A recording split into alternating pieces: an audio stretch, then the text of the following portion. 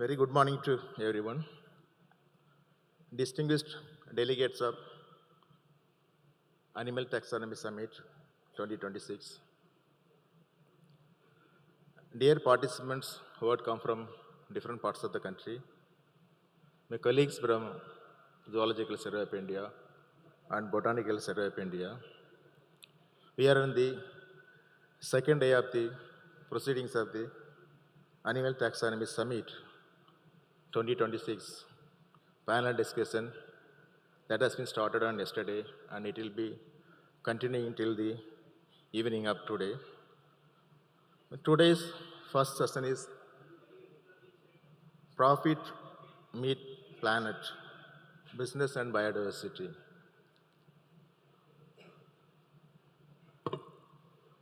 Business is greatly influencing the biodiversity across the globe, as business or industries directly depending upon land, water, forest, minerals, and marine ecosystem for the four major sectors such as food, energy, infrastructure, and fashion. These are the four major sectors in which industries are revolving around. According to Conservation International, about 36 biodiversity hotspots have been designated, which is equivalent to 2.4% of the global landmass. This 2.4% of the global landmass harbors about 45% of the endemic species all across the world. Say, for example, about 45% of the amphibians are in this particular biodiversity hotspots. 45% of the reptiles are in this biodiversity hotspot. 45% of the mammals, 45% of the fishes. These are all the endemics to this particular area, that is biodiversity hotspots, having the total span of 2.4% of the global landmass. But over the year 1970 to 2018, about 60% of the wildlife population has been reduced. About 35% of the wetlands of our country has been reduced due to business. as well as industry, you can say that. This is mainly because of the deforestation, industrialization, pollution, and climate change. These are the factors responsible for the reduction of the biodiversity as well as changes in ecology. But ecosystem services, which is being rendered to the human being all across the globe, is calculated as 150 trillion US dollar. If any of these parameters, especially key sectors such as pollination and fisheries affected, these ecosystem services provided by this biodiversity across the globe will also drastically reduce. As of now, every year we are losing about 5 trillion US dollar because of the changes in the ecosystem. Ecosystem service also been reduced. If situation is continued, if pollination is getting affected, if this fishery is getting affected, another 7% of the 7 trillion US dollar will be reduced in the ecosystem services. So in order to augment that biodiversity, industry also came up with in good way. Recently, biodiversity and business that has been established in association with the Confederation of Indian Industries and Ministry of Environment, Forest and Climate Change to augment the biodiversity while doing the sustainable, ecologically sustainable business. If any industries, highly polluting industry, they should have minimum of 15% of the biodiversity cover, green cover in their premises. If these industries are standalone in nature, they should have 25% of the green cover in their premises. If it is medium level of polluting industry, they should have minimum of 10% of the green cover in their area. If it is standalone, they should have 15% of the green cover in their premises. And also, recently, Companies Act 2014 also been enacted by Government of India, wherein biodiversity and business has been dealt very well. The companies, those who are having the net worth of 500 crores, companies, those who are having the annual turnover of 1,000 crores, companies having the net profit of 5 crores, they should contribute to the government at the rate of 0.2% of the income. That is called CSR funding, Corporate Social Responsibility Funding. This fund being utilized for the restoration of the forest, afforestation, and restoration of the degraded habitat, and also community development. These are the activities already been taken up by the industries as well as government to augment the biodiversity wherever industrialization is very high in nature. If we protect the nature, we can also enhance the ecosystem services at the rate of $10 trillion per year. In turn, it will also give the employment opportunity for more than 400 million people all across the world. That's what Business and Biodiversity and Confederation of Industry says in our country. With this background, this particular session has been conceived by the Zoological Survey of India. As business and biodiversity should coexist, as a result, this session is planned over here. May I have AV, please?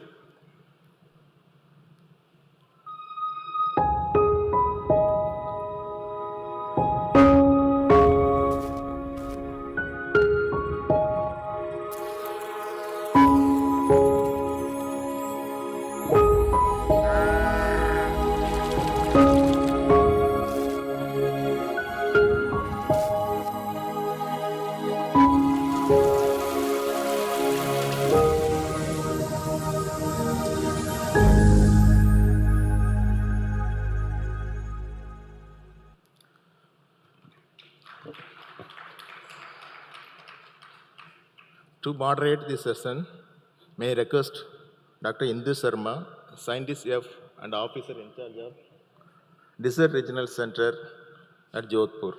Dr. Indu Sharma is a taxonomist on cold water fishes. Presently, she is heading the Desert Regional Center of Zoological Survey of India that is located at Jodhpur, Rajasthan. Now over to Dr. Indu Sharma.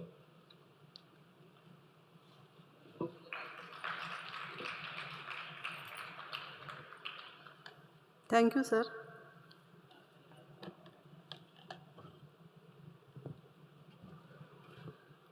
So, very good morning, one and all. So, I am glad for giving me this opportunity to moderate, to hold this session. So, I am thankful to our director, Dr. Dhriti Banerjee, Dr. C. Raghunathan, additional director, chair organizing secretary, to hold this session. So, this is the seventh session and first session of the day of Animal Taxonomy Summit 2026. So now coming about this technical session, that is profit, meat, planet, business and biodiversity. So this is very important as how the business can contribute to biodiversity conservation and go hand to protect planet Mother Nature. So now regarding this session, we have 5 total presentations and the timing for each presentation will be for about 10 minutes, please. So first of all, I would like to invite Dr. Vinod Mathur, sir.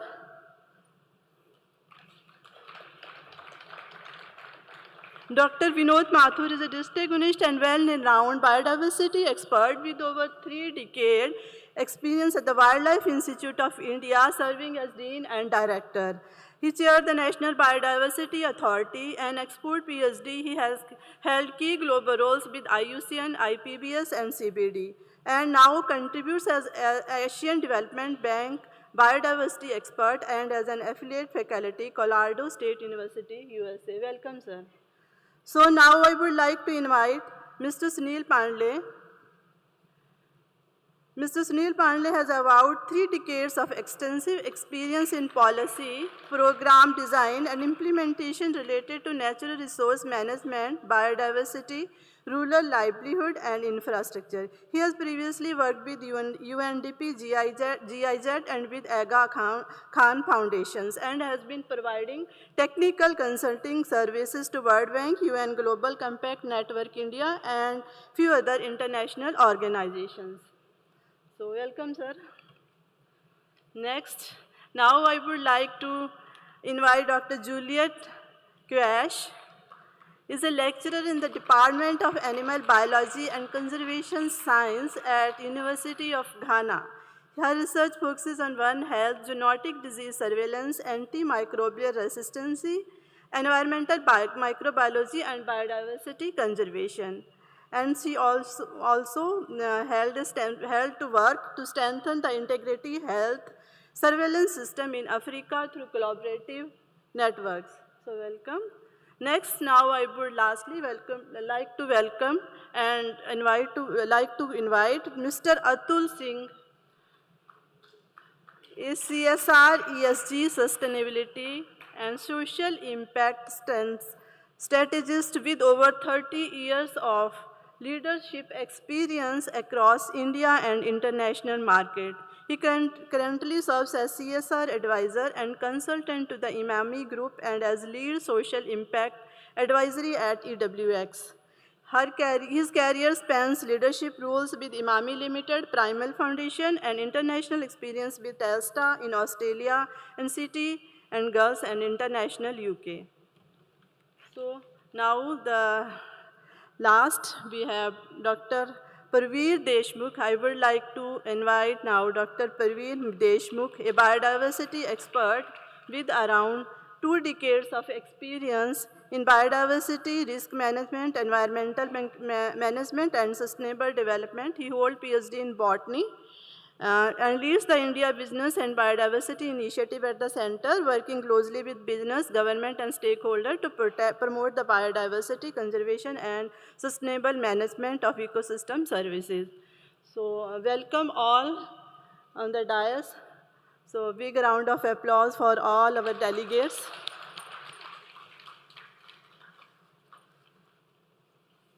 So, with this, now, first of all, I would like to invite our distinguished guest, Dr. Vinod Mathur, former chairperson, National Biodiversity Authority of India, for their presentation.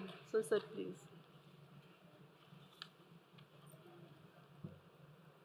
A very good morning to all of you. Distinguished delegates from all over the country, scientists at the Zoological Survey of India, researchers, ladies and gentlemen. It is indeed a privilege for me to address this distinguished gathering, which is as a part of the this Animal Taxonomy Summit, which is part of the overall 111 years of celebrations of the Foundation Day of ZSI. In fact, I have spent much of my professional life working at the interface of biodiversity science, conservation policy, and towards the end, towards international environmental governance. And I have always felt that this institution, the Zoological Survey of India, is one of the foundational institutions as far as India's biodiversity architecture is concerned. For 111 years, as we know, ZSI has documented, ZSI has described, ZSI has interpreted India's faunal wealth, creating a very remarkable scientific legacy that continues to guide conservation, environmental decision making, and overall the sustainable development.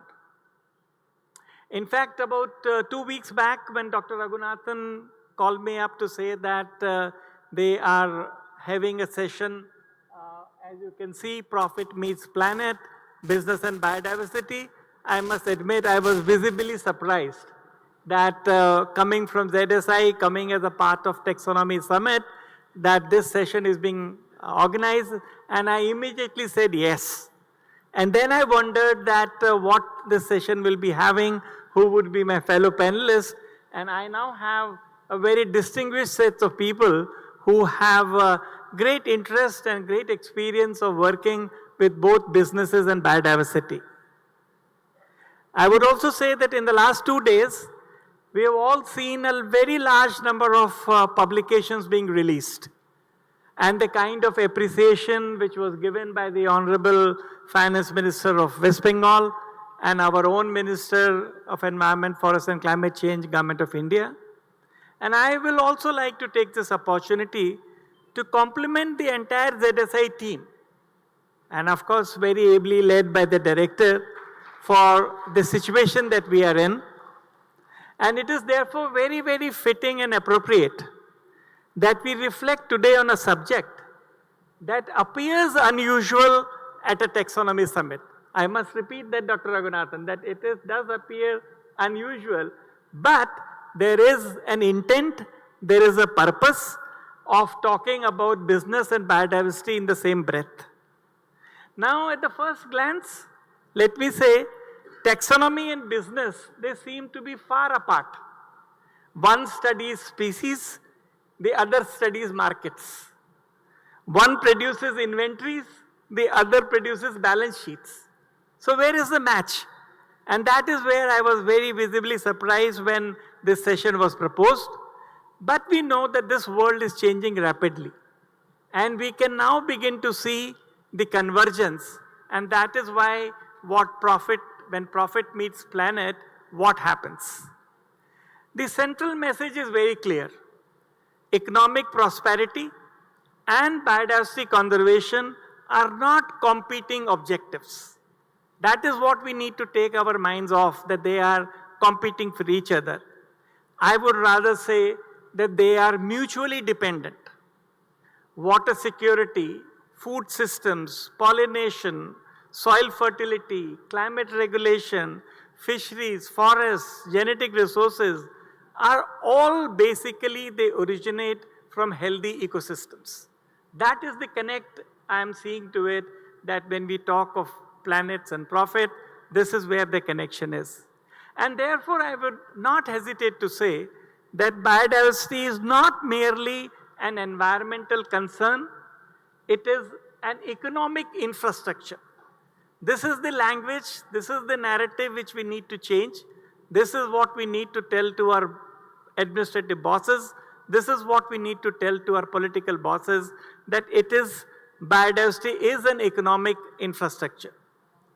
Now, over the last decade, biodiversity has moved from the margins of environmental policy, into the mainstream of economic and financial decision making.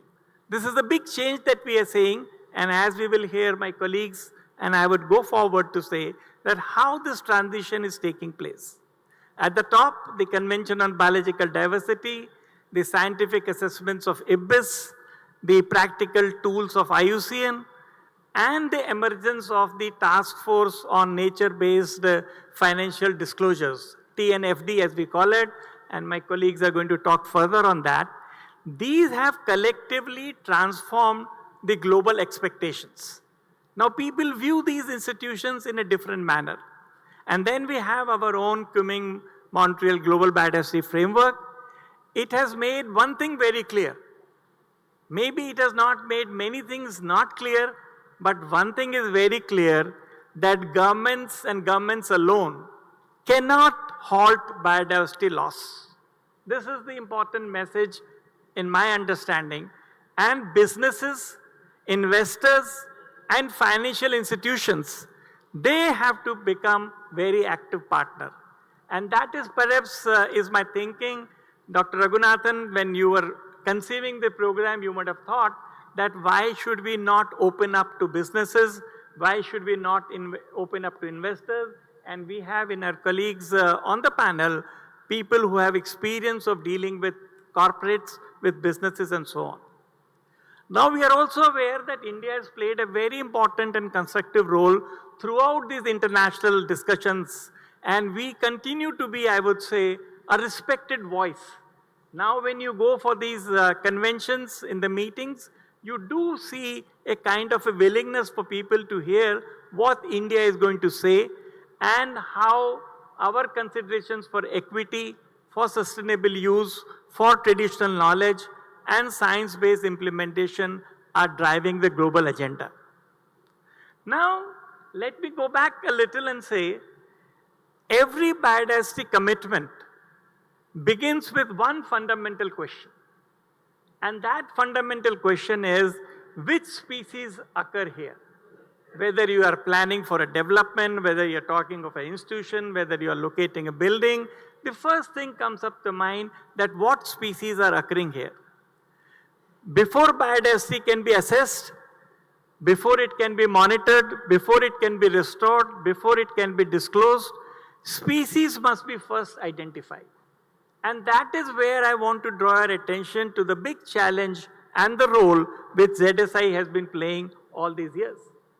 Whether we are now talking of implementing the GBF, reporting under TNFD, identifying key biodiversity areas, or assessing project impacts, or measuring restoration outcomes, they all depend and require reliable taxonomic knowledge. This is something I want to stress again. You can't achieve all these objectives that you have unless you have very sound taxonomic knowledge. And therefore, I would say, taxonomy today represents the invisible scientific infrastructure. You don't see it, but you can feel it, and you know that this is where the modern biodiversity governance is increasingly dependent on. Now, India has already begun responding to the changing landscape. We are aware that businesses and corporates have to be brought together. People will recall that we have our corporate social responsibility procedures in place, which has given us some good results. And the National Biodiversity Authority, and I was discussing with Praveer, we also have the Indian Business and Biodiversity Initiative. When I was looking at it, there were some 30-35 members. Today he says the members have grown up to more than 140. So this initiative is making some very important effort to encourage businesses and basically to integrate biodiversity considerations into planning and decision making. We are now getting examples from different sectors. For example, steel sector, cement, mining, infrastructure. Everybody is now looking at that how biodiversity considerations have to integrate it on. And therefore, when we talk of biodiversity assessments, whether we talk of habitat restoration programs, whether we talk of wildlife mitigation measures, these are increasingly becoming part of the responsible corporate practices. This is a very welcome change which has happened, I would say, in the last decade or so, that corporates are now not hesitant. They may have some reservations, but they are also looking at these opportunities. And these developments, to me, they signal a very important shift, that we are not just looking at environmental compliance. We are now looking towards biodiversity stewardship, I will call. And that is the stewardship which is becoming very, very important as we move along. And from a biodiversity rich India, we saw a large number of slides and presentation and all the individuals that you have prepared showing about the biodiversity richness. We are rapidly transitioning to what I will call as a nature positive India. Now, as we celebrate this 111th Foundation Day, I would say we must look ahead. All these 111 years we have done, we have a legacy, we have a very strong points to be very welcome and happy about. But I want to draw your attention to the next 21 years. These 21 years will coincide our journey towards Viksit Bharat. You have heard several people talking about that India has a stated agenda, that we should be called as the Viksit Bharat in 2047. So now this India of 2047, let us think what it will require and what you and I can do. It will require resilient ecosystems. It will require water security. It will require climate adaptation. It will require sustainable infrastructure. And most importantly, it will require biodiversity smart businesses and environmental and evidence-based environmental governance.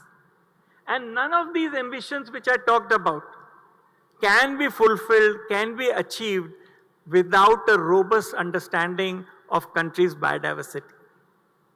Let me put it in a little more dramatic fashion. Every species discovered, every collection digitized, every ecosystem mapped, and every population monitored, each contributes directly to the scientific foundation of developed India. And we should be very proud that sitting in this room, we are part of this process, and we should think that how more we can contribute towards this. As I said, 14 years from now, Dr. Raghunathan and all my colleagues in ZSI, we will be celebrating 125 years of service to the nation of ZSI. And that is what we need to think and start today, that in the next 14 years, where we will be, what are the kind of expectations that we have, and in the next 21 years, we will be celebrating the 100 years of India's independence. So that is the point I want to make, that while we are discussing, while we are deliberating on these different considerations, we must keep in mind that what would be our vision for the next 14 years and how are we going to achieve on that. So what I now say, that the journey from ZSI at 111, if I can call it, to ZSI at 125, and from India at 100 to Viksit Bharat 2047, this provides us a historic opportunity. Mark my words, these are historic moments that we are spending it here today, to reposition taxonomy and biodiversity science as a strategic pillar of natural development. So that is where we need to change our narrative. We have to tell everybody, not only inside this room, but outside, that this is what we are planning, this is what we need to do. And if I were to leave one policy message from this session and from this intervention here, I wish to say that India's future now requires a new investment a national investment in taxonomy. And that is where I want to reach out to my colleagues in ZSI. The director, of course, is not here for some other work, but to Dr. Raghunathan and others, that we must now think of a national taxonomy mission. And this mission is going to build up, it's not a new thing, but it is going to build up of whatever else you are already doing. For example, we need to accelerate the species discovery and documentation. Already we heard that you are doing it, but we need to look at it from a different lens. We need to upscale it, we need to enhance it, and we need to ensure that these species discovery are put on a fast track. Because when we talk of, say, Western Ghats, every time we find that new species of amphibians and reptiles and birds are being discovered, we need to step up that process. We need to also complete the digitization of your national biological connection. Again, we know you would say that we are doing it, and yesterday we had a very, very nice narrative description from our colleague who works in the government of West Bengal, who was very clearly saying that we need to enhance the role of artificial intelligence and machine learning in our processes. And I will quote what he said. He said that if you do not upscale your skills, you have a future in peril. Mind you, these are very strong words. And that is where I want to reiterate and re-emphasize here that we need to look into that how we can do it. My colleagues here, I'm aware you have a very nice DNA lab, you are doing it. We need to move and push the molecular taxonomy. And new areas are coming up. Yesterday we spent one full session on paleobotany, paleozoology, and so on and so forth. So these new areas are coming up, and we need to then develop an AI-enabled species identification process. We need to integrate the National Biodiversity Information System. Already our colleague, I don't remember his institution yesterday, who was offering us, and I have my colleague from IFM sitting over here, who said that we can partner. Many things in this world today are basically developed through partnerships. No individual, no institution, however strong, can say that we can do everything ourselves. You need to seek partners, and fortunately there are partners.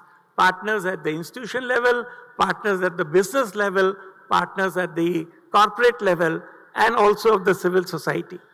So this mission, I would say, will strengthen conservation planning. It will support biodiversity reporting, which is what is a prime requirement now. And it will foster nature positive practices, and ultimately it will help us to ensure India's global position as far as biodiversity conservation is concerned. So CBD negotiations, we know, they continue to evolve, and India is uniquely positioned to articulate a global south perspective. That is something very, very important, that we are all part of the global south, and as the global north stands united, we should put our act together to say that this is the voice of the global south which is there. So in terms of what I said in the last 5 to 10 minutes, I would repeat here that biodiversity is an economic infrastructure. Infrastructure is not just cement and steel. Biodiversity is also an economic infrastructure. It is also becoming an important conservation partner. We have to change our mindset. We have to change our eyes. We need to look differently. That biodiversity science and taxonomy will provide the foundation for nature positive development. Everybody is talking of nature positive development, but how it is going to happen? What will be at the foundation? We have these emerging frameworks of TNFD. They are already creating an unprecedented demand for biodiversity information. The entire working of TNFD is dependent on the correct and reliable and updated biodiversity information and expertise. And therefore, taxonomists present over here, ZSI in the lead, have a very strategic role to play. So in conclusion, what I would say, that as the world moves from climate action to nature action, India has a unique opportunity. This opportunity is not merely to participate in these negotiations, but mark my words, we need to shape these negotiations. What is happening at the global level in Montreal or in Bonn or in Geneva, we need to shape those negotiations. And that strength will come when we continue to invest in taxonomy, in biodiversity conservation. And therefore, I would say that on this occasion, we not only need to celebrate the legacy, celebration is all fine, we are part of it, we are very happy, but we need to take a commitment that we need to envision what will be the future contribution of biodiversity, of scientific institutions, and ZSI in particular. I also have an aspirational goal. Let us aspire that India is economically developed. It is also ecologically secure. It is nature positive and globally respected for the stewardship in biodiversity. And that is what is the vision, what I have for India, what I have for ZSI in particular, that as India, we need to move to India where science informs policy. See, policy is bereft of scientific inputs. Most of the time we do take decisions, we don't wait for anyone, but science needs to inform policy. Business needs to value nature, and development strengthens ecosystems, and where biodiversity is recognized as a foundation of national prosperity. These are the things. In my final words, as we journey from ZSI 111 to ZSI 125, we need to understand that taxonomy will not stand at the periphery of national development. Mark my words, we are not designed and reconciled to stand at the periphery. We need to undoubtedly stand at its foundation. That is the vision, that is the hope, that is the aspiration. If we are able to do it, I think we will be very, very successful. Thank you once again for providing this opportunity. Thank you very much, sir, for your nice talk and all guidance. So now I may request Mr. Atul Singh, Team Lead EWX, for the presentation on biodiversity data for business decision. Very good morning, everyone. I'm not from the field of biodiversity. I'll be kind of talking from a business perspective as far as this subject matter is concerned. But before I do that, let me talk about Mr. John Elkington. 1994, he devised the triple bottom line theory that talks about the larger purpose of a business beyond profit. Profit, people, planet. So a business motive might not be just profit. We all need oxygen to breathe, don't we? But does breathing oxygen become the purpose of our life? No. Similarly, profit is required by a business, but profit necessarily need not be the main purpose of a business. So nowadays we talk about profit, people, planet, we are getting there. CSR, Dr. Raghunathan spoke about CSR, sir. That's also kind of very important from a people's perspective. But before I do that, let me just talk from a business perspective in terms of what do business look at. From a biodiversity perspective, how can biodiversity data help business? What do business look at? Business look at, number one, profitability and revenue generation. Number two, business look at cost optimization, cost savings. Business look at compliance, very, very important point for the business in terms of looking at compliance, and with so many laws and legislations and rules and regulations, they are very worried about penalties and prosecution, so on and so forth. Business are worried about risk. What is the risk that we are talking about? Nature risk is one of the most important risks that now business is incorporating into their plan. Business is concerned about reputation and goodwill. Business is concerned about shareholder value in terms of investor interest. So with this kind of a landscape, How does biodiversity data help the business in terms of taking important decision? 2014, Companies Act passed the CSR legislation. Section 135 spoke about corporate social responsibility. So, as you said, 1,000 crore turnover, 500 crore net worth, and 5 crore profit. All organizations who pass this threshold will have to spend 2% of their profit on CSR activities. Now, CSR is defined by the Ministry of Corporate Affairs in a very wide spectrum.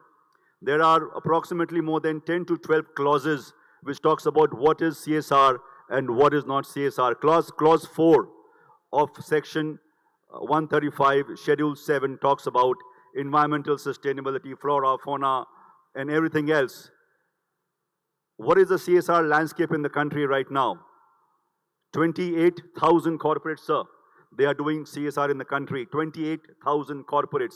What's the amount of money being spent? 35 to 40,000 crore of amount is being spent on CSR. How much is spent on biodiversity related, environmental sustainability related programs? Just 4%. That means 94% of the CSR money is not being used for environment, for nature, for biodiversity, and that is where the opportunity lies as far as collaboration is concerned. CSR, according to me, can be the bridge, can be the platform that we're talking about. My feeling is that the whole ecosystem is working in silos. We have the business who are just concerned about profit. There are organizations who are just concerned about their own vertical. So we have the business people, we've got the government, we've got the research organizations, we've got the NGOs, we've got the entire ecosystem working in silos. According to me, we need to have a collaborative platform where we can work together. CSR, according to me, can be used as the bridge, as the platform to be able to kind of inspire the corporates to kind of look at biodiversity and environmental sustainability seriously. And why not?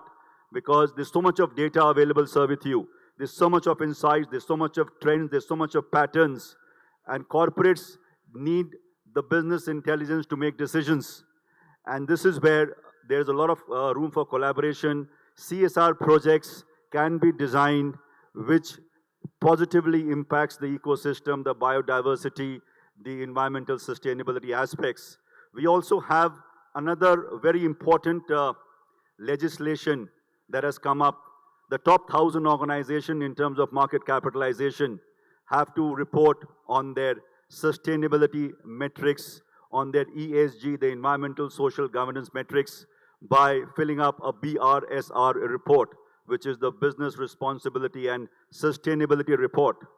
Now, a very important part of that report is about business sustainability, about their focus on environment, about their focus on people, about their focus on the society.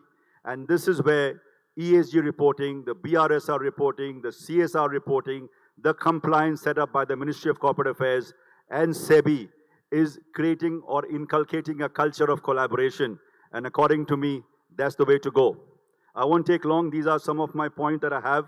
And my only request right now is the knowledge base of organizations like ZSI, knowledge, research, papers. I think there might be some disconnect. We all speak English, sir, but somehow the language of the scientists, the language of the business people, the language of the civil society, the language of the government is slightly different. And this is where a lot of translation is required in terms of people like us. We are consultants working with business houses. We are consultants working with the civil society and various governments and industry platform. And this is where we have to get the language synergized so that we can understand each other's language. Now, if I sit here and listen to some of the presentations, I won't be able to make out a lot of technical languages. However, the business talks about the EBITDA and the profitability and these kind of languages. So I think somehow there has to be synergy, that somehow there has to be kind of a common language that we all speak. Somehow we need to have platforms for collaboration. We need to have platforms where we can work together as an ecosystem, as a country, as the people of this great country and kind of help each other. We all need to come on the same table and talk for the growth and development of the country. These are some of my thoughts. Thank you so much for your attention. Thank you.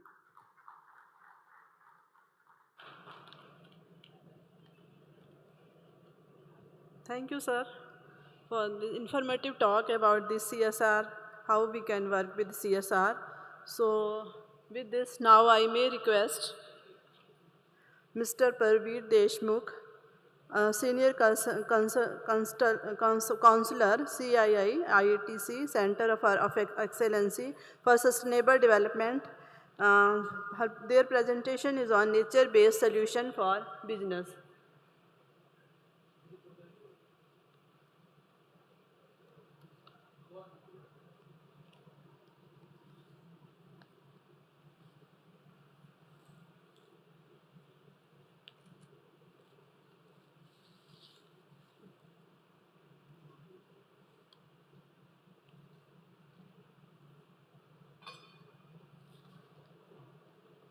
Hi, good morning all. So I'm Praveer. Is it okay? Yeah. So I think Dr. Mathur sir and definitely Atul sir has built a set for me.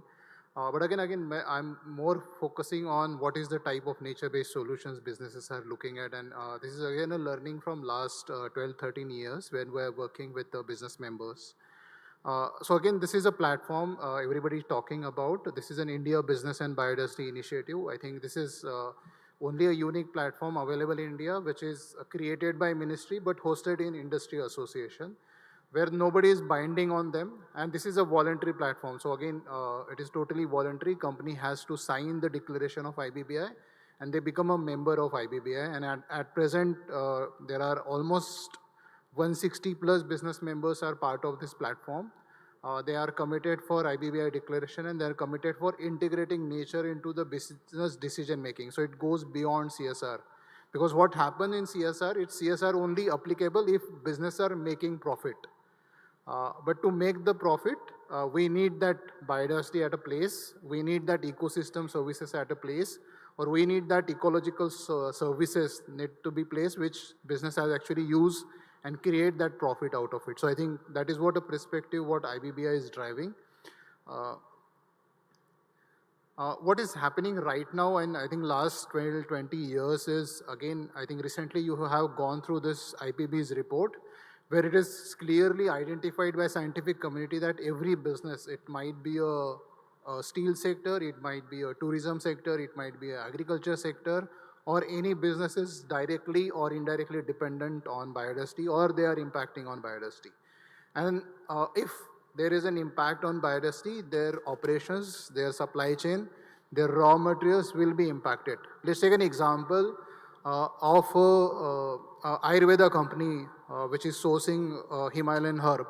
Because of climate change or loss of biodiversity, their raw material will get impacted. And that's a huge challenge for these businesses because they didn't know how to get a substitute of that plant species or animal species, which is actually pollinating that species. And I think that's why the understanding of that business linkages is very important. And I think that is what the IPB report has created a very good knowledge about it. You are also seeing this model, which is again, which is very easy to communicate the taxonomy of biodiversity to the businesses.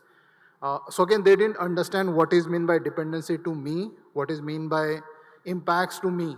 But when you talk in their own language, which is I think definitely the Mr. Atul Singh has talked about, that they are looking at a risk or opportunity. Can I create a new product which is nature friendly, and can I increase my profitability, or can I increase my market approach? So this is again this is the matrix what businesses do look like. But again, coming with that risk and opportunities, there will come upon a nature dependencies and impact. And this is a platform which is, this is again a model which is developed by TNFD, which is a Task Force on Nature Related Financial Disclosure. So they take a learning from Task Force on Climate Related Financial Disclosure, and they build a disclosure framework for industries, that how they will talk about how they are dependent or impacting on nature, what their risk and about all these things. Again, disclosure is one part, but how to reach the disclosure. I think that is also a very important step. And along with the TNFD, they also develop this LEAP approach. The first step of the LEAP, and again, these steps are not first, second, and third. Company can start from any steps. So whenever we are working with the companies who first starting this thing, we start with a locate phase because it is very easy to communicate that where you are located. Are you located near protected area? Are you located any wetland areas, or are you sourcing your material from a wetland, or water is coming from the Ramsar wetland or normal wetland or any critical impact of wetland? So company critically understand that, okay, I am based in this protected areas, or it is 10 kilometers from protected areas, and what type of risk comes? Is it regulatory risk, or is it more on a different type of risk, or some of my raw material will not come and all these things. So that is an easy way to enter into their decision making. So this is a locate. Then based on locate, we also analyze or support. Companies can also understand that what type of impacts and dependency. If they are, let's take an example, tourism companies or tourism sector. Why they are thriving in India? Because we have a different types of landscape, different type of wild habitats, bird migration areas, different seasonal birds and all these things. Lots of these tourism companies are surviving on these natural assets, but they didn't know this is their dependency. So again, what type of dependency? Why tourists are coming to Gir National Park and staying into the resorts? They are coming not for the resort, they are coming for the lion. So that's automatically become their dependency. And what is their impact if they are using DJs or night lighting, or they are not creating enough information to the tourists how to behave in the wildlife areas? That might create an impact, and the tourists may not come forward. So there is understanding what we need to communicate them, and what type of risk. Is it impacting on their financials? Is it impacting on their infrastructure or increase in cost for the raw material? So that is the actual assessment of risk in the terms of financial numbers. And definitely the disclosure part will come as a prepare for that. What to be disclosed outside, what to be communicated, is it material risk or not? So this is a model what companies are following. So at present, we have almost 160 members as a part of IBBI. Out of these members, around 50 or 60 members are having a dedicated biodiversity policy in place, where they are committed for that. The biodiversity is not only the CSR part, but they are actually integrating into their business decision making. They are investing in conservation, and they are managing the ecosystem services also. So that part can be a talk about it here. So this is again, I think I am also talking about TNFD. So at present, 28 Indian businesses are part of this TNFD. They have committed globally that they will be disclosing on the nature related aspect, and LEAP is becoming their model to actually analyze this risk and communicate on it. Based on this thing, what is happening, and I'm giving an example of two sectors, I think, which is very critical to the landscape where ZSI is working, or this might be an area where future development in India is happening. So let's take an example, what is happening in our renewable energy sector. We already have 50% of renewable energy is now in place, but in next 5 years, additional amount will be developed, or additional new renewable energies or plants will be developed in the different areas. What type of risk they are expecting? And very good example is our renewable energy sector. So what is the nature related risk for them? And very important and very critical aspect, and it has lots of challenges on the tariff. It will have lots of challenges where the companies are getting financing. The changing regulation in Great Indian Bustard Habitat. So it is a very critical aspect. Now every business who is working on renewable energy sector in Rajasthan, Gujarat or Maharashtra area, solar, wind or any transmission line companies, this has become a very critical regulatory risk for them. If tomorrow they have to go for an underground transmission line, it's a huge cost. They will not able to provide solar power at 3 rupees if they have to go underground transmission lines. The cost will go directly to 10 rupees. And that is the financial impact. And what type of nature-based solutions we are able to provide them. I think this is again ask what they are asking. So when I'm working with these companies, when I'm identifying this type of risk, they suddenly come with and ask me a solution that, did we have a nature-based solution for it? Can we have an alternative for it? Rather than we are investing 7 rupees additional as a part of my transmission line, Can I invest into the Great Indian Bustard habitat restoration? Did I need to do plantation? Did I need to do the grassland restoration, or can I create a grazing pastures for the community so that the pressure on grazing will be reduced on the Great Indian Bustard?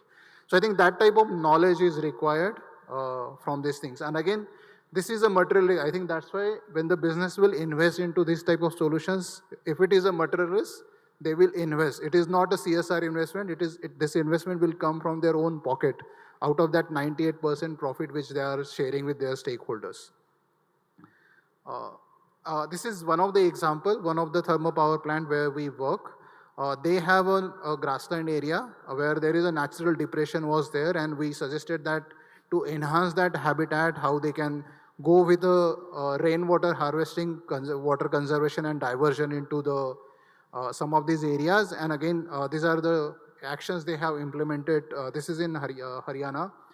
It is definitely a water scarce region, limited water availability, but again, whatever the rainwater is coming, they have collected at one location, and this whole habitat is now changed, and it's a good habitat for migratory birds and species conservation.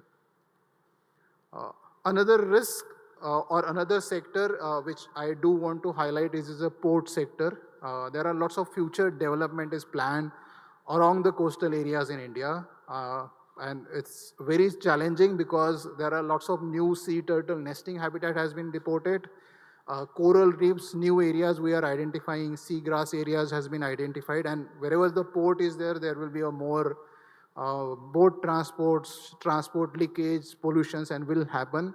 There are also challenges in some of these big migratory animals like dugong and whale shark, and companies are understanding what type of challenges it will create for their operations. And one of the action plan which we work with one of the port sector company is again when we did this nature related risk assessment for them, we recently identified that there is a report of turtle nesting where their boat entering into the port and which is exiting on the port. What type of challenges? So I think the risk what we identified is not risk on the turtles, but what is the risk for businesses. So again, we need to talk in a business language. So we identified that if there is a challenges of boat transportation, they might receive a closure notice from a Wildlife Protection Act. Wildlife Protection Act is there any damages? The delay in shipment. So whenever that migration is happening, government may say that the transportation may not be allowed and the ship will remain in the sea or in the port, which will definitely increase the cost because this ship will charge per hour basis to the port or to the whosoever is transporting material from that port. And they can definitely the additional regulatory approvals. And what can be the easy solutions for this company is again, can they invest into the sand dune conservation along the beaches because that is the natural habitat for the turtles and mothers. How they can remove waste, avoidant pollutant into the sea or marine or any beach areas.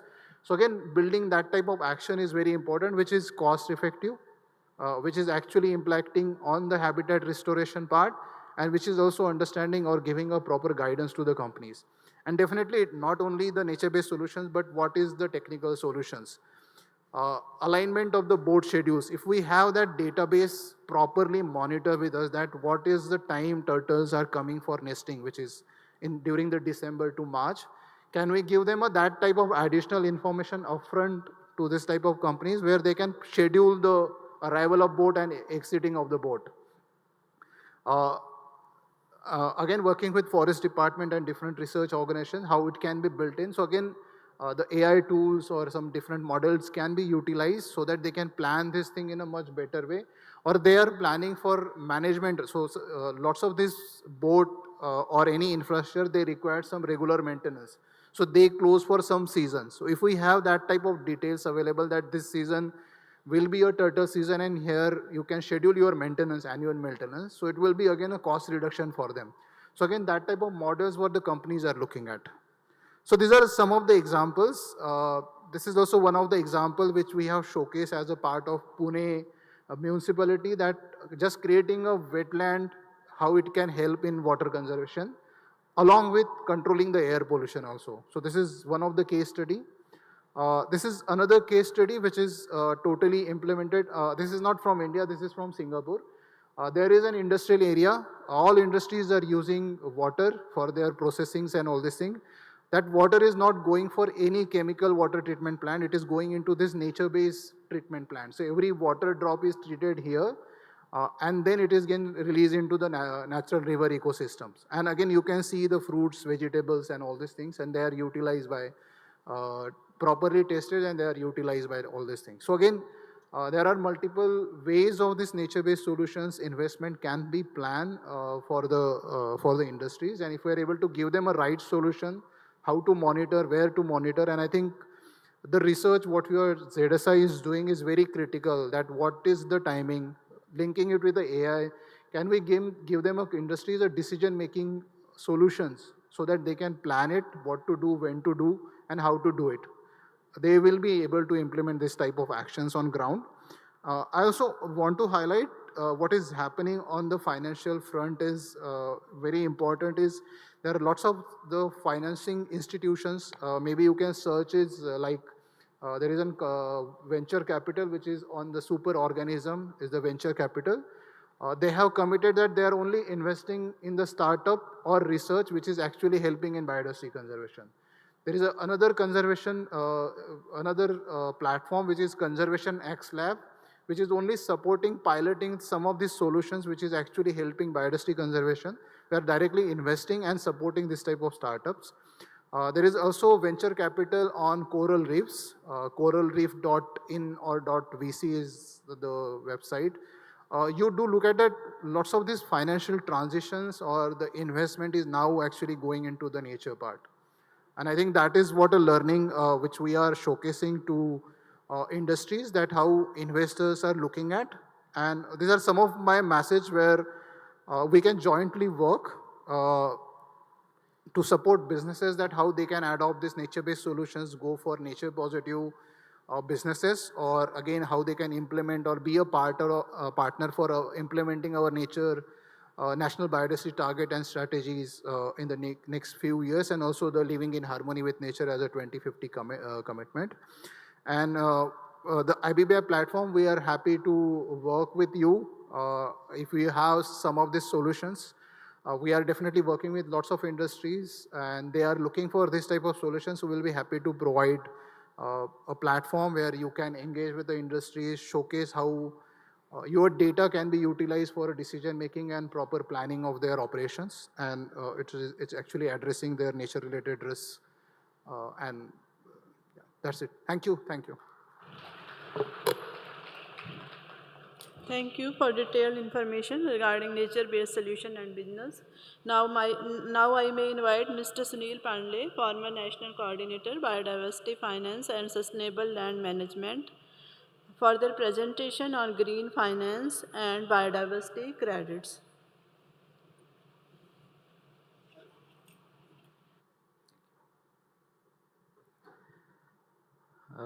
Honorable Chair, Dr. Mathur, with your permission, I would like to first of all thank Dr. Raghunathan and ZSI for incorporating a subject like green finance in a technical discussion. It's very rare to have this discussion.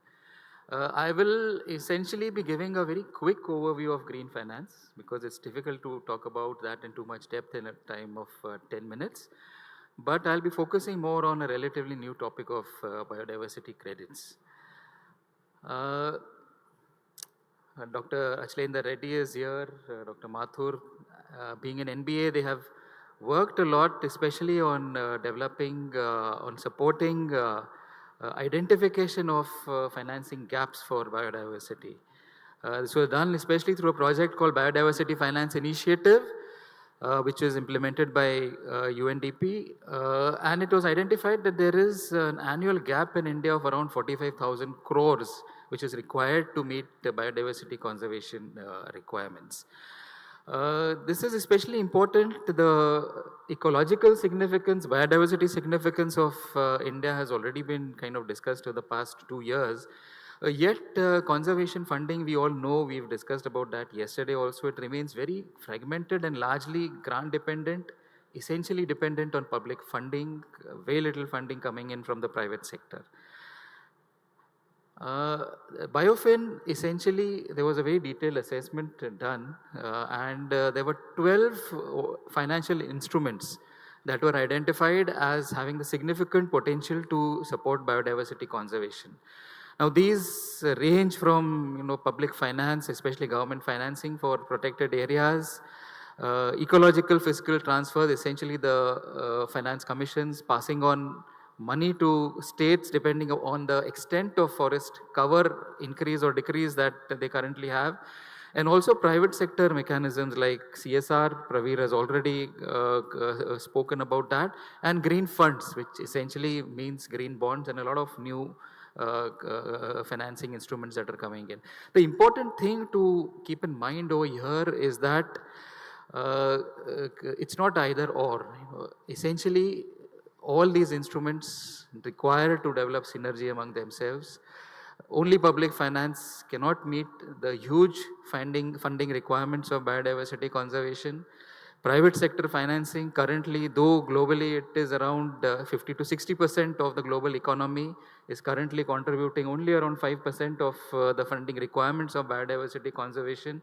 That needs to increase, and typically also we need to keep in mind that biodiversity financing requires a longer term perspective. Typically, private sector financing has a short-term perspective, 3 years, maximum 5 years, maybe 7 years. Comparatively, government financing is much more longer term, and there requires to be a synergy between these two. For the first time in the updated NBSAP, Dr. Ashlendra Reddy was sharing that process. Dr. P.K. Mathur was essentially putting that together, and IFM, Dr. Ravichandran was also involved in this entire process. For the first time, a policy document, government policy document, spoke about the need to develop protocols for biodiversity credits.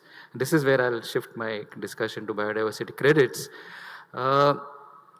Essentially, what are biodiversity credits? So how it works is very similar to how carbon credits works, and I'm sure most of us are aware of how carbon credits work.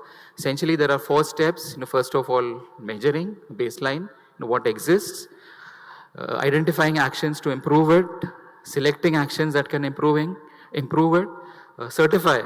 The credits need to be certified, they need to be genuine, and then also setting up a mechanism for trading.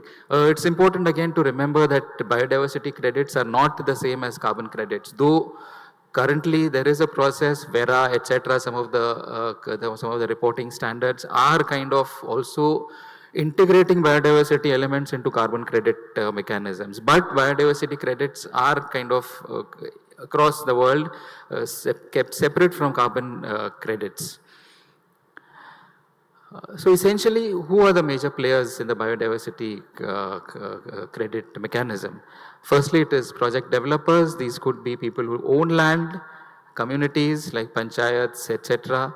Various institutions, academic institutions. It could also be various government institutions having land. Corporates also who are working to generate biodiversity gains. Then there are independent verifiers, various, Atul ji is here, various agencies that are involved in essentially providing technical support across the entire process.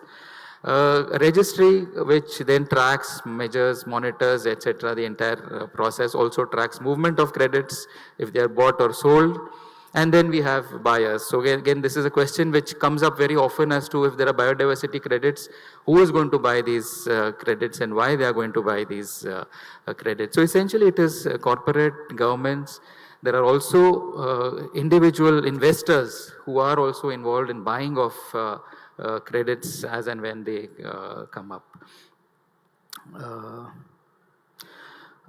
Why now is an ideal time, especially for talking about biodiversity credits? There is a huge kind of ecosystem which has come up, especially over the last 5 years, which enables movement towards biodiversity credits. India has set up its green credit program, which is the first step towards biodiversity credits, though it's still quite far from incorporating biodiversity elements. NBA also has now come up with, has launched the voluntary certification scheme on access and benefit sharing, where corporates are now closer to communities who are actually involved in conservation processes, and there is a mechanism through which funding can go directly to communities. Increasingly, there is a global, especially with the World Economic Forum, year after year now pointing out that biodiversity loss is an important business risk. There is increasing pressure on ESG disclosure requirements of corporates. SEBI's business responsibility and sustainability reporting framework also essentially talks about now incorporates biodiversity elements. In fact, IBBI and TNFD are very closely engaged with SEBI in terms of strengthening BRSR from a biodiversity perspective. There is strong investor interest in innovative instruments. In fact, investors, if you see, they have a typical cycle of moving on from products to products. Sometimes it is Bitcoin, sometimes it is carbon credits, and then so biodiversity credit is a relatively new instrument that investors are increasingly getting interested in. And with technology coming in, we saw yesterday some excellent presentations. ZSI, BSI, IUCN's species database and taxonomy expertise could play a very significant role in developing baselines for credit measurement. Also in India specifically, we have very strong decentralized financial systems. Paytm is used across the country wherever we go, even in very remote areas. And there is a strong institutional network now with a lot of very strong NGOs, government institutions and public institutions working on biodiversity monitoring. Some of the global success stories I would just like to share over here. One is UK's biodiversity net gain, where it is mandatory in the UK for any developer involved in infrastructure projects to ensure that there is 10% net gain on biodiversity loss that they are creating. So it's not anymore a discussion about no net loss, it's now about net gain. And it is mandatory. Each credit, biodiversity credit that is given to is worth around 20,000 to 35,000 pounds. So it is not a small amount. It's a significant amount and a significant value that is being attached to the market.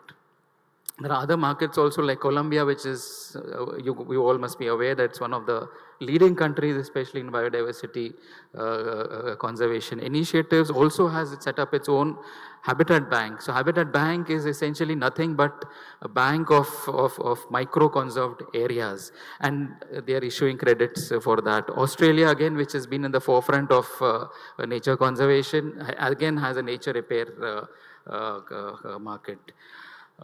India's own Green Credit Program, which was initiated in 2023 and which now has around 58,000 hectares enrolled under it, is a small step. It is not really kind of something which addresses biodiversity as of now. It is more about compensatory afforestation, tree plantation to be more specific. But what it does very well is that it has set up a legal foundation, which is an important precursor. There is very clearly demarcated administrator, ICFRE, digital registry and portal has been set up. And it's also in a way slowly moving towards quality-based credits rather than pure activity-based credits. The limitations are that currently it is tree-centric. It does not talk about biodiversity as whole. The credits are non-tradable and of course it's only confined to the forest department land. It's not currently focused towards community or private land, but it can very easily be realigned towards biodiversity credits, especially by moving tree count to biodiversity units, looking at it as a investable asset, looking at biodiversity credits as investable assets rather than compliance tools, moving towards incorporating, expanding the horizon to community land, to private land also beyond government land, and looking at multi-biomes. Currently it's focused on terrestrial, but also looking at grasslands, wetlands, and also mangroves. Some of the key challenges, especially with which we see from a perspective of adoption of biodiversity credit program in India is the biggest one, of course, which I think is a constraint for both for CSR, for ESG, as also for investment-oriented private sector initiatives, is that there is no standardized national biodiversity measurement protocol as of now. And there has been a lot of discussion, and there is a lot of global good practice towards that, and hopefully the green credit mechanism will be kind of also taking steps towards developing such a mechanism. Also, there is a huge risk of greenwashing, I mean biodiversity washing we can call it. Equity concerns are also there, possible exclusion of local communities, and also the whole aspect of additionality, because when it comes to market mechanisms, especially when you talk of credits, there needs to be an element of additionality. It's not about business as usual. There needs to be an element of additionality. What is it more that we are doing? And in that context, there is huge potential for, as Dr. Mathur rightly said, especially for ZSI, BSI to engage significantly in development of an India biodiversity credit standard. And also for strict baseline rules beyond in business as usual. To close, I would like to echo what Dr. Mathur was saying. I would be a bit stick my neck out and say that taxonomy without finance is a catalog. It's essentially a depleting catalog. We saw yesterday that every year we are losing species.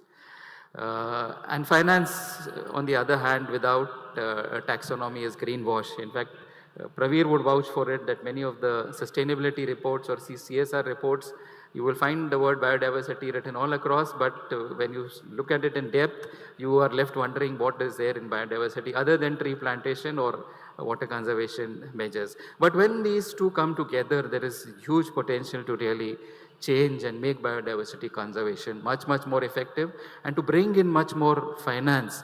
Yesterday we also spoke about we heard about the limitations of finance in biodiversity conservation. I think taxonomy, as some of our previous speakers have rightly mentioned, would be a very, very important step towards that.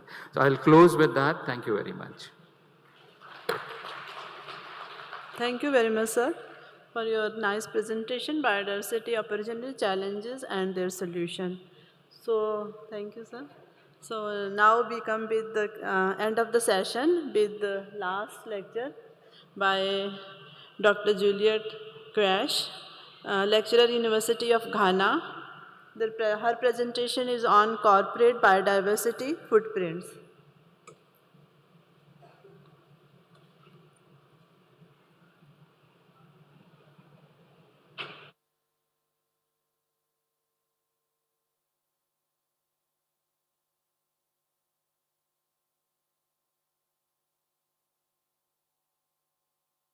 Thank you very much. I want to say I am highly privileged to be here for the second time in a row. Last year was my first time at ATS, and thank you so much, Director Madam, for this great privilege. I want to say thank you also to Dr. Mukesh Takoro for the collaborative work that we've begun in the lab. I have really learned a lot. And for me, my major target is to build this collaboration. I am here today talking about corporate biodiversity footprints from an emerging economy. I'm also not a business person. I'm more of a biodiversity person. But I see that at the end of the day, our economy relies greatly on biodiversity. And as a nation, I feel that we are at a point where our biodiversity is lost. And on the premise that we don't even know more than close to 60% of our biodiversity is not known. And already we are losing what we don't know. So I believe that this is a great platform to build up this knowledge from India, and then we'll see how we can send it back to Africa. So I will be presenting the Ghana story, what biodiversity, corporate biodiversity looks like from Ghana, Africa. Ghana is situated ideally in Africa, West Africa. Our population is quite small. I realize that the population of Ghana is less than the population of Delhi as a state. We are just 30 million. And where we are situated in Africa gives us an opportunity to have diverse ecological zones. So it gives us a lot of diversity when it comes to biodiversity issues. We have good rainforests, we have transition belts, we have the savanna, we have the coastal savanna as well.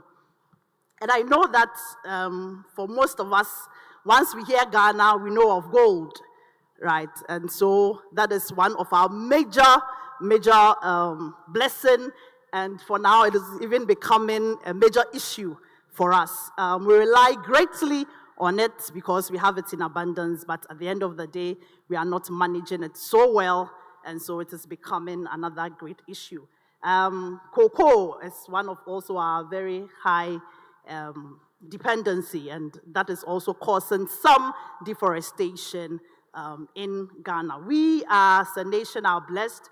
We have two major biomes, the tropical forest and then the savanna.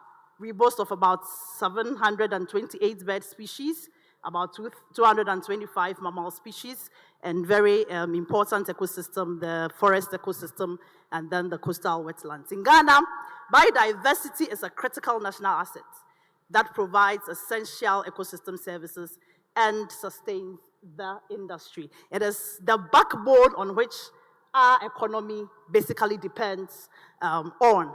But unfortunately, we are losing it. So we pride ourselves with good biodiversity. We have very beautiful landforms, very beautiful tourist environments. But managing this blessing is becoming a very difficult task for us. So for my push this morning, we haven't been able to harness the profits that we are making so well. We are making so much from these things, but in the wrong way. As at 2016, if you look at the river systems that I'm showing in this slide, our rivers looked very pristine, very clean. And you could see a lot of biodiversity within these water systems. Come down 10 years down the line, our river systems are looking more like Basalakai, which is one of my favorite tea anyway in here. But mining is happening in these rivers and it's not being done appropriately. So people are targeting profits at the highest level, but not doing it responsibly. So at the end of the day, with all the structures that are in place, or with all the policies that are in place, we are still struggling. And for me, biodiversity is my main concern. Biodiversity is struggling because some people are enjoying the profits thereof. If you look at our forest structures, the country has lost close to 50% of its natural forest cover in a single decade. Just from 2016 till now, we have lost almost 50% of our natural forest cover due to mining. Okay, and then biologists estimate that roughly 142 native tree species are now functionally extinct here because of mining and other related activities. This is not just an environmental tragedy, but I feel that it is also a corporate supply chain risk. So that at the end of the day, the most important aspects that we rely on as a nation for our major economy, we are sort of losing it. And I look at it as we borrowing from our future and not having what it takes to pay back. Because at the end of the day, we've borrowed so much from the future that we need to defend and leave for the next generation.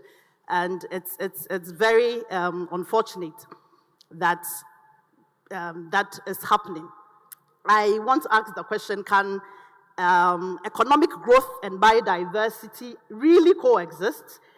Hearing the talks so far, it feels that India is doing so much, and there is so much groups, there are so much organizations that is leading and trying to put the financial bodies or the financial groups with biodiversity, which I don't see much in Ghana. So it looks like biodiversity is on one side, and then the corporate body or the corporate world is on another side.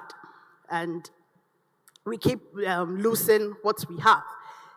So I'll mention a few key drivers to our economy. The major sectors where economic activities is directly impacting nature in Ghana is agriculture, mining, logging, and infrastructural expansions. But as a nation, we pride ourselves with the fact that we are the second producers of cocoa globally. But at the end of the day, most of the farms or cocoa farms that we are planting are accounting roughly for 57% of direct deforestation in Ghana's forest regions. So these drivers, at the end of the day, are helping or contributing to biodiversity loss. So within the chocolate supply chain, there is a lot of pressure on biodiversity. Again, the mining sector, I don't need to elaborate much because I have, causing a lot of deforestation, water pollution, and the issue of illegal mining, which is now it has shot up to about 1,900% just within the decade. This morning, I keep asking, or throughout the discussions that we are having, what keeps coming into mind is that we are losing our natural resources, and this loss is ideally equal to our economic loss. But as a country, I just want to find out what best can we do, even with all these corporate biodiversity policies in place. We are still losing so much. So ecosystem service loss, water system, soil fertility, climate resilience are all issues. So as a nation that depends so much on nature, or our economy depends so much on nature, business and society is tightly linked to our ecosystem. What is the corporate risk that we are faced with? Operational risks such as resource scarcity, supply chain. Biodiversity loss is no longer just an environmental issue for us, but it is a core business risk affecting operational and regulations, as well as reputation when it comes to investor and consumer scrutiny.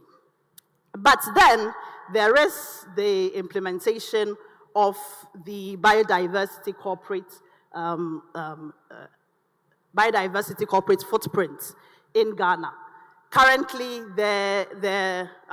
we all know much about our carbon footprint. As for carbon footprint, is in place and is working very much. But when it comes to biodiversity footprint, which was introduced recently in Ghana, it's been in the system since in the 90s, but it's been progressively developed now into a biodiversity footprint by CBD, where the mean species abundance per kilometer is measured. We think of mean MSA as the health scale, where 100% is pristine and untouched, and 0% is completely destroyed. So for every company, it is expected that you report or the impact that you are having on the biodiversity in any way possible. So all the major 5 pressures that crushes nature is examined. So land use for every company or every industry, land use has to be examined. Pollution factors have to be examined, direct exploitation, invasive species, and then the impact of climate change from whatever you are involved in should be clearly stated out as per the biodiversity footprint. So a typical example, if we take cocoa and gold as the two major industries, for a final corporate or global corporate product like gold or like chocolate, the company that comes to buy in the gold or buys the chocolates for the end product is supposed to report per the scope of the biodiversity, the corporate biodiversity indicators. So every company needs to ideally describe to what extent, and these scopes are in three major levels. So there is the scope 1, scope 2, and then scope 3, depending on the level or the direct influence from where the direct product was gotten. So if at the end of the day, the end product or the byproduct was from a galamsey mine, then the company needs to report where the Beja issue was.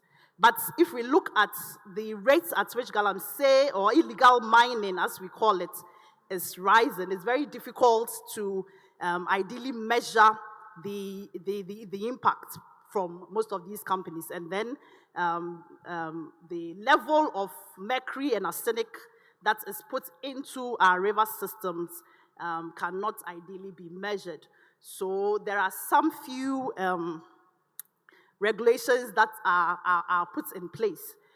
Currently, the economic destruction that is known, the 33-1 dilemma, where it's believed that for every 1% or one-time investment that is put into control of or protection of biodiversity, there is 33 times investment that is being, or that at the end of the day is destroying that same entity. So it looks like for a nation like us that already we have lost so much, this 1:33 ratio ideally doesn't even solve any problems for us.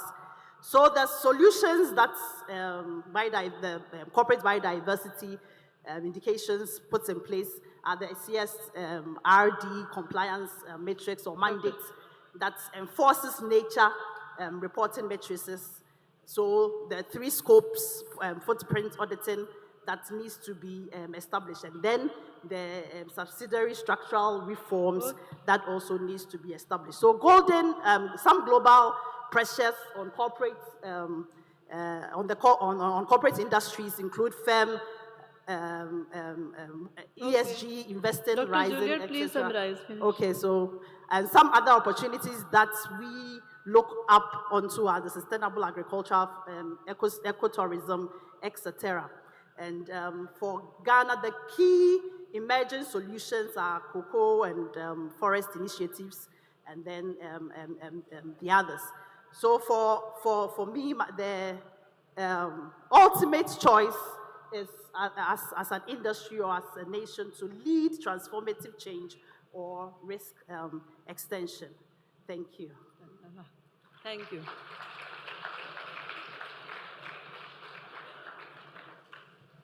Thank you. Now, I may request Dr. Vinod B. Mathur, please, to summarize the session, please.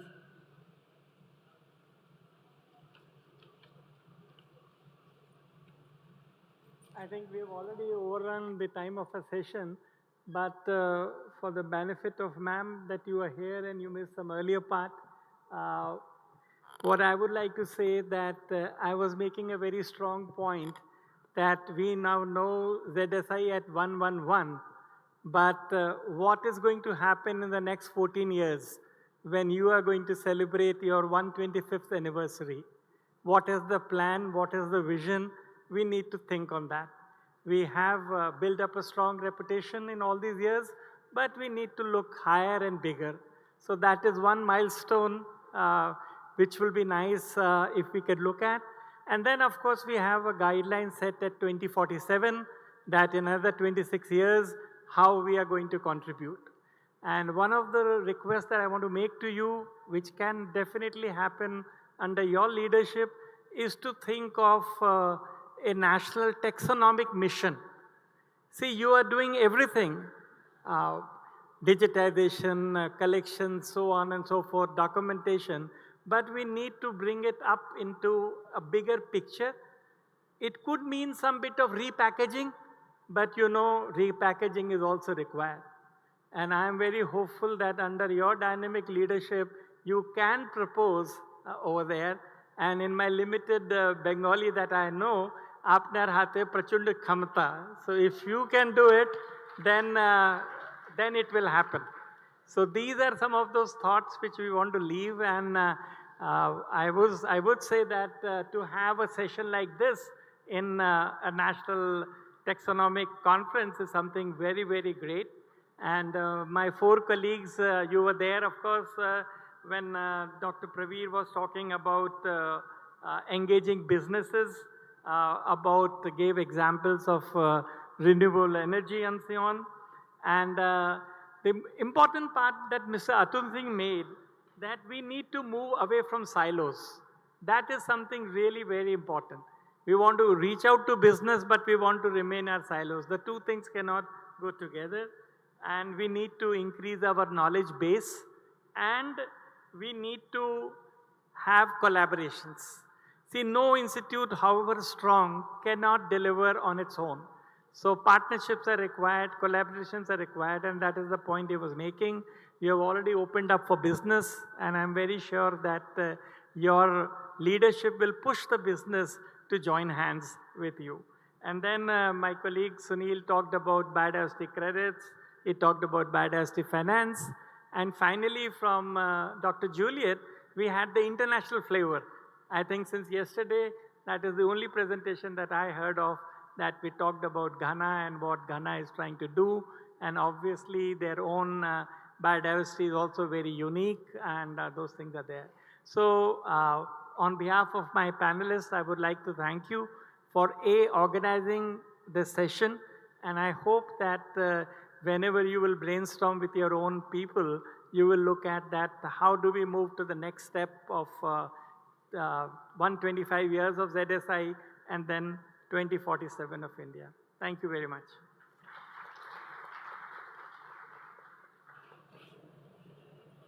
Thank you, sir. Now I may request Dr. Raghunathan, sir, to...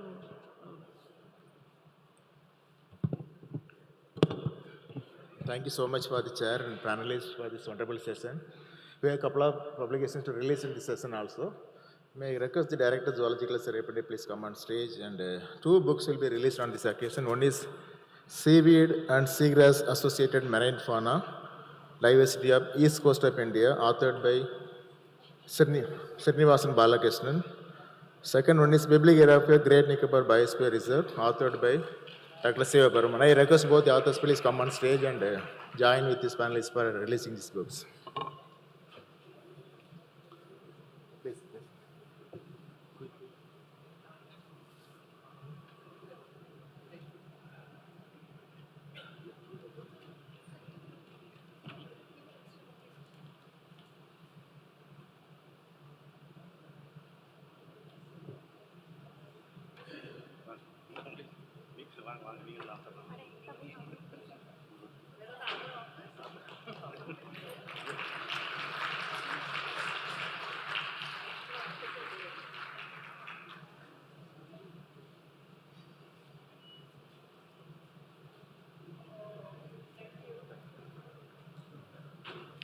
Thank you so much for releasing these books, and I request the director to felicitate all the panelists, those who made a wonderful presentation on this occasion.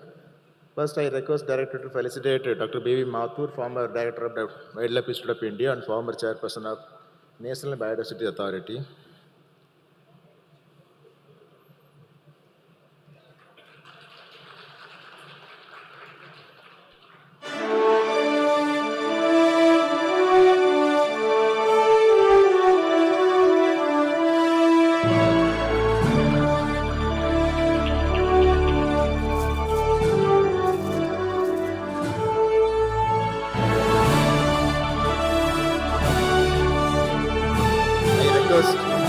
Director to felicitate Mr. Atul Singh, Lead Social Impact Advisory, EWX Consultant Company.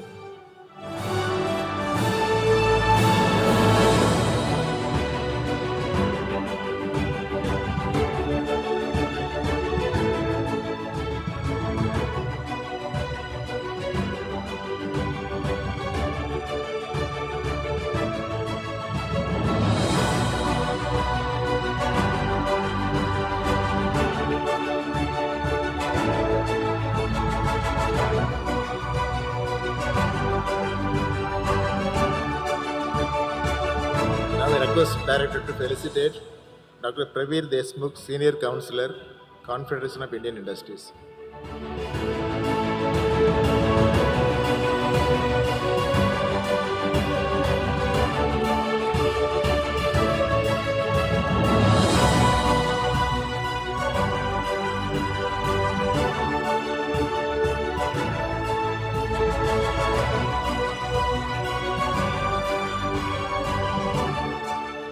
Now I request Director to felicitate Mr. Sunil Padale, former National Coordinator, Biodiversity Finance and Sustainable Lead Management, United Nations Development Program, UNDP.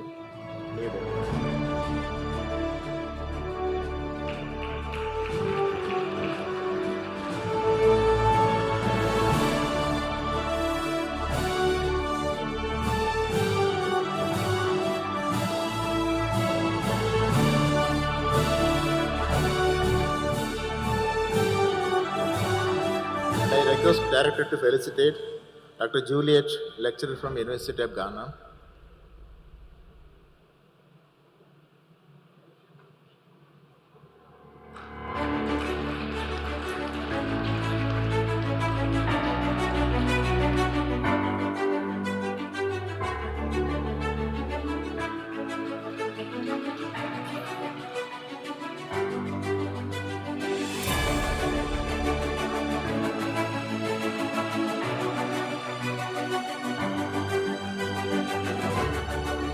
Again, I request Director to felicitate moderator of the session, Dr. Indu Sharma, scientist and officer in charge of Research Regional Center, Jodhpur, Rajasthan.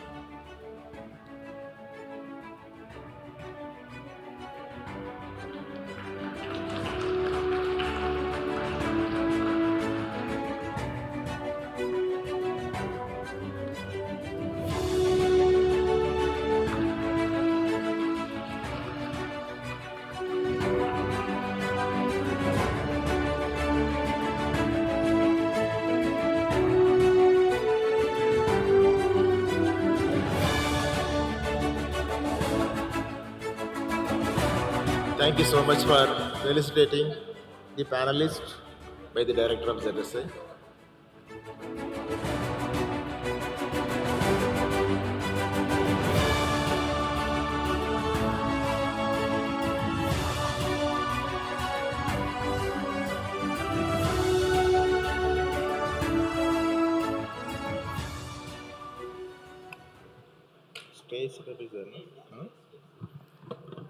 With this, we can pass on to the next session.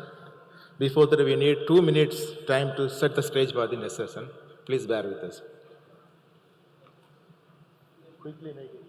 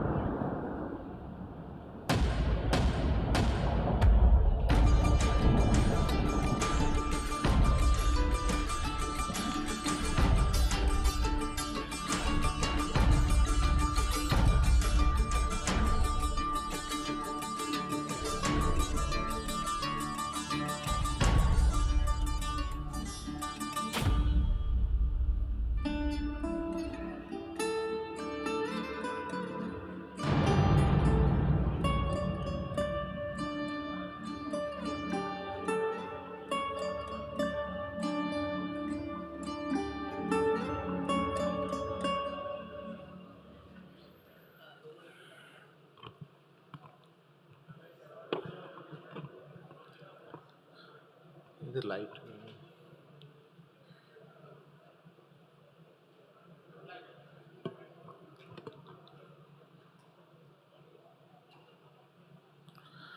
Good afternoon, everyone. Next session of the day, that is session number 8, is a flagship talk. The title of the talk is the mapping of tree of life.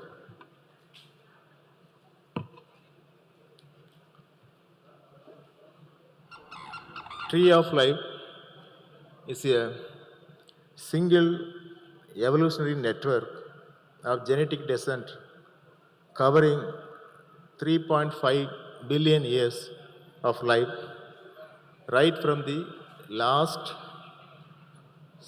single universal ancestor to the modern day organisms. This is a global endeavor. The main purpose of this tree of life is to map the evolutionary pathway of the animals right from the single universal ancestor to today's organisms. This tree of life integrates phylogenetics, genomics, biodiversity statistics, and spatial information to form a history of the life. As all of us know that Only 2.23 million species have been identified so far, against 8.7 million species have been are expected to be living in the planet Earth. So again, almost 75% of the species estimated in the world yet to be described or discovered. So forming tree of life is very, very difficult unless until we are not knowing those species yet to be described. If you look at our country, India is one of the mega biodiversity countries, 17 mega biodiversity countries with about 1,05,953 species of animals and 55,700 species of plants. So far, we documented 79,000 DNA barcodes have been documented by our country. These 79,000 DNA barcodes belonging to 3,700 species. Out of these 79,000 DNA barcodes, zoological survey alone contributed more than 20,000 barcodes and 3,000 species. This data is very much essential for mapping the tree of life. In addition to that, ZSA also documented all the faunal species that has been reported from this country. Probably this is one of first of its in the world. ZSA listed all these species, those who are available in the country, faunal species. Similarly, India Biodiversity Portal also documented the species. In another portal, India Biodiversity Data Center. These are the portals are documented the species of our country. They are very much useful for mapping the tree of life. So as a result, through this tree of life, we can also able to understand what are the species yet to be described to complete the tree, complete the evolutionary pathway. Keeping these aspects in mind, the topic has been conceived, that is mapping the tree of life. To deliver this topic, may I request the renowned scientist of the world, Padma Shri Dr. Kumarasamy Tangaraj, please come on stage.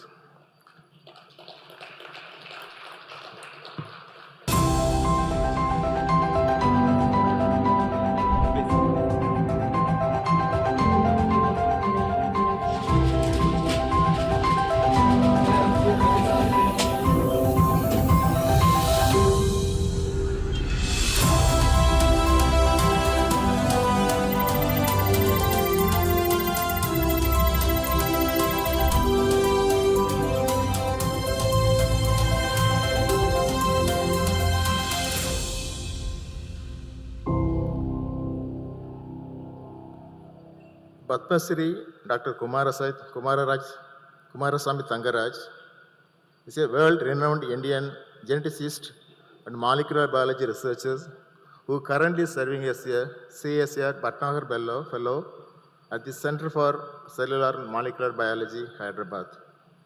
He served as a director of the Center of DNA Fingerprinting and Diagnostics at Hyderabad from 2020 to 23 and also held as the director of the Institute for Stem Cell Science and Regenerative Medicine in Bengaluru in the year 2022.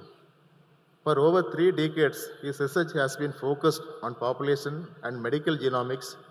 He is internationally celebrated for his pioneering work on Indian ancestry, co-authoring the landmark study that traced Indian populations to 2 ancient lineages, that is the ancestral North Indians and ancestral South Indians, and for demonstrating that the Andaman tribes carry one of the world's oldest human genetic lineages outside the Africa.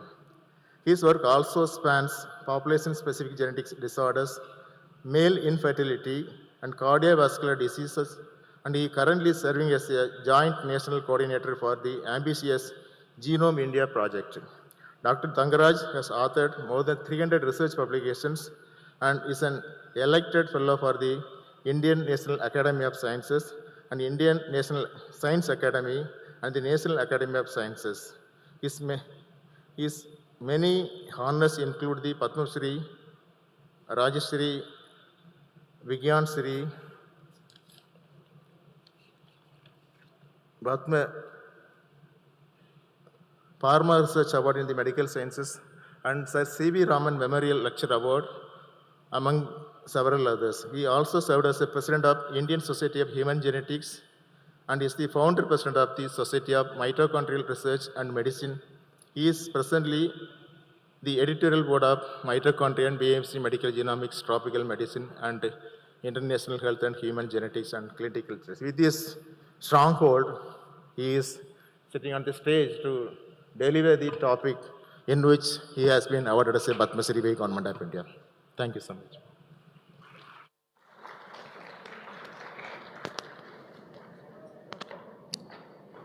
Your change.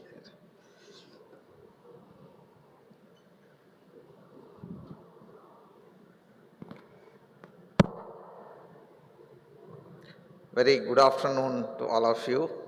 It's indeed my pleasure to be here to talk to you about my research on just one species, Homo sapien. I know all of you are dealing with multiples of species. And it is one species, how complex it is, that's what I'm going to talk to you. And I must thank the Director of Zoological Survey of India and Dr. Raghu and all the colleagues from ZSI for inviting me to this wonderful conference.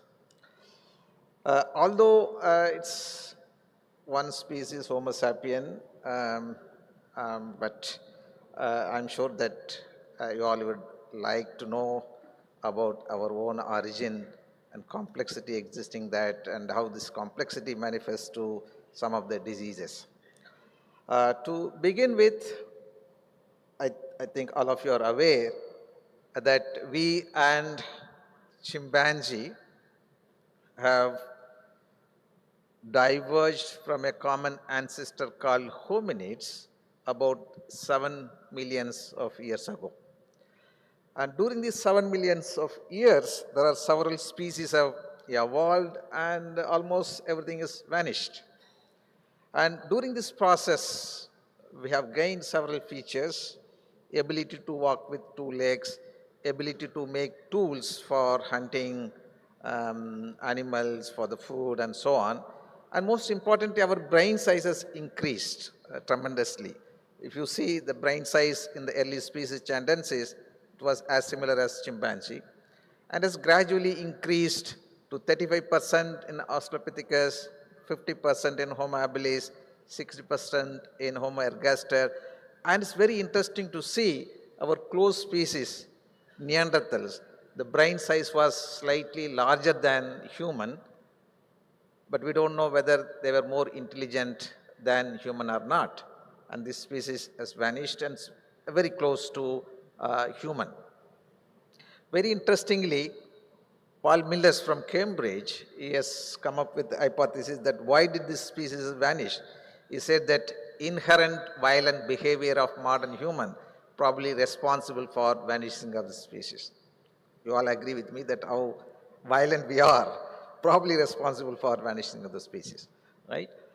And if it is very close to human, whether we all carry some amount of Neanderthal genome, right? I think extensive work has been done by Savante Pebo, and for that he has been awarded with the Nobel Prize a couple of years ago. And one of our studies, along with David, Pebo, and ourselves, we have shown by looking at 300 whole genome worldwide and showed that we all carry, people who are living outside Africa, carry up to 3% of Neanderthal genome. We also carry up to 0.5% of Denisovan genome. That's very extensive work. I'm not going into that detail. But to tell you that there's a cave, Denisovan cave. This is the only place where Neanderthals, Denisovan, and the modern human have survived. Bones identified from that place shown that 50% of Neanderthal, 50% of Denisovan, And there are bones which showing that high proportion of Neanderthal genome in human and so on. So that clearly demonstrates that there was evolution and Neanderthal is our close relatives. Coming to origin of modern human, you are all aware that it happened in Africa about 160,000 years back, right? And from Africa, how did they migrate to other part of the world? There were two hypotheses. One hypothesis says that modern human must have taken the northern land route because the land connection was there, people have migrated there. But others did not believe on that because of the climatic condition in Europe. Even today it's very cold. People must have tried to go towards north, and after seeing that, that must have been coming back. And alternatively, there's another hypothesis says that the modern human must have taken the southern coastal route. Now there are evidence existing in many parts of the world, particularly archaeological evidence. It says that modern human arrived Australia about 50,000 years back, China 39,000 years back, Middle East 47,000 years back, and Europe 40,000 years back. But unfortunately, we don't have any evidence, archaeological evidence, to suggest that when did the modern human arrived in Indian subcontinent. There are few evidences. One is from the place called Jolapuram in Andhra Pradesh. The archaeologists have excavated and found only the stone tools, which probably the modern human must have used. But unfortunately, there was no biological remains there to analyze and tell that when did the modern human arrive there.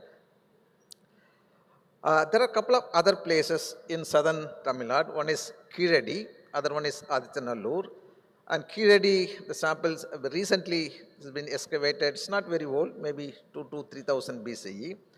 Adityanallur, once we collected, myself and Dr. Neeraj who is sitting here, but the bones are very, very fragmented and we are unable to get enough of DNA to analyze. This is one of the largest study, including about 500 bones of people from worldwide. That suggests that not giving enough of evidence that shows about people migration, that's particularly Yamnaya fossilized migration towards northern part of India, and they're the one who migrated towards Europe. It's not very old again, 1000 to 2000 BCE. They are the one probably brought the Indo-European language to India and spread even towards Europe. But only one evidence which all of you are aware, recently published, where Dr. Neeraj is part of it, and Dr.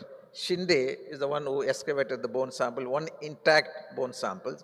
And this study showed that this bone is not very old, it's about 3000 BCE, but it consists of two different kind of genome. One is the ancestral ancient Indian genome, which I'll come a bit later. Other one is the Iranian hunter-gatherer. And this, if you take time back, it's 10,000 BCE, but the bone itself is not that old. This also suggests that the agriculture must have started independently in India because we don't have the Iranian farmers' DNA in that. Okay, I'm sure that the lot of efforts being taken recently by Zatazai in collaboration with Dr. Neeraj will give more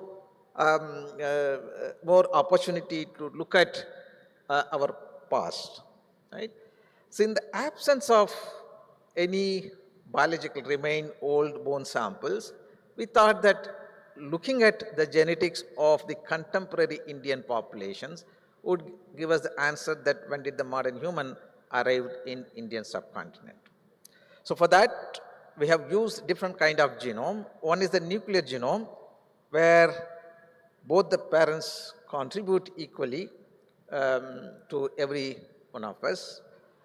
In that, we also use the Y chromosome, which only the male carries the Y chromosome, pass on from father to son, son to grandson through the male lineage. If we wanted to trace the paternal lineage, we use the Y chromosome markers. On the other hand, you can also see in every cell there are large number of mitochondria, and every mitochondria has large number of mitochondrial DNA. While we inherit the nuclear genome equally from both the parents, we all inherit mitochondria and mitochondrial genome only from the mother. Mitochondria all know that is a powerhouse of the cell, and you know that where power come from, and we all inherit the mitochondrial DNA only from the mother. So if you want to trace the maternal lineage, use the mitochondrial DNA. For the last 3 decades, we have been studying various population groups. As you see here, I'm going to highlight very few studies which helped us in understanding our origin, the complexity, and the disease. The first one, although we have studied large number of population, the first study is from population from Andaman and Nicobar Islands. As some of you may not aware, there are 4 different tribal groups who typically look like Africans. That's Jarawa, Onge, Great Andamanis, and Sentinelese. While Sentinelese is still in isolation, all other groups have some kind of connection with other groups in islands. So we had an opportunity to go and collect the samples, and we looked at initially the mitochondrial DNA. It appears like they are closer to South Asian groups, very small proportion of mitochondrial DNA.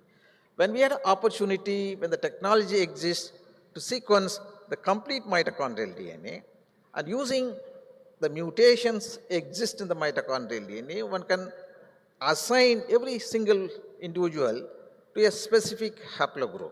Okay, so these are very briefly some of the worldwide haplogroups. Most of the Africans are in L-derived haplogroup, L1, L2, and L3. By looking at their phenotype, we thought that probably they will fall in L haplogroups. To our surprise, we could not find those mutations which are existing. Of course, those are some of the founder mutation define the L haplogroup also exists. But in addition to that, there are several mutations. These are nothing but the numbers in the mitochondrial DNA. They acquired unique set of mutations. Using this mutation, one can also calculate the age of the population.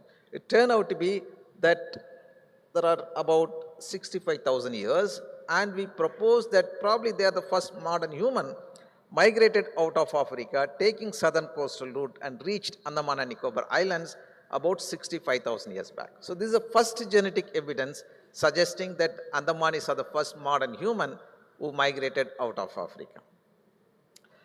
Subsequently, when human genome was sequenced and variation across the population all over the world has been identified, and 1 million genetic markers are available for us to conduct experiment. And this study, in fact, helped us in reconstructing the Indian population history. So what we have shown here is in the prehistoric India, probably there were 2 founding populations. One we call them as ancestral South Indians, other one is ancestral North Indians. While ancestral South Indians are closer to the Andamanis, while Andamanis were migrating, taking southern coastal route, some groups stayed in southern part of India, whom we call as ancestral South Indians. And ancestral North Indians, probably when there was a second wave of migration towards north, one group has gone to Europe, other group has come to northern part of India, whom we call as ancestral North Indians. There are several mutations which are common in in Europe, also present in ancestral North Indian groups. For example, the Y chromosome haplogroup, R1A1A. The skin color mutation, which turn the skin color into lighter skin color. Lactate persistent gene mutation. They're all common in Europe, Middle East, and northern part of India. So that actually further confirming that there's affinities between Europe and early ancient North Indian groups. Later, these 2 groups have admixed and gave rise to many population groups in India. Right? For that, we'll come a bit later. Look at the other side. This shows, this is called as principal component analysis. These are all different Indian groups. this is European HapMap samples, African HapMap samples, and Chinese HapMap samples. So there are a group of individuals which has been sequenced, variation has been identified. When we look at Europeans, although there are many individuals from different part of Europe, they are in a single cluster, suggesting that genetically they are more homogeneous, therefore they are in a single cluster. Same way Africans and Chinese. Whereas look at Indians, every single population is very unique.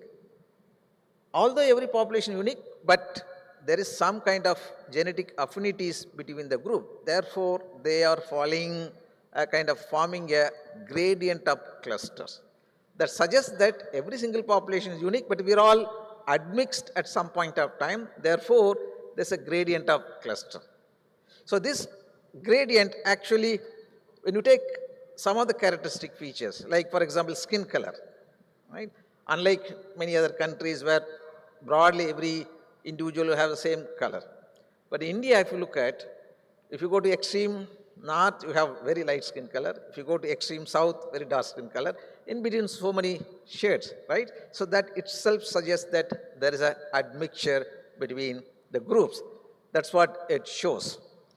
Coming here, we don't know at this point of time when this admixture took place. So we, again, it was interesting us to look at when this admixture took place. Then took large number of population from south, large number of population from north. Then looked at their genome based on the recombination frequency. We estimated that initially these two founding groups gave rise to many populations independently. You can imagine some groups settle in a jungle, and from there one group must have migrated to other place after finishing whatever the food existing in that particular place. Similarly, from one place to other place. That's how initially every single group has been formed. So that has happened until the last 4,000 years. Then during 4,000 to last 2,000 years, there was a mixing which happened between ancestral South Indian and ancestral North Indian. That's where our genome was mixed. Our, as you see, our colors, everything has have multiple shades and so on. This is all because of our admixture. Right? This had happened for 2,000 years. That means for the last 2 to 4,000 years. After that, every single population started maintaining the endogamy, means marrying within the group. Right? So that had happened during the last 2,000 years. So that is our culture, which is not existing in most of the country. Maybe if you extend to South Asian country, it exists as a endogamy practice. Maybe the caste system which arose around this time, 1,000 or 1,500 years, must have put more pressure on every single population to maintain the endogamy. Right? So now let's look at what is the impact of this endogamy, marrying within the group. Because unlike many other countries, we follow a very strict endogamy. We all know, I think, people from South, they also follow consanguinity, that means marrying within the family. But overall in India, our South Asian countries, we very typically follow the endogamy, or means marrying within the community. It can be caste, or it can be tribes, and so on. So that's what we are going to see now, the impact of endogamy. For this, actually we took large number of samples, 2,800 samples from 275 community, not restricting only in India. We extended the study to other South Asian countries, mainly because our genome, if you look at Indians and other South Asians, about 50% of South Asians carrying the Indian genome, and some of the mutation, which I'm not showing here, which was found in India, also found in other country, other South Asian country. Therefore, we thought, rather than restricting our study only within India, we thought of extending the study to other South Asian countries. So we included all South Asians, including Sri Lanka, Bangladesh, Pakistan, Nepal, and other countries. Right? So in this study, what we found was, look at here, this is called as IBD score. So most of the population in India are evolved from a small founding populations, right? So this is called IBD score. Every single line represent one population. And when the line is bigger, that means the IBD score is very high. That means those who are in the bottom of this graph, for example, if you are analyzing 100 individuals, out of 100, some 80 individuals are having the same haplotype, identical sequence. For example, if you take 10 kb region, the sequence is identical. That means they all come from a common founder, right? So those who are here, the population which are here, that means every single individual have different haplotype. So mostly Indian populations are having high IBD score, suggesting that most of the populations have evolved from a small founder. Therefore, if there is any founding mutation, particularly if it is a recessive in nature, is going to cause population-specific recessive disease. Right? For that, I'll come a bit later. If you look at here, there are two populations which are included here. One is Ashkenazi Jewish and the other one is Finnish population.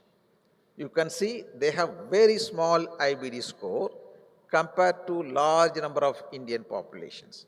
Right? With that small IBD itself, there are large number of diseases in both the population, Finnish population as well as Ashkenazi Jewish. These are the name of the diseases. These are the genes. You can see mostly they're all autosomal recessive except very few. I'll tell you the problem with autosomal recessive. I hope that you all know about the pedigree. That means circle is female, square is a male. If you put line, that means these two have married. And they have two daughters. If instead of circle, if you put square, that means son, right? If the disease broadly, you can classify into autosomal dominant or autosomal recessive, X-linked, Y-linked, mitochondrial linked, and so on. If the disease is dominant, if you take a pair of chromosomes, we have 46 chromosomes, 23 we inherit from mother, 23 from the father, identical chromosome, right? If you take chromosome 1, there are two chromosomes 1 we inherit from mother, one from the father. If the mutation is in only one of this pair, still it expresses a disease that is autosomal dominant. If it is autosomal recessive, it will not cause any disease, right? If you take this pedigree, it is autosomal recessive, she has the heterozygous mutation, therefore she is absolutely fine. On the other hand, he doesn't have any mutation, therefore no problem with the next generation, although both the daughters are with heterozygous mutation. They have married somebody from outside without mutation, therefore this mutation goes in a heterozygous condition, right, without causing any disease. Now you imagine, after a few generations, they have lost their relationship. In a particular population, there are, for example, in a village, there could be 100 families. All 100 must have come from a single parent. Now they say that, okay, they are unrelated, but same community, right? But now these two with the heterozygous mutation who are absolutely normal, if they marry, there's a possibility that she contribute this abnormal chromosome, he also contribute the abnormal chromosome, therefore there's a disease. Statistically, there's a 25% of chance that the children will have the disease, right? So that is very, very high among Indian populations. Until then, we don't have any clue whether any of these populations have population-specific disease or not, because these samples have been collected for understanding the population history. Now we found that most of the population in India is going to have a population-specific recessive disease. So to understand that, we selected 4 populations from South India. We went back to inquire whether is there any disease existing there, and then we sequenced their genome, particularly exome, and found there's a large number of recessive mutations have been identified, at least 3 in 3 out of 4 populations. So 2 of them we are characterizing now. So one, actually we found there's a disease existing in the population itself, and to surprise, look at this the child who has a junctional Hurlitz's epidermolysis bullosa. This is a disease name. That disease causes skin rashes all over the body, and most importantly, the children doesn't survive beyond 2 months. Okay, so that means in a given population, if you go to the population, you don't see any individual with the disease, right? Everybody is healthy, but most of them are carrying the mutation. Unless otherwise, the next generation with the homozygous disease, it will not cause any harm, right? So the children are dying within 2 months after the birth. So in a given point of time, if you go to a population, everybody is healthy, right? But most of them are carrier. This is one just population, but we don't know in India how many populations are existing like that. The parents are with the heterozygous, 2 children died, one child we could able to find there's a 11 base pair deletion in a gene called LAMB3, right? So we found this for the first time, then we checked that when we recently sequenced 10,000 genome from 83 population, so none of them carrying that mutation. The reason why I'm showing is that recently we released that completed the sequence, the data has been deposited in Indian Biological Data Center, and Honorable Prime Minister recently has announced about that completion of 10,000 genome. When we looked in the 10,000 genome, it's completely absent. That means very rare. We also looked at in the global database consisting of 8,62,000 individuals. And if you convert into chromosome, because every individual carry 2 such chromosome, 17 lakh chromosome doesn't have the mutation except in 2 individuals, right? That means worldwide it is ultra rare. In a given population, the frequency is probably quite high. That's why it's causing the disease.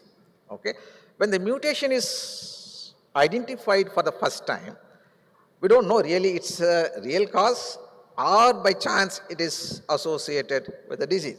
To understand whether it's a real cause for the disease, then we need to do something. So we thought of generating animal model and see whether the animal, when we delete the 11 base pair, also have the disease or not.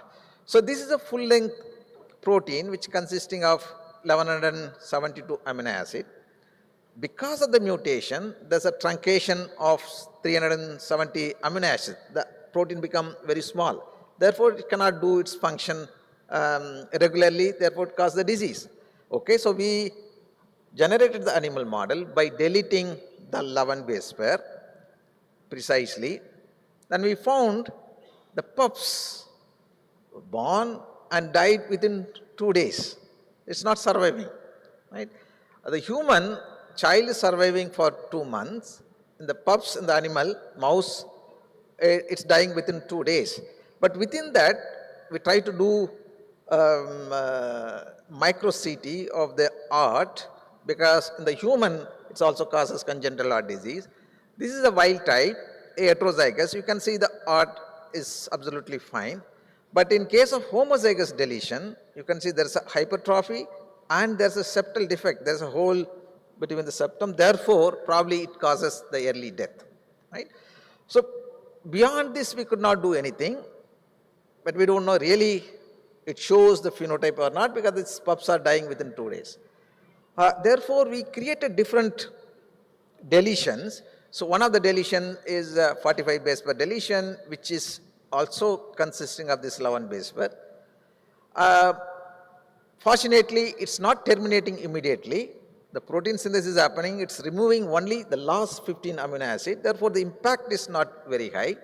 The animal is fine up to 4 months. After 4 months, it slowly started showing the phenotype, right? Even the internal organs are very badly affected. There's a hypertrophy in the heart, spleen is enlarged, and stomach become very small. And internally also there are a lot of abnormalities, right? So up to here, it confirms that yes, the mutation is real cause for the disease because it shows so much of abnormalities. Now, to understand the human part, we don't have the individual surviving with the mutation, with the homozygous mutation. Therefore, what we have done was we collected the amniotic fluid of the mother, and in the culture we deleted the 11 base pair of the normal chromosome because mother is heterozygous, and made homozygous line called as iPSC. Then we transform the iPSC into skin keratinocyte, and this is a heterozygous. This is absolutely fine with some of the keratinocyte markers. Here it's a homozygous. You can see the difference between the heterozygous and the homozygous. That means skin is actually reflecting that this is a real cause for the disease. We also transformed into cardiomyocytes, and you can see in the cardiomyocyte you can see the beating of the heart, right? So you can see clearly in the heterozygous the heart cells are beating. On the other hand, the homozygous, it is very, very slow, right?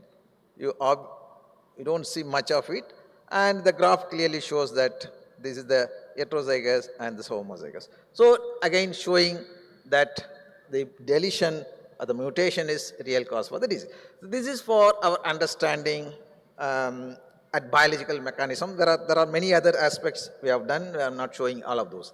So now we have to do something for the family who is carrying the mutation.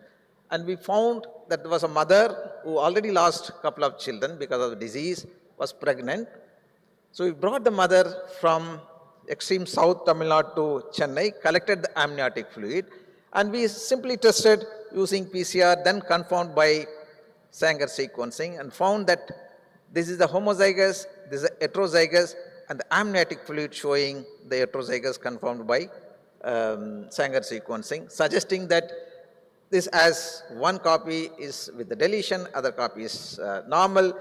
Therefore, we advise the mother to continue with the pregnancy, and fortunately, the child was born about 2 years back with the normal phenotype, and she is growing well. So this gives some kind of satisfaction that whatever the work which started about 3 decades ago to understand the population history, now actually helping some of the society to understand about the disease and helping them to have a normal child. So we thought that this alone will not sufficient. We have to do something for the society itself, because there are about 5,000 individuals in that particular community. So we approached Tamil Nadu state government's public health and preventive medicine to give us the permission. Therefore, we can screen entire individual of that community, and they gave us the approval for screening after about a year-long paperwork, presentation, and so on. And we actually went to the community with very clear strategy. There are 2 kind of approach. One, whenever the mother is pregnant, collect the amniotic fluid, test for the deletion, then do counseling, and the decision can be made accordingly. So that's one way of looking at it. Other one is screen every single individuals, right? Take, including children, collect the sample, either blood or saliva, do PCR and confirm by Sanger sequencing, and put all the information in the database.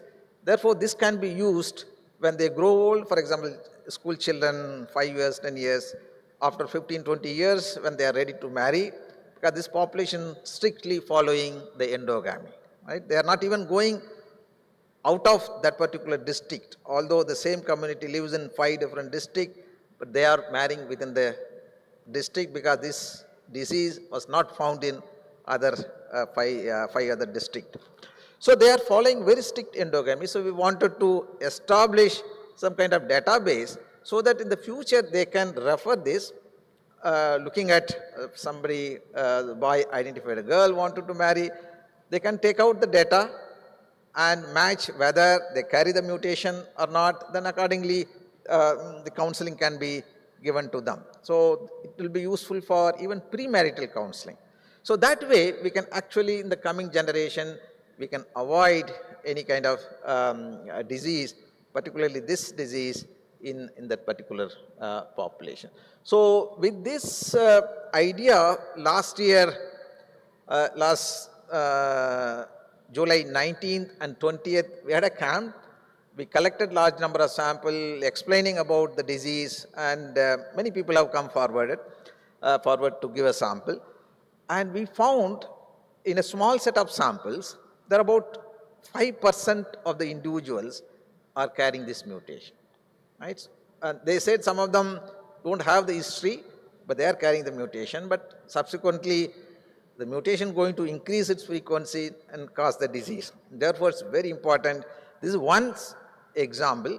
There are several such populations we have identified, and our future direction is to understand the disease pathology and mechanism and how to prevent those things. So that's our future plan. And again, it gives some kind of joy for us for the work which we started long ago, maybe 25 to 30 years ago, collecting sample for understanding the population history.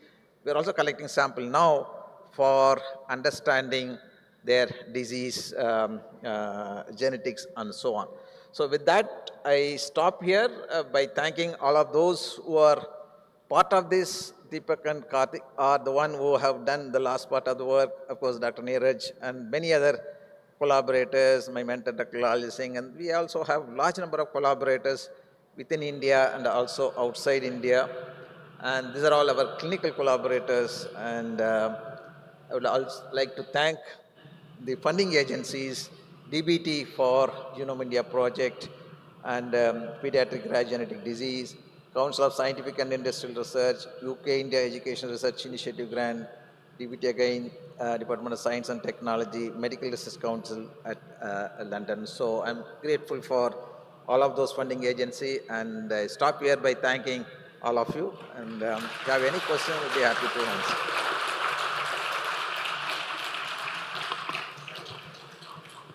Thank you so much, sir, for your very informative information about Homo sapiens and your studies that has been conducted in our country. Now I request the Director of Zoological Survey of India. Sir, on this occasion, we would like to release one book. You are also from Hyderabad. The book also published by Freshwater Biology Regional Center, Hyderabad. So I may request the scientists and staff members, those who are here, please come down to stage. The title of the book is Faunal Inventorization of Smart City, Visakhapatnam, Andhra Pradesh. But Government of India declared 100 cities as smart cities. Visakhapatnam also one among them. Amaravati also one among them. So now we are releasing the smart city, Visakhapatnam, Faunal Diversity. So what is it? How many copies was it? Release it? I see. Okay.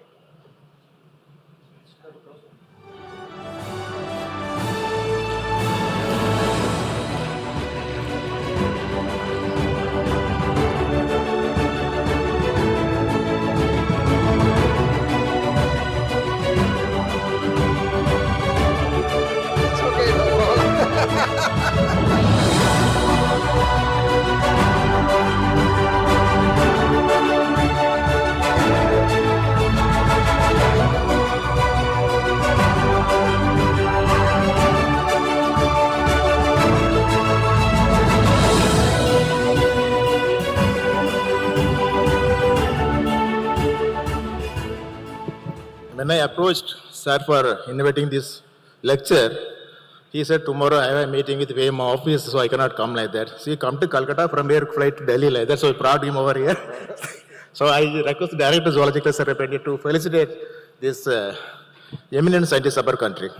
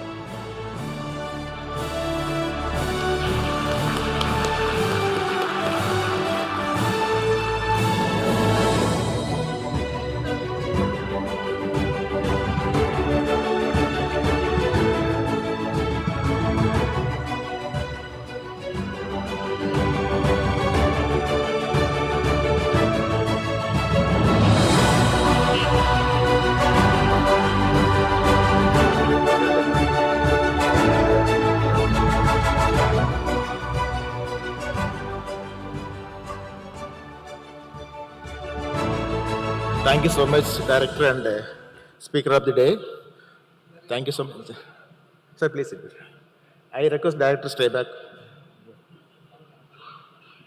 Sir, please stay. I should also stay. Yes. Thank you so much, sir, for that lecture. There are individuals who work quietly behind the scenes, whose dedication and commitment become the foundation of every successful event. So today, often they go unrecognized and we don't even know who's behind the scene. Today we take a moment to recognize one such unsung hero of the Animal Taxonomy Summit 2026. Any guesses? It's our privilege to felicitate Dr. Raghunathan, Additional Director, and who was behind curating this wonderful, you must have realized that this time the ATS, the model was totally different. So it has been totally planned, curated by none other than Dr. C. Raghunathan. So we felicitate him for his invaluable contribution, exemplary professionalism, and commitment to the cause of taxonomy and scientific excellence. And we have planned something special for him, for a special person like him. So I request Dr. Tripathi to just announce. Good morning. So this is a memento, a special memento, not prepared by any scientist, but rather than a staff of the Zoological Survey of India, junior most staff of the Zoological Survey of India, who help us doing science. He is a junior zoological assistant Gajanan Salunke from the Western Regional Center of Pune. So we are presenting on behalf of entire ZSI fraternity and ATS to Dr. Raghunathan for the wholehearted support by him for the Animal Taxonomy Congress and the Consortium. And also this painting specially is a Warli art which is famous in the state of Maharashtra. Thank you. Sir, we'll take one photo. Yeah, please. And also I want all of you to give a round of applause for that wonderful team behind the scene. I really can't name because the team was so vast, all dedicated. And I think we should give a standing ovation to Raghunathan, sir.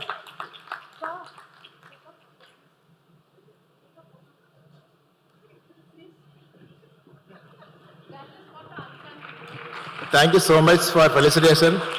But it is not a single man. There are many people behind us under the direction of the Director of Zoology, so that we can able to execute this meet in international order. Thank you so much for your standing ovation as well as felicitation that has been given in front of august audience, those who are assembling here. Thank you so much.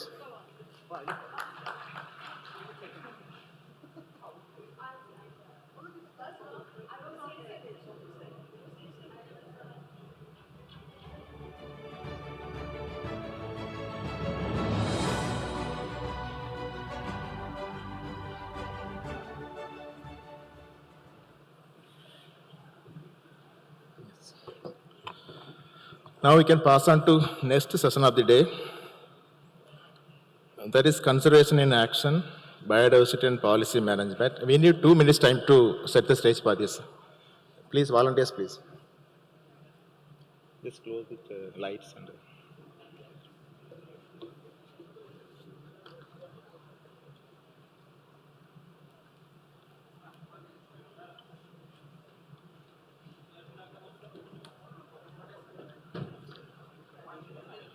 Moreover, there is no dedicated tea break because most of the people are going in and out. So we try to, people, those who are sitting inside not going, we try to serve tea here itself. Other people are always going in and out, so no need of having separate tea break. In order to save a time also.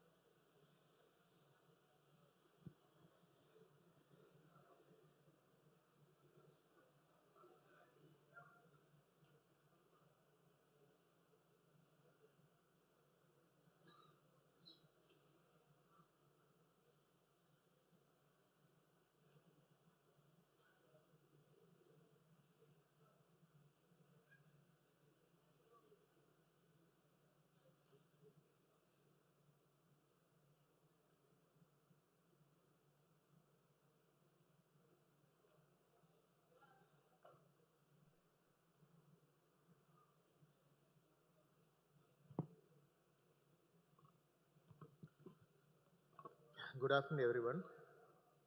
We can move on to session 9, that is conservation in action, biodiversity, policy and management. Biodiversity underpins ecosystem services in terms of food production, freshwater supply, nutrient recycling, carbon sequestration, and etc. But over the years, almost 1 billion species of both animals and plants under threat of extinction.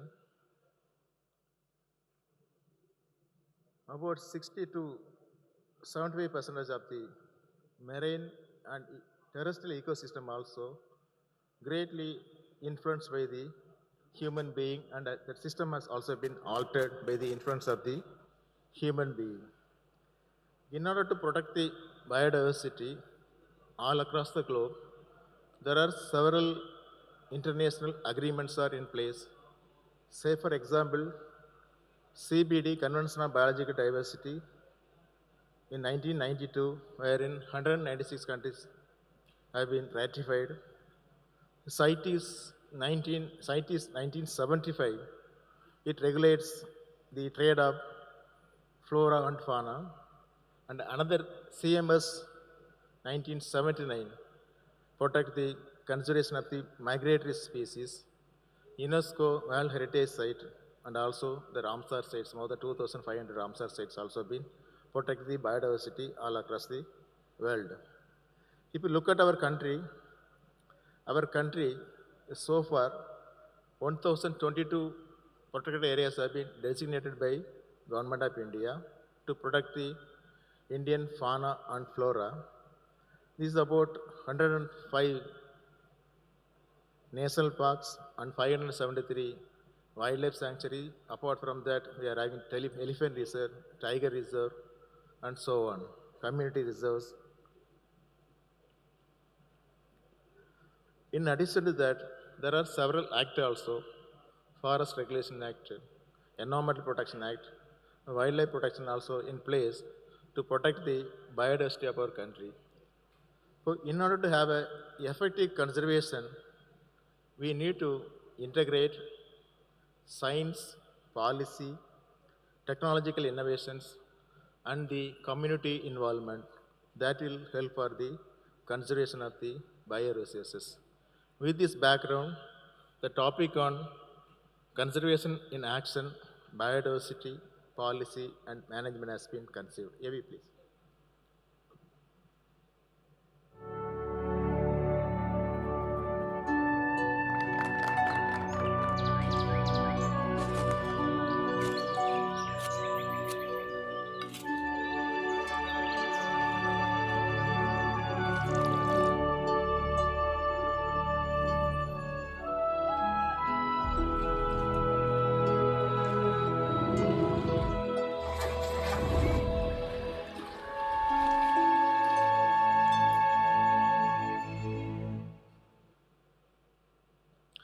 To moderate this session, may I request Dr. Bindu, Scientist E from Western Ghats Regional Center, Calicut. Dr. Bindu is a taxonomist on protozoans and also the testate amoeba in which she is working. More than 25 years in the Zoological Survey of India. With this brief introduction, I am handing over this floor to Dr. Elvin. Thank you, sir. Good afternoon, everyone.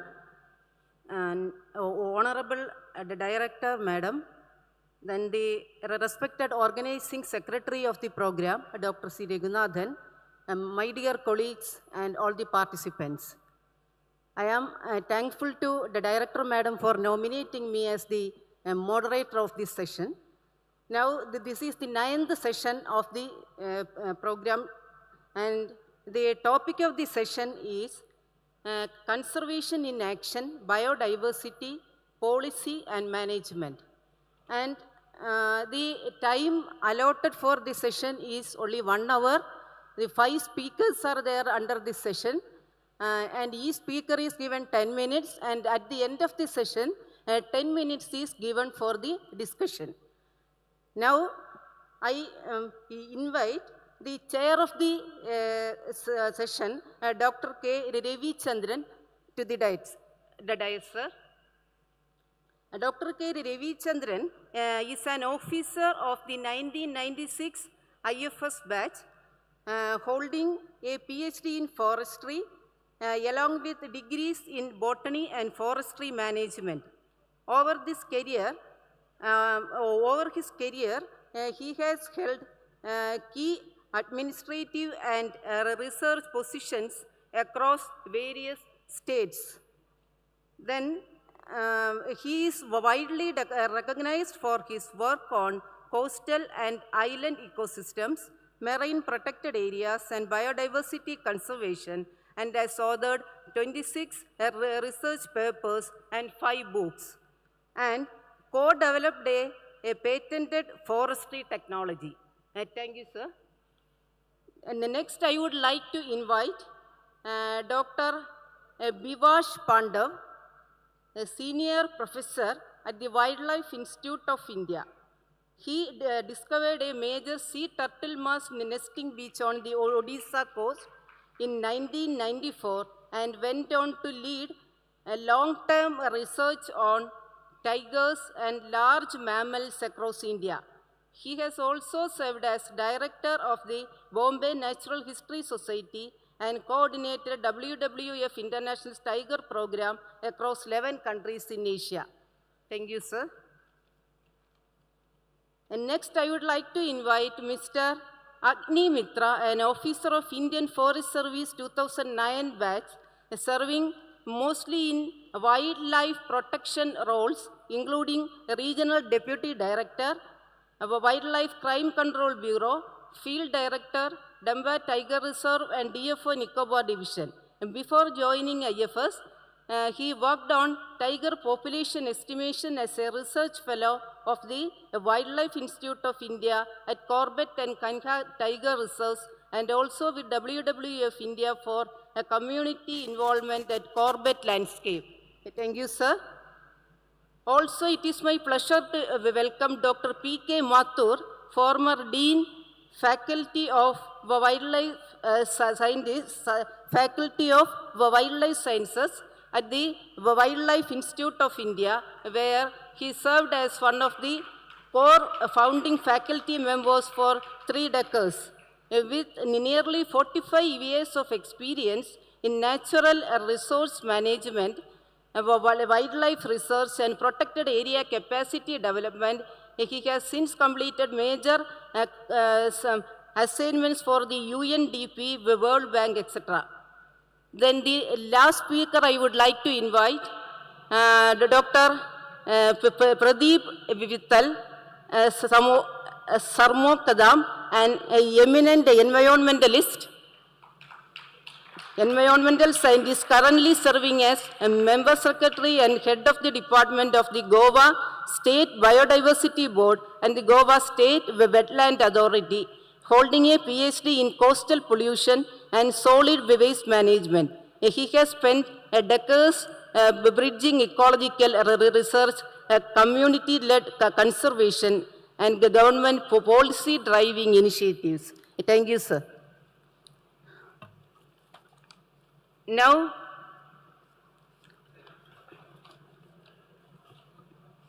I would like to invite the chair of the session, Dr. K. Ravi Chandran, for his opening talk on conservation and policy.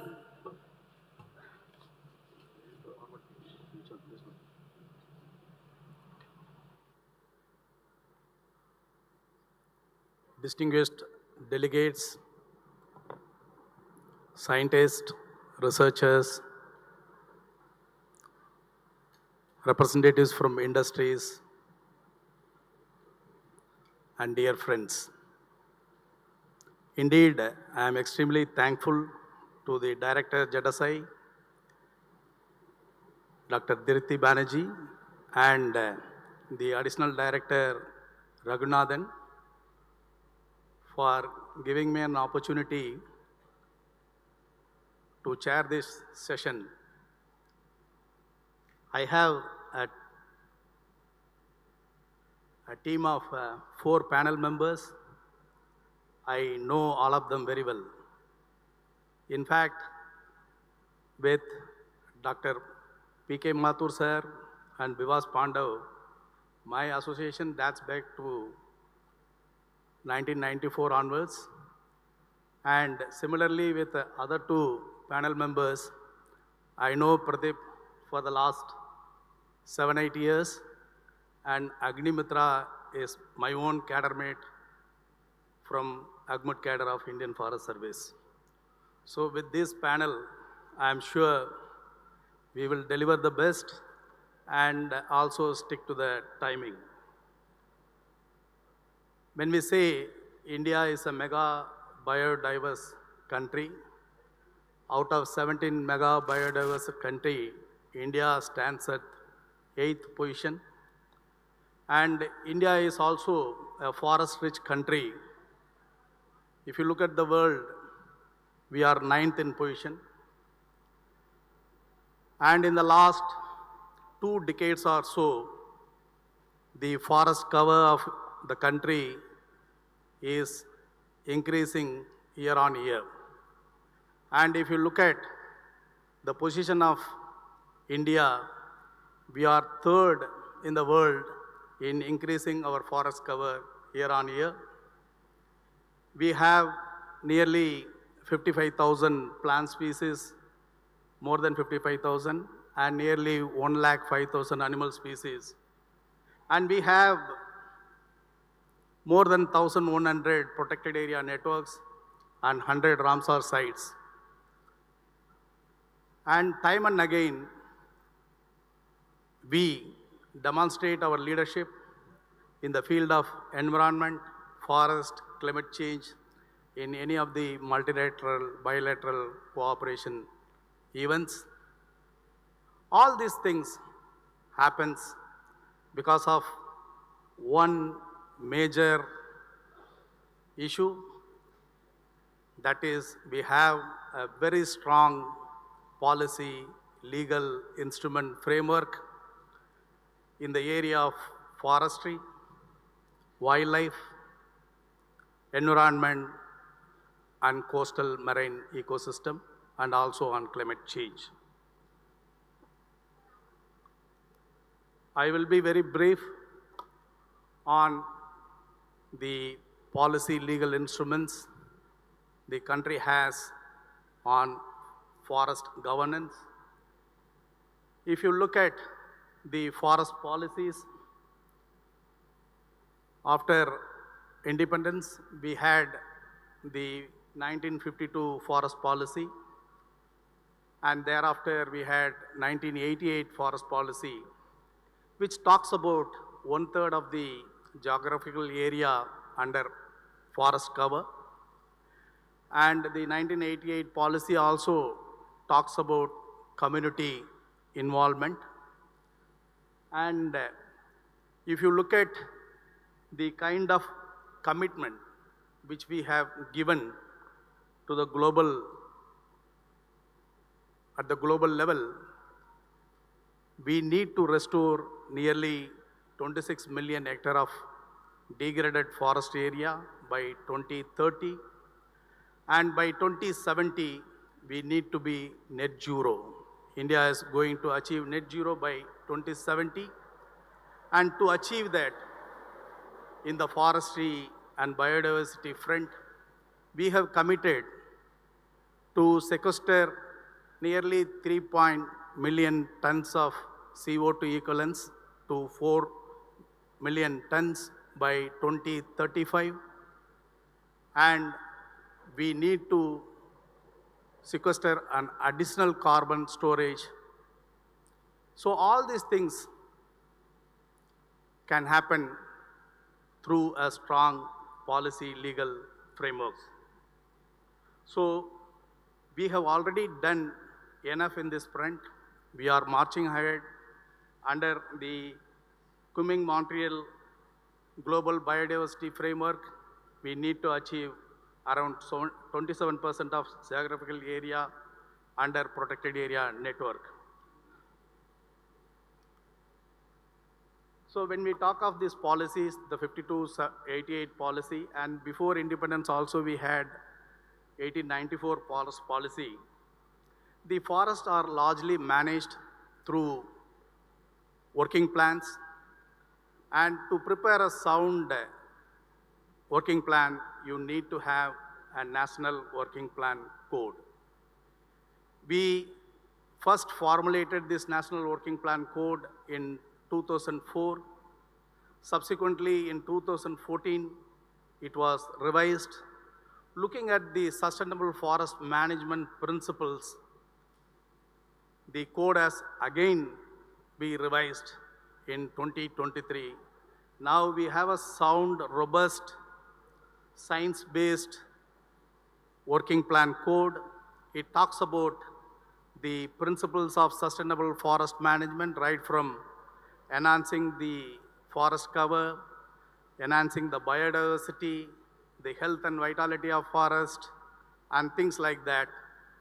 And we have really come out with 8 principles, 72 criteria, and 256 verifiers to look at whether our forests are managed sustainably or not.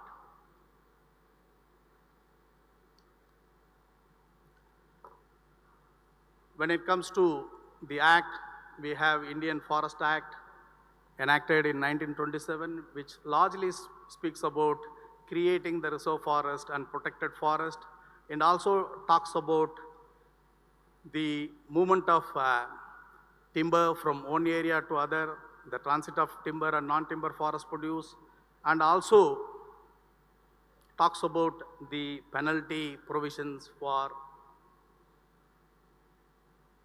illegal activities in forest.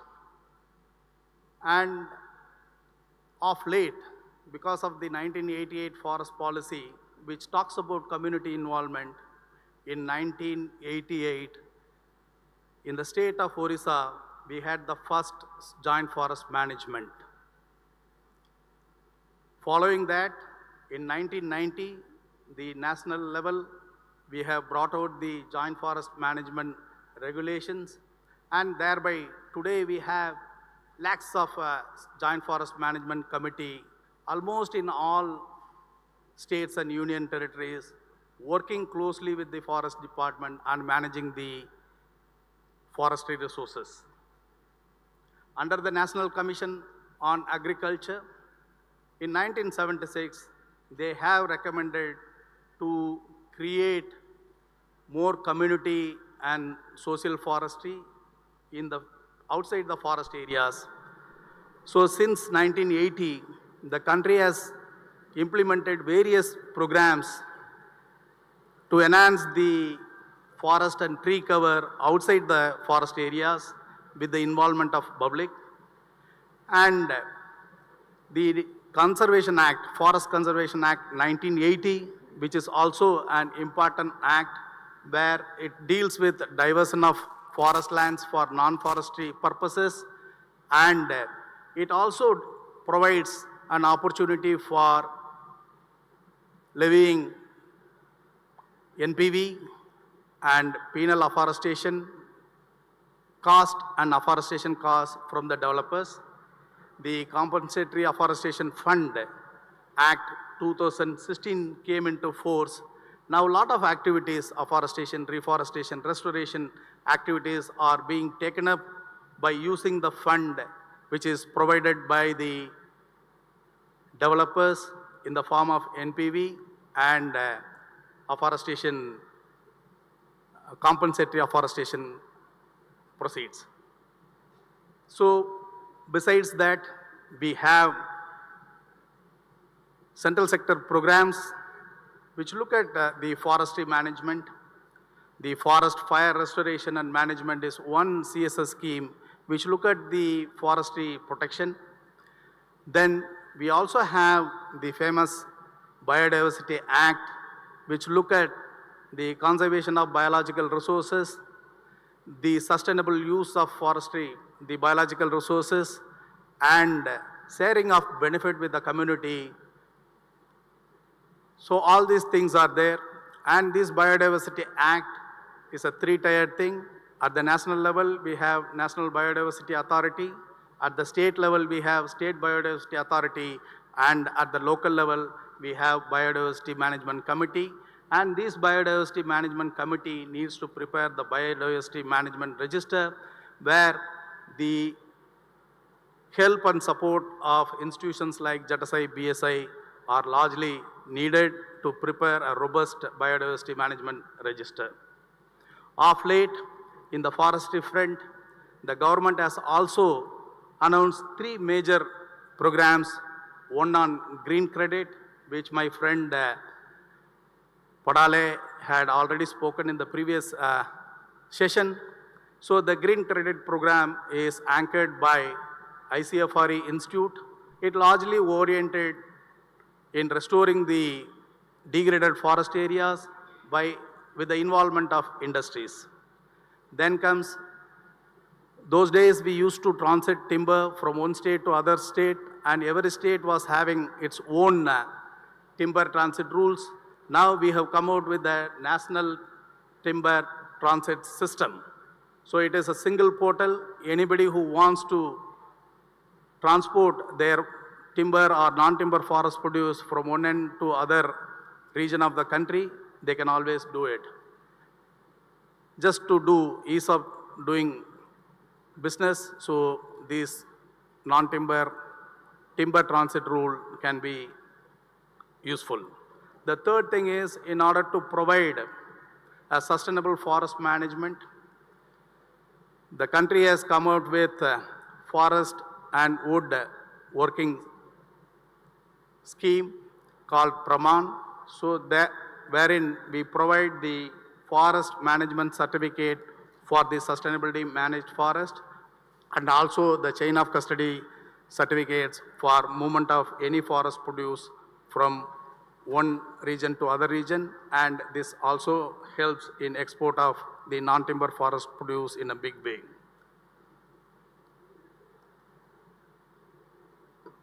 In order to promote tree outside forest in a big way, the country has come out with National Agroforestry Policy 2014, and a lot of farmers are taking up tree plantation in their farm field. And now several states have also come out with their own state agroforestry policy. Thereby, the tree cover outside forest area is increasing phenomenally. When it comes to wildlife, Wildlife Protection Act is a major act which talks about creation of protected areas, national parks, sanctuaries, community reserves, and conservation reserves. And it also provides protection for various species under different schedules, Schedule 1, 2, 3, 4, 5, and 6. And it provided an opportunity to create the National Tiger Conservation Authority and the Wildlife Crime Control Bureau. CZA is another agency which has been created to look at the executive conservation measures.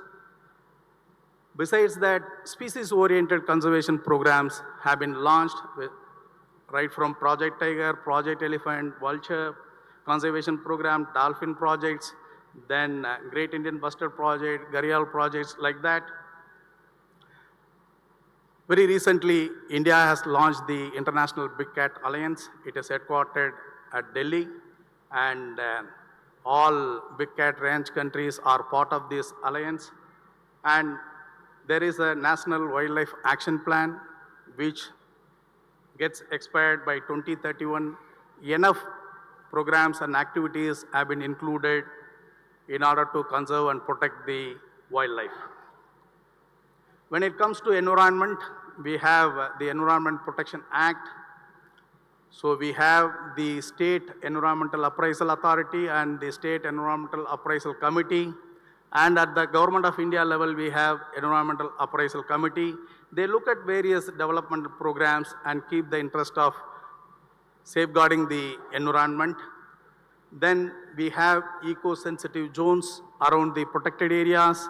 These eco-sensitive zones works as a buffer, and as part of the eco-sensitive zone, the areas, in that areas, prohibited, regulated, and restricted activities are there, and Zonal management plans are prepared for eco-sensitive zones. Then comes the waste management rules, which is also helping the biodiversity in a bigger way. And if you look at the solid waste management rules 2016, the e-waste management rules, the hazardous waste management rules, then battery management rules and plastic management rules, waste management rules. So all these rules are put in place to safeguard the environment, and by safeguarding the environment, the conservation is also taken care of.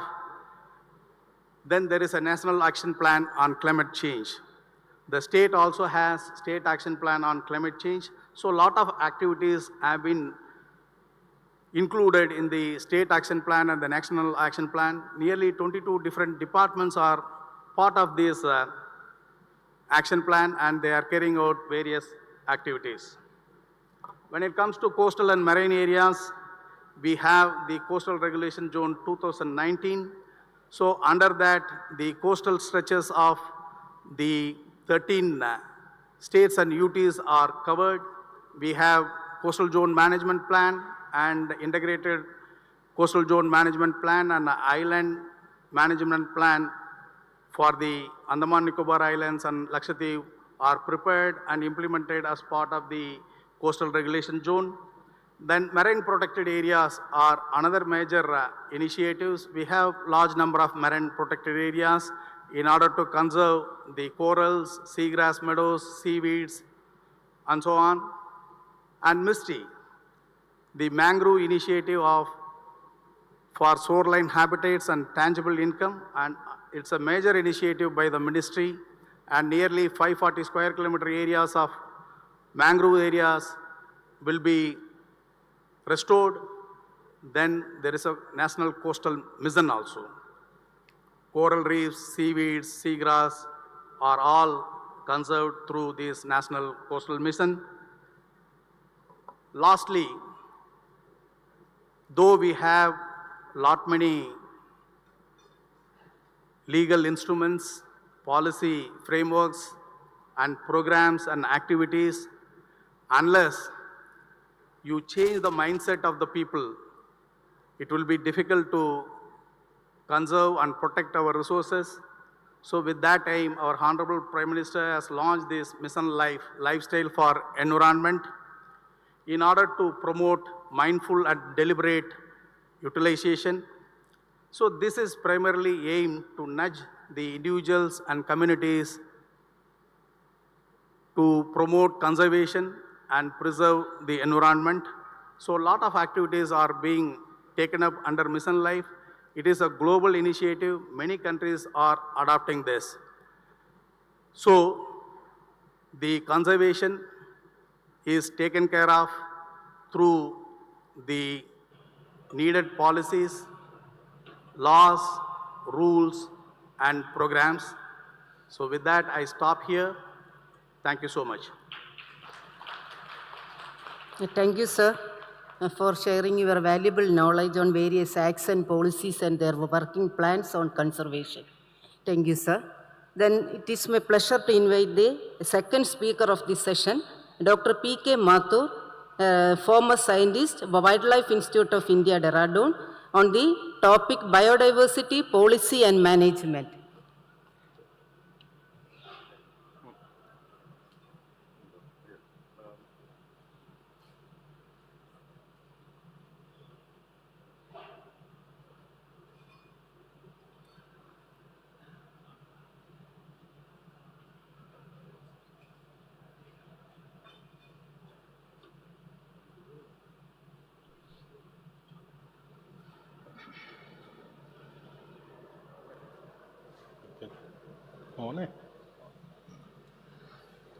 Good afternoon.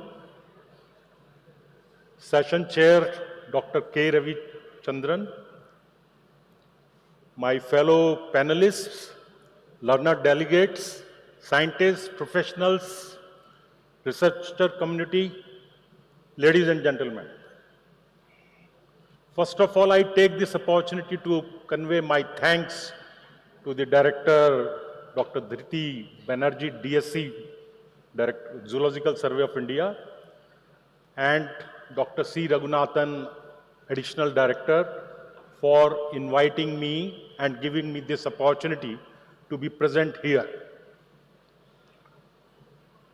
This is the 9th session, as you know.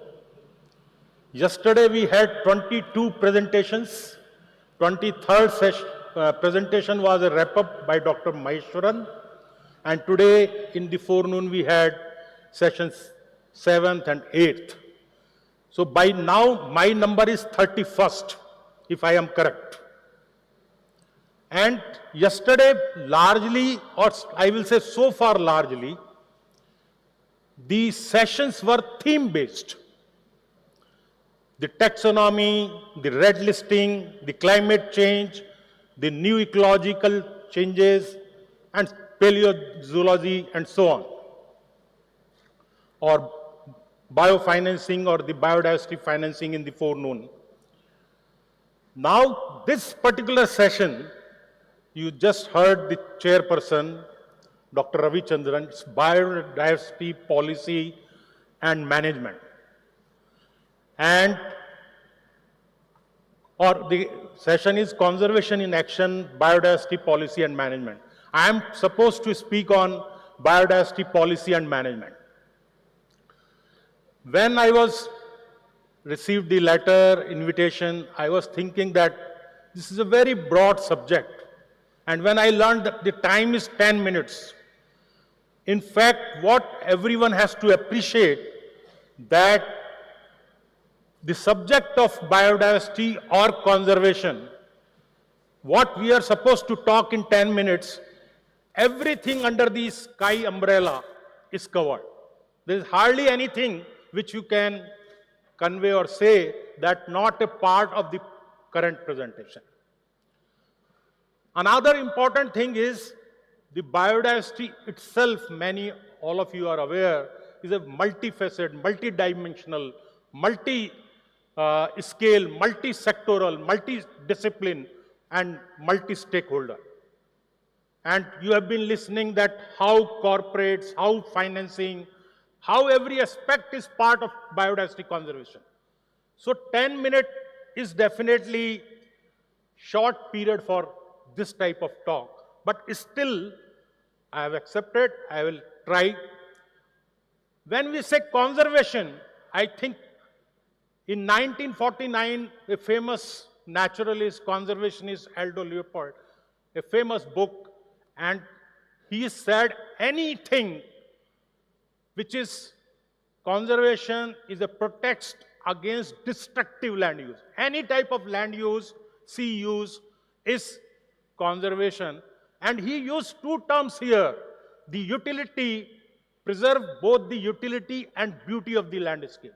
I might have taken 30 years to understand what is this utility and what is this beauty. And lately what I have realized, this utility is multiple benefits which we are taking from natural resources, from biodiversity. And beauty is what I have understood as an ecological student is something like ecological integrity. So the vision at that time about conservation. So conservation is not new. Dr. Ravichandran also mentioned so many different acts and things like that. So in our country itself, we may be having something like 150 years old history of management of natural ecosystem conservation, the scientific management I am talking. And Indian culture and ethos have immensely supported conservation. Without this, we might have not achieved. And despite we are signatory to the convention since 92, we are having Wildlife Protection Act in 1972, more than 50 years. Indian Forest Act 1927. All investments, whatever we have done, ZSI is celebrating 111th year of foundation. BSI is more older than that. The oldest forest reserve is something like 1860s. So conservation is not new. Despite all these investments towards policy, action, conservation is at crossroads. And that is the reason that the KMGBF, Kunming-Montreal Biodiversity Framework, came in 2022. And we also adopted what we are calling India's updated NVSAP 2024-2030. I happen to be associated with this exercise of preparation of this third generation NVSAP or updation process of this National Biodiversity Strategy Action Plan. I was also recently associated with the preparation of the 7th national report to the UNCBD. So what is the Mission 2030? 4 years are left across the globe, across our country. We have adopted this arrest and reverse loss of biodiversity. So all efforts today should be to arrest and reverse loss of biodiversity. Biodiversity is, again, you all are aware, genetic level, species level, ecosystem level. It's very complex. Vision 2050, that we will live in harmony with nature. So there are 4 goals. In short, I can say goal A is talking about protection, restoration of ecosystem, genetic diversity, things like that. Second goal, goal B, largely prosper with nature. We have to live with nature so we can use biodiversity sustainably and we can make contribution for people and ecosystems services can be enhanced. The goal C is share benefits fairly. So benefit from the use of genetic resources, biological resources are shared and substantially increased. And goal D is collaborate and invest. Such a complex discipline of biodiversity conservation. Without investment, without collaboration, without capacity, without research, you cannot achieve. Without community participation. So now, there are 23 global biodiversity targets. We have adopted in our case also the national biodiversity targets. They are under the 3 categories. Reducing threats to biodiversity. So what we can do so reduce the threats to biodiversity. Second set of 5 targets is related to meeting people needs through sustainable use and benefit sharing. And the third one for nearly 10 target is tools and solutions for implementation and mainstreaming. We have been talking for 2-3 decades, mainstreaming, implementation, all that. If someone said you summarize in one slide the whole presentation, probably this is my slide.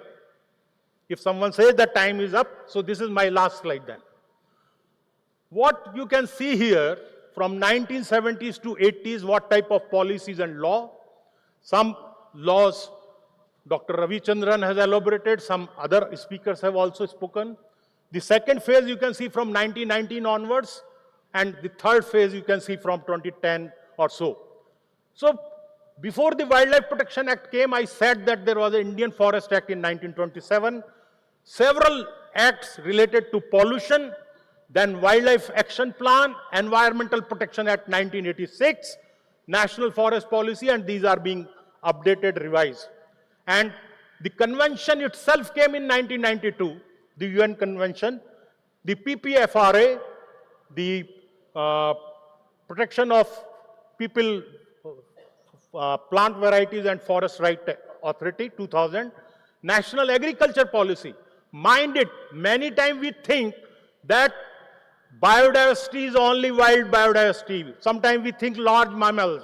People have that type of impression. It is total plant diversity, animal diversity. Not only that, the wild diversity, but the entire set of agrobiodiversity. No one has talked so far about agrobiodiversity. Now it is coming biodiversity here. So what I am trying to say, our country, as per the need, maybe 150 years ago or subsequently, has developed policies and laws as per the newer emerging requirements of conservation. And we have probably never failed. And we are now very active, effectively trying to implement acts like Wildlife Protection Act, Indian Forest Act, Indian Forest Conservation Act, the Environmental Protection Act, and things like that. Interventions. We started talking in terms of concept of protected areas. We are talking in terms of more than 1,000 protected areas. Dr. Raghunathan Saab was just giving the statistics of national parks, sanctuaries, community reserves, conservation reserves. So it was like when I started my career at WII, it was largely the species-focused conservation. In situ conservation, ex situ conservation.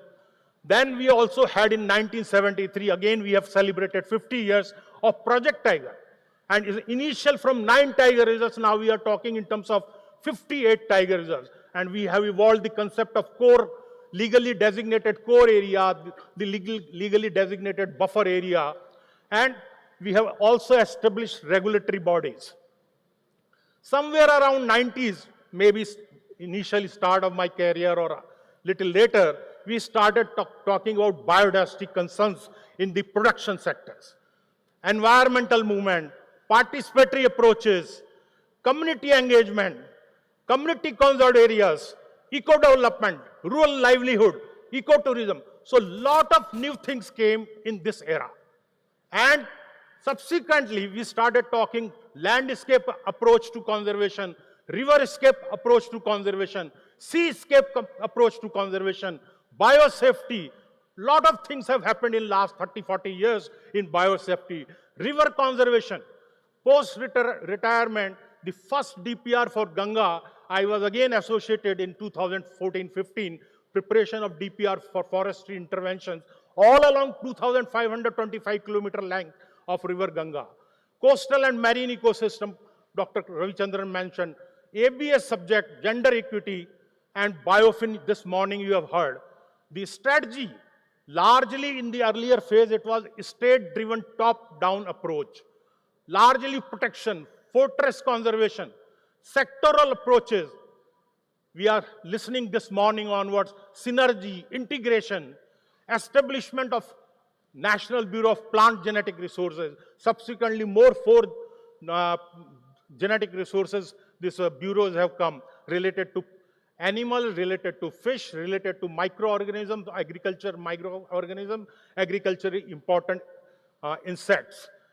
Then we were talking top and bottom up approach, holistic approach, enhanced ecosystem services, community mobilization, coexistence agenda. Suddenly we brought coexistence agenda in the buffer zone, state establishment of state biodiversity board, again nearly 30 years, sustainable livelihoods. And lastly, in our updated third generation NBSEP, we are talking in terms of bottom-up approach. We just heard about constitution of biodiversity management committee, more than 270,000 committees, preparation of people's biodiversity registers, emphasis on ecosystem management, sectoral integration, convergence, synergy, and mainstreaming biodiversity concept. So what I'm trying to say, we all should feel happy that as per the need, various government regimes have brought various policies, conservation actions, and we have done wonderful work so far. 6 conservation broadly domains. I brought first intentionally baseline information. My colleague Dr. V.B. Mathur also talked this forenoon. Without ZSI, BSI, we cannot talk of biodiversity conservation. So you are the primary or oldest institution. Those have contributed what we are having in terms of biodiversity. Without this baseline information, we might have not talked anything about conservation. Then we started concurrently area-based conservation and building ecosystem resilience. Lot of new programs on species recovery, rehabilitation, conservation of threatened species. Very important component, I will say, conservation of agrobiodiversity, sustainable management and use of biodiversity, and enabling conditions, tools and solutions. I will not be able to cover most of the things, but small important points. Conservation of land, water and sea areas. Some of you are aware, agenda of 20 by 2030, the 30 by 30. So 30% land, inland waters and sea areas of the country should be conserved. At the global level also CVD has accepted this. And I will say our Indian Forest Act, Wildlife Protection Act, Environmental Protection Act and Biodiversity Act, they are directly contributing to this agenda. And gradually, as most of you are aware, the area or the extent under territorial forest, production forest, what we call managed forest, protected areas, various nomenclature conservation sites under different convention, Ramsar site you call, World Heritage site you call, Biosphere Reserve you say, and other effective area-based conservation measures, OECMs, they are all increasing in number and extent. And I can say that against this 30-30, as per NR7 reporting also, we need actual assessment, but nearly 27% country, land, inland water, sea is getting some level of conservation inputs or protection under different legal regimes, under different ownership management, and we need to do this faster, the actual assessment. Very important, one target was on eco-restoration. Dr. Ravichandran has mentioned more. Only I can say that our MOEFCC is having a very important program called Integrated Development of Wildlife Habitat for nearly 24 species. Lot of good work is being done, and species like crocodile, mugger, rhino, tiger, barasingha, gaur, vulture, conservation, breeding, reintroduction of these species and programs like this. And what is very important in the last line, conservation of indigenous crop varieties. We are one of the Vavilov centers of agrobiodiversity and domesticated breeds and conservation of germplasm under 5 Bureau of Agriculture Ministry and trends in species recovery. Now I am just coming to 4 goals, 4 slides. The goal A, 3 component you can say on the left hand side, expanding area of natural ecosystem and evaluation of management effectiveness. I can say today we are having for the entire country what is called wall-to-wall spatial mapping of natural resources. FSI doing for last 30 years, every 2 years for forest resources. On the behalf of our ministry and MOEFCC, ISRO Space Application Center has done in 2006-7, 2017-18, and 2018-19 based on list 3 for first 2 data and list 4 high resolution for all wetlands, inland wetland, coastal wetland, natural wetland and man-made wetland. So the whole database is available. The National Center for Sustainable Coastal Management in Chennai, they are doing for all our beach and shoreline and things like that. So we are having total resource available. All these scientific institutions are contributing. I have already mentioned earlier that area-based conservation is increasing. Only the issue is how much effective is enforcement and how much effective is the management in each case. And those exercises also have been initiated. The next very important subcomponent under this goal A is halting human-induced species extinction. Extinctions will take place, but we have aggravated this process. And I can say that at least primary central ministries like MOEFCC, Ministry of Agriculture and Farmer Welfare, Ministry of Fishery, Animal Husbandry and Dairy, Ministry of Jal Shakti, Ministry of Earth Sciences, they are all having now today program and schemes and projects helping halting extinction of wild species, domestic agrobiodiversity, local breeds and on-farm conservation. BSI, ZSI collaboration in IUCN, yesterday we heard in the second session, the risk assessment exercise which will be taken place is very important, and I think the taxonomic work has to continue. The genetic diversity is also being maintained. Last 40 years we have seen across the country under our MOEFCC, under DBT, DST, the state-of-the-art facilities for studies of genetic diversity and biosafety things. The second goal is prosper with nature. So one is sustainable management and use of biodiversity. Lot of things have happened. Probably no one has talked in this hall so far. Natural and organic farming and certification. Soil health, entire countries for soil health, agriculture ministry cards. Conservation of genetic resources. Sustainable fishery and marine steward council certification. So this process has also been initiated. Then comes the nature's contribution to people are valued, maintained and enhanced. So we are aware that how ecosystem services are important for our livelihood, for development and things. And many agencies, departments are contributing. Lot of work is being done. Sometimes it's not reflected in this type of hall, except specific. The CPCB, the type of river monitoring, water monitoring, air monitoring, we know our challenges in a human-dominated country. Can contribute to achieve sustainable development. If you go to the website of the Ministry of Statistics and Program Implementation, you will find that against 17 SDGs and 169 targets, I think we are making relevant progress. Likewise, for National Target 23 against 142 indicator, the indications are that we are progressing positively, and in most cases, in almost all cases, the progress is on track as reported by the 7th report. This is the goal C, where we are talking on monetary and non-monetary benefits. The previous session, where our learned delegates are sitting here, chaired by Dr. V.B. Mathur, we talked about the monetary benefits and things like that. And ABS, the digital sequence information, access and benefit sharing, and some good work has been done in recent period by National Biodiversity Authority, something like 2,260 crore money accumulated in ABS mechanism. 140 crore has been already shared with the State Biodiversity Board and the beneficiaries at different grassroots level.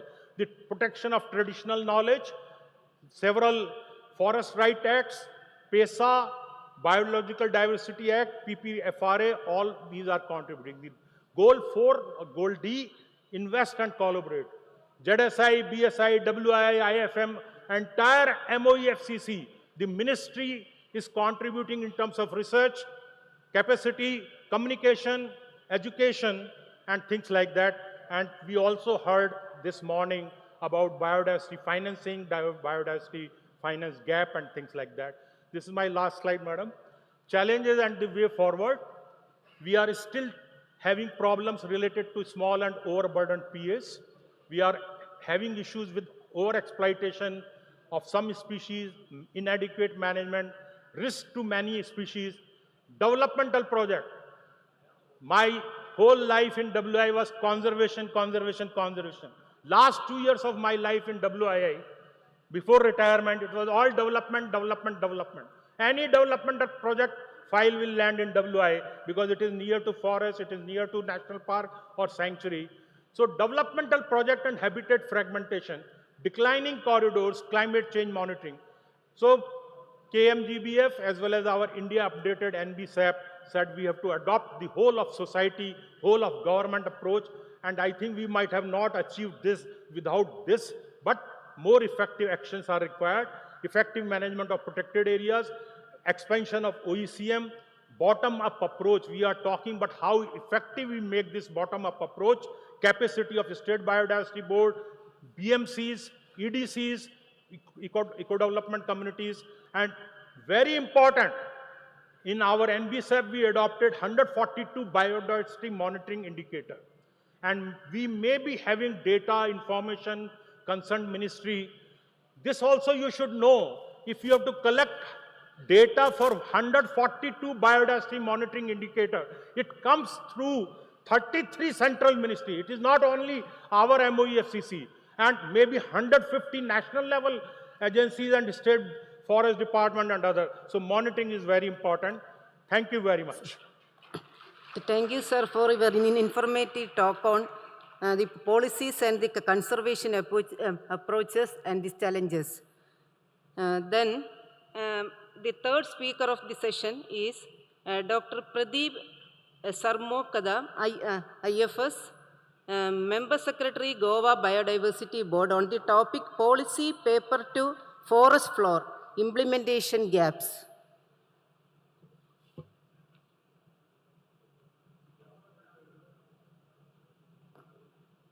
Hello. Yes. A very good afternoon. I will stick to 9 minutes. And I know I am between you and the lunch, but I would like to speak about policy paper to forest floor. So it is our experience that we work with the people. We do not work only with the scientists and other people, because finally who has conserved biodiversity is the people of this country. And when we have to work with the people, we have to make things simple. So when we go to them and we talk about biodiversity, the word itself is difficult. So we try to translate and make it Jaiva Vividhata, it becomes little more difficult. So how to explain to people? So making things very simple, it is very important to understand Samvardhan, that is conservation. And it is best explained in the word Samvardhan, that means continuously something that can grow, improve and exist without destruction. So looking at the forest to forest floor, we have to translate our acts, rules and policies into actions. So how do we go about this? What is the core problem? Why do we think, in spite of having so many acts, rules, regulations, still are we reaching the ground? And the core problem, when I thought based on our experience, we thought that there is a disconnect. Sometimes there is basic disconnect that when we make the policies, it is not through complete consultation. So this is one top to down approach, which is generally what we think is the best, but may be that we have not consulted. Then unrealistic. Some theories are sometimes based on very ideal conditions and we need to customize it to the local conditions. Limited participative. This is something that I have understood whenever we have done people's register and we present it. We are the only state perhaps which has 3-tier validation system. As per the Act, only Biodiversity Committee has to validate. But we tell them you present it to the Gram Sabha. And I can tell you with my experience that when it is presented to the state committee, where we have 20-25 departments, experts coming and looking at a village people's biodiversity register, it is like a PhD by a village. And when they share their experience and their extent of information that they collect, their enthusiasm tells us that participative consultation and participatory conservation can only be the future solutions. Looking at the implementation of gaps, non-convergence, this is something, and I can tell you with pride that how at Goa Biodiversity, what we did is, as I told you, when we did Goa State Biodiversity Strategy Action Plan, a policy document, we involved more than 55 scientists from our state, more than 16 subcommittees we made, and I am happy to convey that Zoological Survey of India also was engaged by our board for preparing specific studies. And I am happy to come out that they have come out with fantastic studies. Maybe within 2-3 months we will be able to publish them. And further, we are looking at OECM, we are looking at several things. So what I want to tell you is, from this policy, how did we reach the ground? I will give you the practical things. If you look at the conservation of Schedule 2 species, window pane oysters, this came from the policy document out of which we had a committee and we came out with an official gazetted guidelines. So from an act to rules, rules to the policy, and from policy to the guidelines. And I can tell you that whenever there is a short window when these window pane oysters are found, the Biodiversity Committee goes there and a fleet of policemen and everybody to regulate and see that the germplasm is not destroyed. Further, whether it is mussel cultivation, it is identification of local breeds, whether it is Shwet Kapila, all this has happened through consultative process and through the people's participation. Now, how do we do this inclusive? You can see this cave which was identified as a part of people's register. So policy to action. This came out. We went to the cave and we could identify several species. After this, we installed a project for cave, and Dr. Borkar sir is here. He was involved in doing this research. So we have policy convergence. We have these 3 policy documents, whether if you see State Biodiversity Action Plan, or whether it is State Action Plan on Climate Change, or whether it is sorry, that slide is gone back, or Energy Vision Plan. Finally, we are converging this into a climate and disaster resilient Green Goa program. And this is a program where we are right from biodiversity finance, strengthening BMCs, everything will happen. But this came through the actions. Now, what are the key takeaways? If I have to look at participation, we think that it is non-negotiable. Unless you have traditional knowledge holders on board, we have given Vaidya Mitra card to them. We have given Kaushalya Mitra card to the traditional knowledge holders. We have also given Bij Mitra card to the seed saviors. So recognizing them, identifying them, giving them identity, dignity based on the policy. Policy, if it dies in the library, it has no meaning. It has to finally translate into an action. And I can tell you, bottom up problem identification. We talk to the people. Before any project comes, go to the people, talk to them, consult them, and I think there is no opposition after that. Convergence. If you look at this, convergence of all the policy document into simple targets is something we are looking at. Science plus traditional wisdom. Both have to converge, and biodiversity conservation succeeds when policy is written with the community and not for the community. That is what we have learnt over these days. I think that is what I had to share when it comes to policy and action.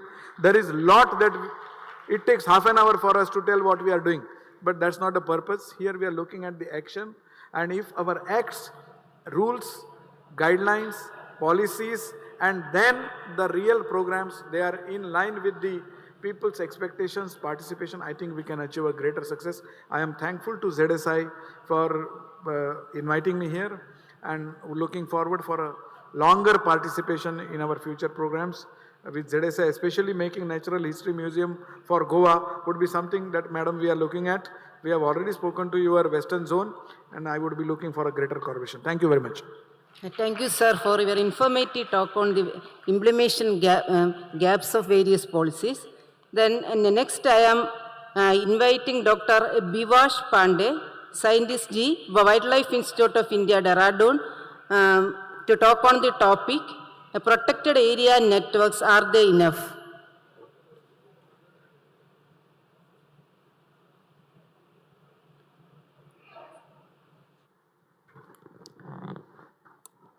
Good afternoon.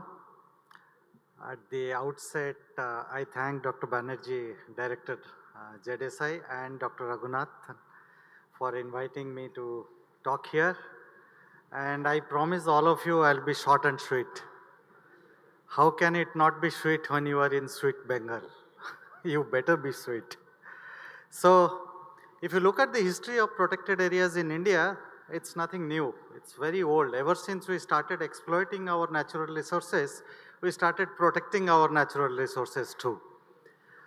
We started, more than 4th century before Christ, the concept of Avaranya came into existence. And if you look at the first concept of protected areas in the country, probably sometime in early 1900, it came from the Banjar Valley. Those days it was the central province, and together now Banjar and Halon, these two rivers, Halon and Banjar Valley together constitutes the world famous Kanha National Park and Kanha Tiger Reserve today. We had our wildlife sanctuary in terms of Ranganthitu in the 1930s, and during more or less same period, 1936, the Helis National Park, which later on became Ramganga National Park after independence, and then after Jim Corbett's death was rechristened into Corbett National Park, came into existence in 1936. And then ever since Prime Minister Indira Gandhi, after she took over, and 1972 after the enactment of Wildlife Protection Act, there was a flurry of protected areas in the country, and Project Tiger added more momentum to it. Nevertheless, the protected area, the sharp rise in protected area has come to more or less a standstill at the moment. If you look at recent years in the sense in last couple of years, I would say Tamil Nadu is the only state in the country which has been way ahead of other states in the country in declaring protected areas in terms of national park and wildlife sanctuaries. Otherwise, there seems to be a mind block amongst us in declaring more areas as protected areas. I will come to it at the last end of my presentation. So we have at the moment roughly around 107 national parks, and India has roughly around secured around 5.5% of its geographical area under the protected area status. Still, there are gaps. We have 1.2 billion, 1.4 billion people at the moment, but despite having 1.4 billion people, we have managed to secure 5.5% of our geographical landmass under protected area category. Despite that, there are still lacunae. I will just get into this in 4 gap analysis. First, let's get into the coverage gap. We have Dr. Mathur, all of us have been mentioning about this KMGF, the protocol in protocol, and we are inching very close towards it. It states a 30% target, and we are roughly around 27% right now. So we are achieving it slowly and steadily. But if you look at the representation gap, the beauty of this country is India is one of the few countries in the world which has represented protected area in all its 10 biogeographic zones. Very few other countries have achieved that feat. But if you look at the gap, we have maximum protected areas, albeit although they are small in islands and coastal, mostly in the islands. And if you look at the Gangetic Plains, which has been densely populated, we have the least number of protected areas. But despite all these things, we have managed to have representative protected area in all our biogeographic systems. We have many isolated population. You take the case of Hangul, you take the case of Manipur brow-antler deer, all these are less than 100 animals surviving in 1 or 2 protected areas. We have large number of Asiatic lion, more than 500, 600 or roughly around 700 Asiatic lions, but they are all largely confined to Gir protected area and surrounding areas in Saurashtra Peninsula. So there are a lot of populations, and beyond the flagship species, we have lot of species that exist outside protected areas. So that's what we need to give more emphasis on concepts that can secure the future of this species outside protected areas. We have come up with the concept of open natural ecosystems, which probably are the most threatened at the moment. People say wetlands are definitely threatened, but along with that, we do not realize how threatened our open natural ecosystems are. And it is more threatened because some of the critically endangered species of the country today survive in these open natural ecosystems. You take the case of Great Indian Bustard, you take the case of Lesser Florican, both these species today the population estimation is believed to be less than 100. Okay. And all of them are surviving in open natural ecosystem. We have declared protected areas in open natural ecosystems. One of the best example of protected area is Desert National Park. But if you look at the status of the land, all owned by people. So you cannot govern Desert National Park in the form of a strict protected area protocol. Okay, you need to come up with very, very innovative ideas to protect these open natural ecosystems. Coming to the ecological gap, conserving India's endemic biodiversity. We have our 30% fauna and nearly 26% of our flora are endemic, and nearly 2/3 of the endemic and half of endemic flora, they are outside the protected area. So although we have a well-designed network of protected areas, we are still far from achieving our goal as far as endemic flora and fauna are concerned, simply because bulk of them are found outside the protected areas. We have come up with a lot of interesting concepts, key biodiversity area, important bird and biodiversity area, but unfortunately, they are still not part of the protected area systems. They are there, we have identified, but unless you assign some kind of protected area category or status to them, securing their future becomes very, very difficult. For example, the wetlands. We have nearly 7,45,370 wetlands identified in the country. But if you look at the wetlands that have been listed, roughly around 1,317 wetlands are listed by Government of India. Okay, so huge amount, more than 6,000 wetland are yet to get any kind of recognition or any kind of protected area status.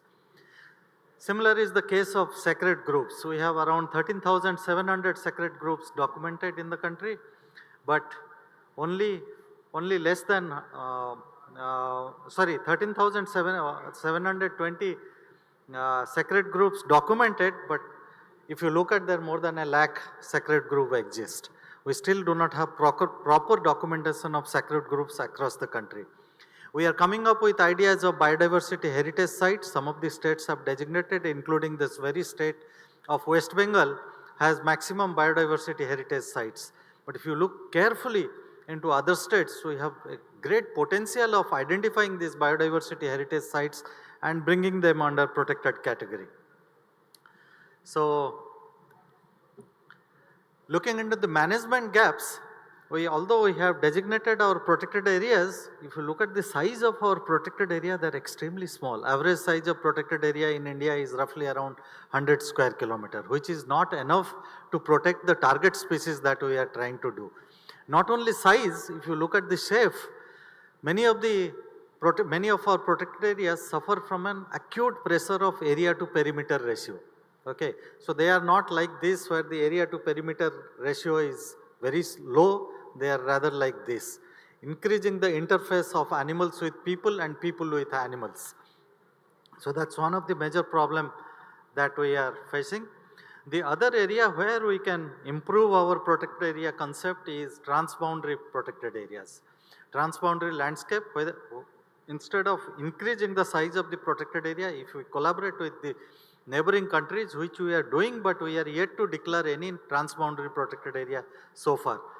The tremendous potential in this West Bengal and Bangladesh, Sundarban can come up as a transboundary protected area, Kanchenjunga can come up as a transboundary protected area, and up in the north, the Tarai Arc landscape between India and Nepal, the entire forested tract between India and Bhutan hold immense potential for transboundary protected area. It's not that the government is not looking into this biodiversity potential or huge amount of wildlife that exists outside protected area.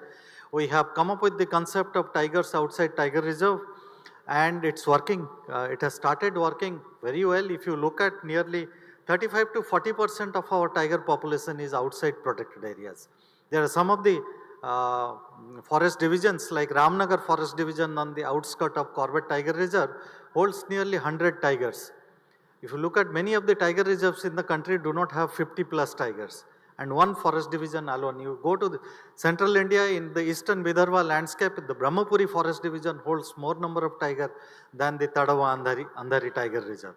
So, focusing on that, protected areas are absolutely essential for survival of animals. Okay, there is a analysis done, recent analysis done by Dr. Jhala and his team has clearly emphasized that why we need tiger reserves, why we need protected areas. So these are very, very critical to produce animals, to supply animals, and to keep the entire landscape alive. So our protected areas are like heart which keeps pumping blood and keeps all our organ functional. Finally, I would like to give you a very brief example of how beneficial protected areas are. In the landscape that I work, I have been intimately working in a landscape on the foothills of Himalayas, which is known as Tarai Arc landscape. I will give you a case study of the western part of Tarai Arc landscape in the state of Uttarakhand. There is a series of protected areas here. You can see the one with red boundary.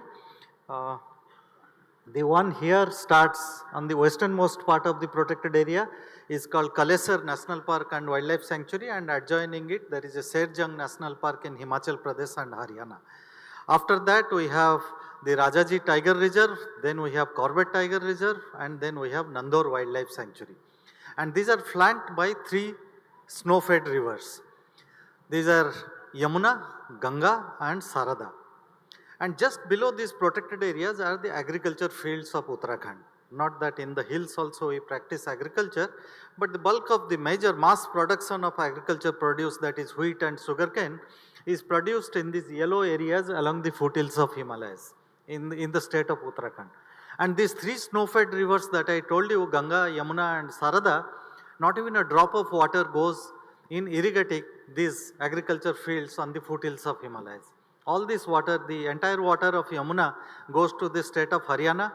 Bulk of the water of Ganga near Haridwar is diverted to western Uttar Pradesh, and the entire Sarada water is stopped at a place called Tanakpur and is diverted to a huge reservoir called Sarada Sagar that supplies agriculture fields of eastern Uttar Pradesh.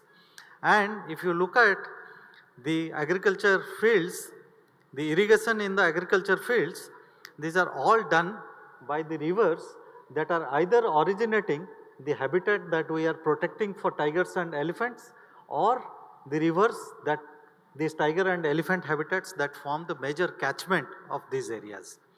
And what we say that there are a lot of, because we are protecting, Uttarakhand supports one of the largest populations of tiger, one of the largest populations of elephants. And because of tiger and elephant, lot of conflict also takes place. Elephants go and raid crops. We say that we are paying 3 crore rupees in a year, 4 crore rupees in a year for compensation to mitigate the impact of crop raiding. But we never say how much of agriculture produce that these rivers that are originating from these protected areas are resulting in. We have not yet quantified whether 300 crore or 400 crores of sugarcane and wheat are being produced from these areas, from these rivers, from the water that is irrigating the agriculture fields of Uttarakhand and that are originating from the protected areas we are protecting. So we need to change the narrative of protected area. We are not protecting the protected areas for animals like tigers and elephants. We are protecting this protected area to ensure the agriculture security of the region. This is not the case of Uttarakhand. You take the case of any protected area, Periyar Tiger Reserve in southern India to Simlipal Tiger Reserve in eastern India, they are the major source of water and they are ensuring the agriculture security of the country. Thank you.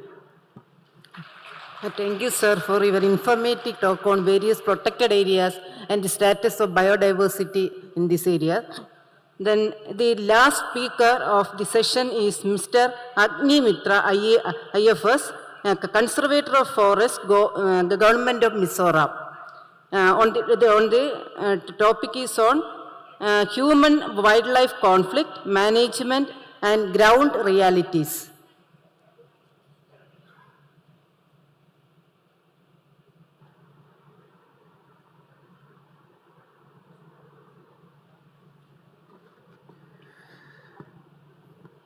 Honorable Chair, Dr. K. Ravichandran, Dr. Dhriti Banerjee, Director ZSI, Additional Director Dr. Raghunathan, distinguished panelists, honorable guests, ladies and gentlemen. Let me begin with thanking the ZSI for this opportunity and to share my personal journey, the conservation lessons from Nicobar to Northeast, which has been my personal journey in the last 17 years. The conservation lessons that we are going to look at very briefly in this 10 minutes is, first of all, the Great Nicobar Biosphere Reserve, the issues and the workings that were there.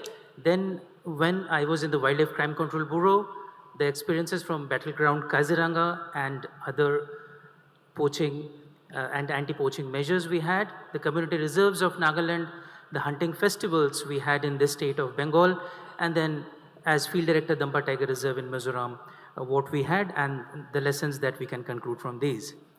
To start with, let me take you to the pristine Nicobar Islands. This is Great Nicobar Island. Of late, I'm sure many of you have been seeing a lot of photos and videos of this island. Let me also show you mine. So this is Great Nicobar Island, tropical rainforest, wet evergreen rainforest with incredible biodiversity. And of course, not only the forests are above the ground, not only the diversity is above ground, and this is the interior of the forest, every inch is full of life. And some of the habitats are like almost the sholas of South India. And here you can see the Nicobarese tribe living in harmony with the forests beyond. And this biodiversity also extends below the waters into the coral reefs, where I was fortunate to dive and see the coral reefs along with the ZSI team of Port Blair. So these incredible reefs also encircle the Great Nicobar Island and other islands of Nicobar and have amazing biodiversity. Now, what were the issues in these islands? First of all, foreign poachers from Myanmar. To negate that, we had joint teams of forest, police, and the Coast Guard having camps in the very remote areas of the islands, and often there would be long-range patrolling, and there were many of these poacher teams from Myanmar and sometimes from other countries which were apprehended. They were looking for sea cucumber and some of the valuable timbers of our islands. And the other issue which was there, it is not a conservation issue as such, but it is about the exploratory potential that was there in these islands. This is one of the native orchids of that island, and there is this endemic orchid, Aerides emerisi, and there are description of species both from plants and animals. ZSI discovered a rail, I think, and there are range extensions of species. There are other species which are being described. So need was felt to establish a plant conservatory. So this orchidarium and plant conservatory I was able to design in Nicobar. So in this, the native species of notable plants were kept, and I'm sure if people are interested, if they, interesting plants are brought to this conservatory, their flowerings are observed, there would be description of new species with time.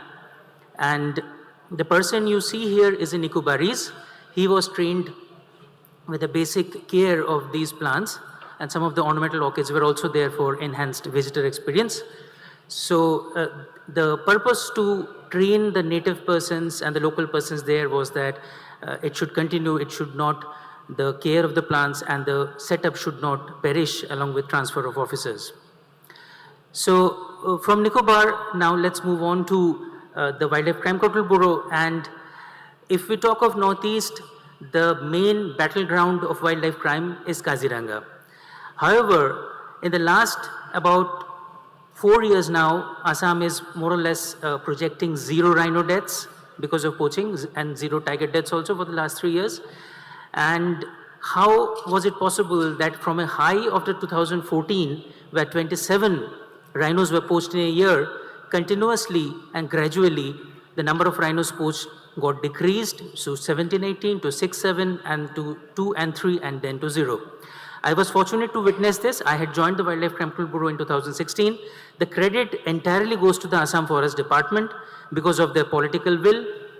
And let me set the record straight by saying that the first and foremost measure was that from 2016 to 2022, every year, the number of rhinos poached that you see here was exceeded by the number of poachers shot dead in Kaziranga. So that is a battleground. It is not without reason that I call it a battleground, and it is not going to be everywhere. Such drastic measures are not possible everywhere, but that is how it is in Kaziranga. So because of that and because of several other measures, I have already mentioned very strong political will and other things like arming the frontline forest staff with modern weapons, and we at WCCB was able to play a small role in making a robust intelligence network all around the tiger reserves of Assam, not only Kaziranga.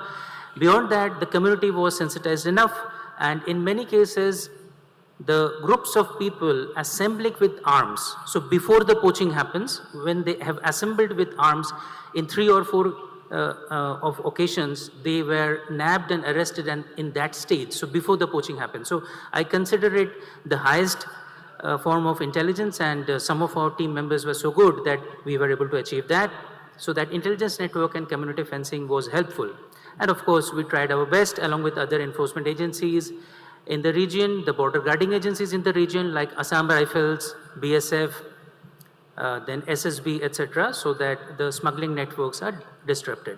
So all of that, but of course, lion's share of the credit goes to the Assam government, that the poaching at Kaziranga and Assam has come to basically 0.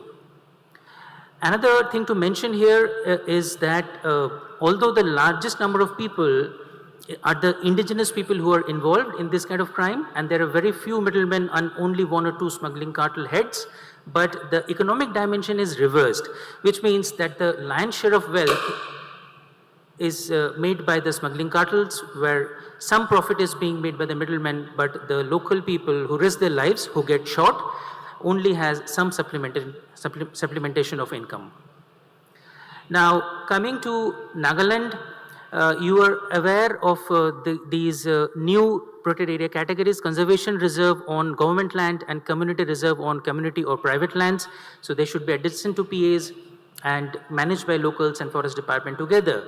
So Nagaland, being in Northeast, is having this situation where most of the forest in the state is privately or community owned. It is not government owned. So with the involvement of a few very willing officers, since 2014, the number of community reserves in Nagaland have shot up.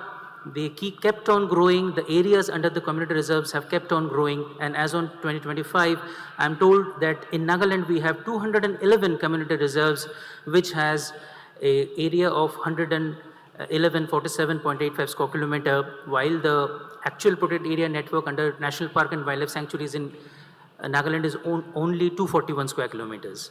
So this is a win-win situation because the local communities also get employment. They get some funds for soil moisture conservation activities, etc., under the IDWH scheme of the Government of India. And so because of that, more and more communities in Nagaland are coming ahead and participating in this. So beyond that, the Amur falcon conservation story, people are aware. We did not have any role to play in that, but it had occurred more or less in the same time, where with community participation, the breeding grounds and the roosting grounds actually, the roosting grounds of Amur falcon was conserved in Nagaland, and then elsewhere also similar efforts in Manipur, etc., were also taken. Coming to this story of the hunting festivals in South Bengal, when I had joined in 2016, we see that every year in the month of April, May, there used to be very large hunting groups of the tribals of the western West Bengal in the districts of Bakuda, Birbhum, Midnapur, etc. And there were certain dates on which there would be mass hunting rituals, and these were claimed as traditional rites, and hundreds of wild animals were killed, and the department, the forest department with its limited strength, were really helpless. The visuals were horrible, and with the constraints that the forest department face, this seemed to be an unsurmountable problem. However, it was brought down by 90% with a very minimal intervention, and I really want to share that story because this is a fantastic example that how little effort can bring out this kind of great change, and if the right technique is followed. So there was a PIL filed by an NGO called HEAL. Some of them may be present here today in this hall. So this small NGO, HEAL, based out of West Bengal, they filed a PIL in the Calcutta High Court, and the High Court said, directed the state government, the forest department, to stop these huntings. But the forest department the coming year was still overwhelmed. There were thousands of hunters gathering. I will show some visuals. And so they could not follow the court's order. It was followed up with a contempt petition in the court by HEAL, and then the High Court appointed district committees headed by the district judges. The district SPs and the DFOs were members, and these committees met regularly. They issued directions to the railways, to the transport department, and because of that, and because of other actions like meeting of the community leaders, there was large-scale coordination before those hunting dates, and they were setting up of barricades. There were people, there were forces in the bus depots, the railway stations, who prevented gathering. The transports, the truck full of people were stopped before gathering. Because of that, I want to show you some before and after pictures. So on the top right, I think, for you, yeah, so you can see the gathering of hunters in the Pakhibad side in 2022, but because of all those measures in 2024, there was hardly any people there. And you can imagine this mob of thousands, armed with spears and bows and arrows, etc., how many small wildlife they could have killed, but that was stopped with this intervention of a PIL by a small NGO with very limited resources. Similarly, for other sites like Arabadi and all, there would be large gatherings in 2022, but those were not there in 2024 because of the efforts by this NGO. So I think this is a story not often told, and it is a conservation success where the effort to result ratio is really, really positive. So I want to highlight that. Beyond that, some lessons from Dampa Tiger Reserve. It is a reserve with 7 feline species. The clouded leopard has the highest density in the world, and there are many, many other species like binturong, spotted linsang, 8 species of primates, Malan sun bear, Chinese pangolin, etc. So these are some of the photographs of camel traps from that reserve. And it has very good connectivity through Bangladesh into Myanmar. So the issues there are common to northeastern issues like international borders, illegal hunting for sport, extremism, etc., lack of infrastructure, lack of capacity, ownership of forest land with the communities, and Jhoom. So in my opinion, in my experience from the Dampa Tiger Reserve, extremism has to be, extremism is already a national security threat, but that wildlife trade like rhino horn smuggling, and the nexus is already established and should be declared as a national security threat and more seriously taken. Illegal hunting for sport, it is a cultural issue, but it is going away. There is perceptible shift and we see the offenders are mostly in the 40s and above. Lack of resources, CSR can play a role. With my request, WWF had donated 50 camera traps and 1 vehicle to Dampa Tiger Reserve, and we hope for preferential treatment by the Government of India for these reserves which lack resources. Relationship with the locals, Jhoom land, etc. has to be developed with ecotourism benefits to the locals, and there are certain technologies for sloped agricultural land which has to be incorporated. So with that, let me make the concluding remarks that there are clear silver linings and rays of hope in northeastern India. We see that the current generation is not much interested in hunting. We see that they have conservation ethos built in, being tribals, and those rays and silver linings are showing off. And ecotourism and green enterprises are the best options for Northeast. And I believe, being there for some years now, then Northeast is on the verge of change. So those are the conservation lessons that I wanted to bring you from Nicobar to Northeast. Thank you very much. Thank you, sir, for the excellent presentation.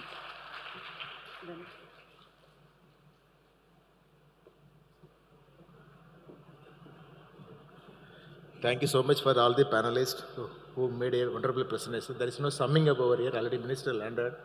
So just we have to rush up. So may I request the Director, Zoological Survey, to come on stage to release 2 of our publications. One is Fauna of Singilila National Park. I request author of the book, Dr. Kaushik Dhuti, to come down to the stage. And second book is Studies on the Cladal Diversity in the Protected Areas, and third one is Faunal Diversity of Andaman Group of Islands, Anil Kumar Dubey.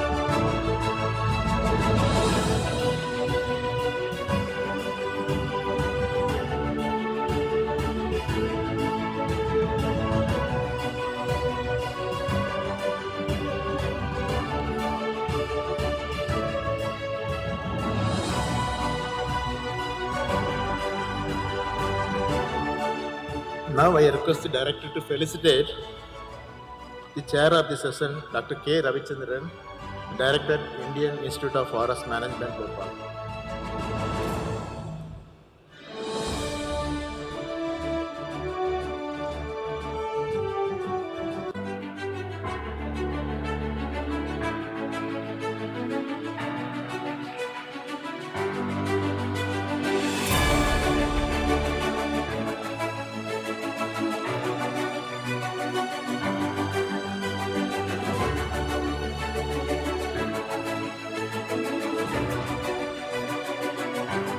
Now I request Director to felicitate Dr.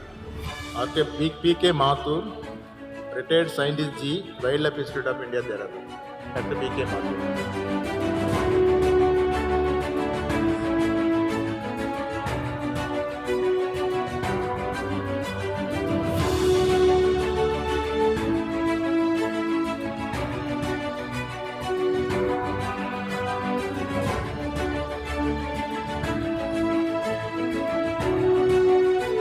Again, I request Director to felicitate Mr. Pradeep Sarmakadam, Member Secretary, Goa Biodiversity Board.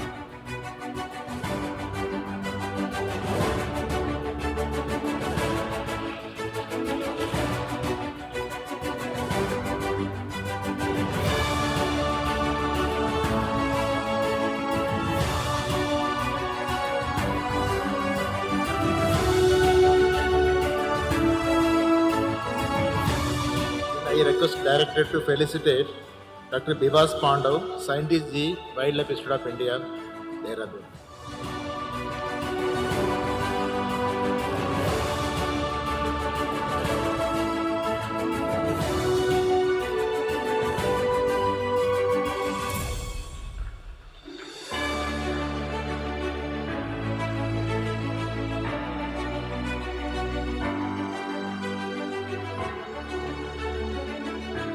Again, I request Director to felicitate Mr. Agni Mitra, IFS, Conservator of Forest, Government of Mizoram.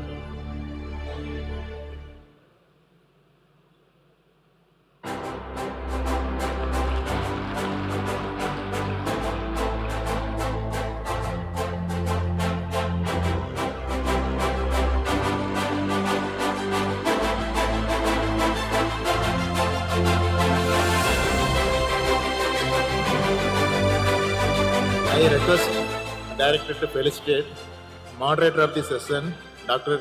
Bindu L, Scientist ZSA, Calicut.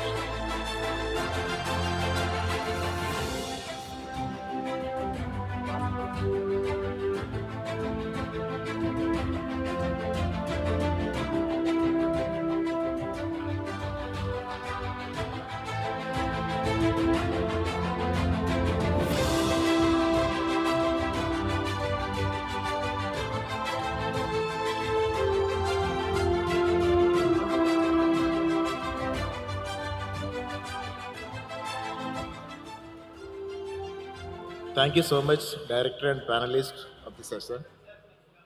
Huh?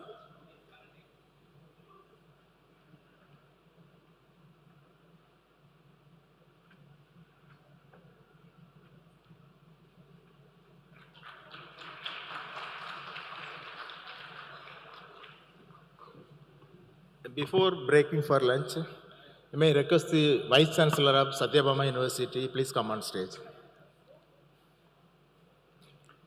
Rohini.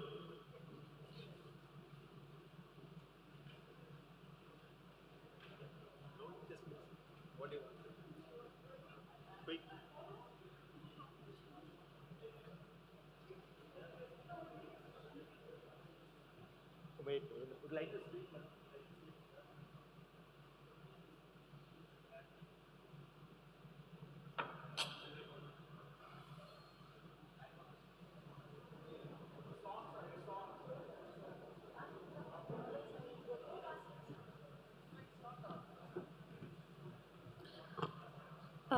Good afternoon, ladies and gentlemen.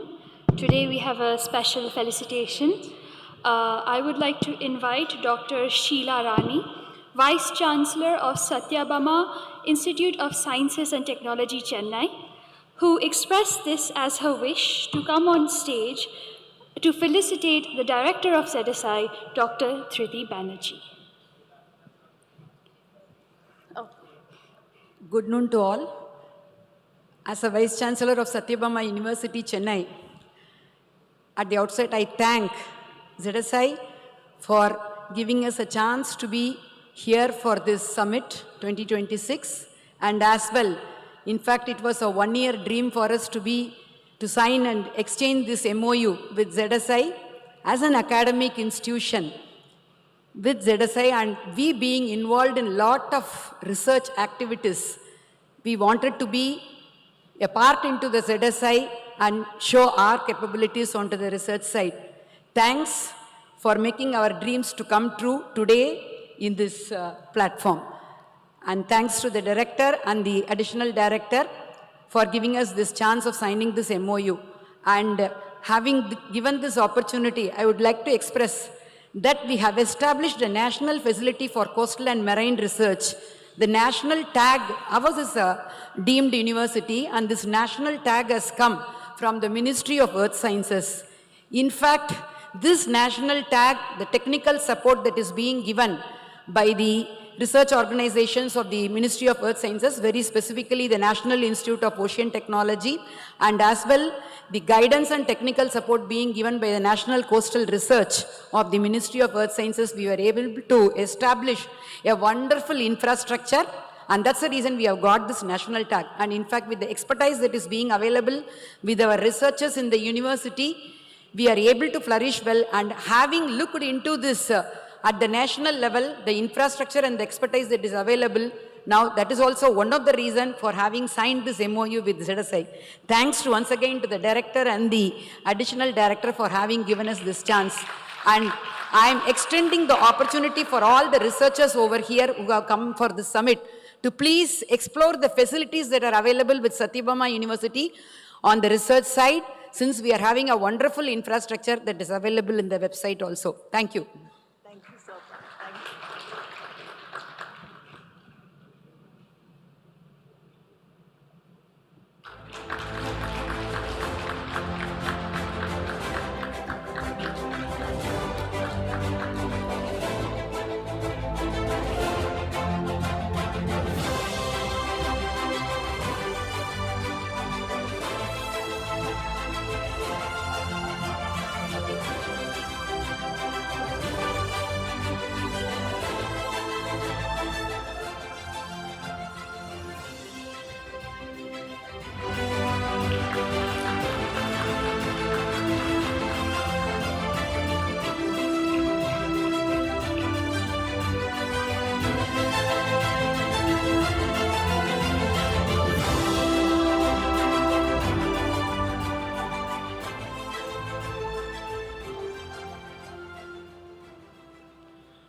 With this, we can break for lunch.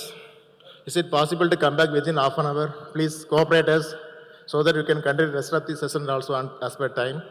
So any cost, minister will be reaching over here by 4:15. We have to, as soon as his arrival, we have to start his session. So please cooperate with us so that we can go. We can see the voices of scientists, ZSA scientists also, and later on the directors meet also. So we will reassemble by 3:15.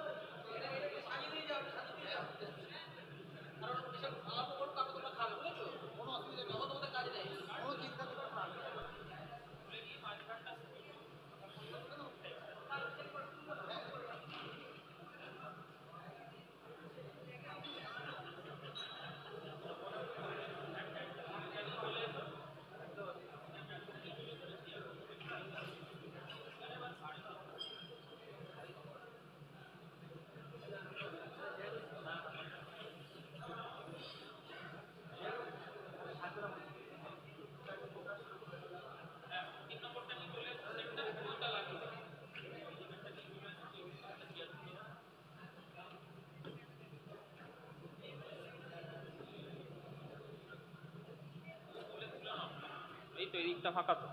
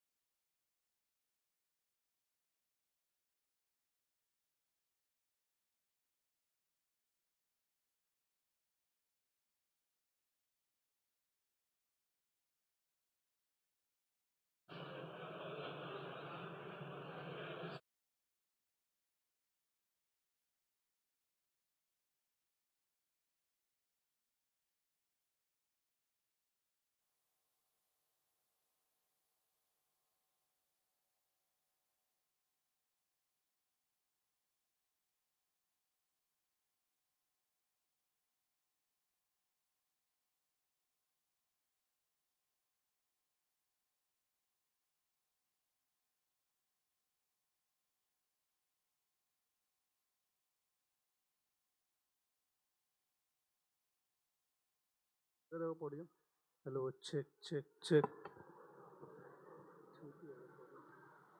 Hello, check, check, 1, 2. Hello, check.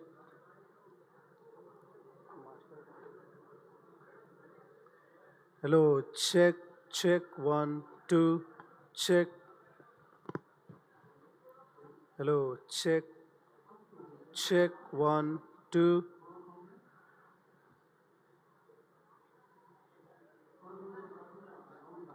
Check, check, 1, 2. Hello, check. Huh?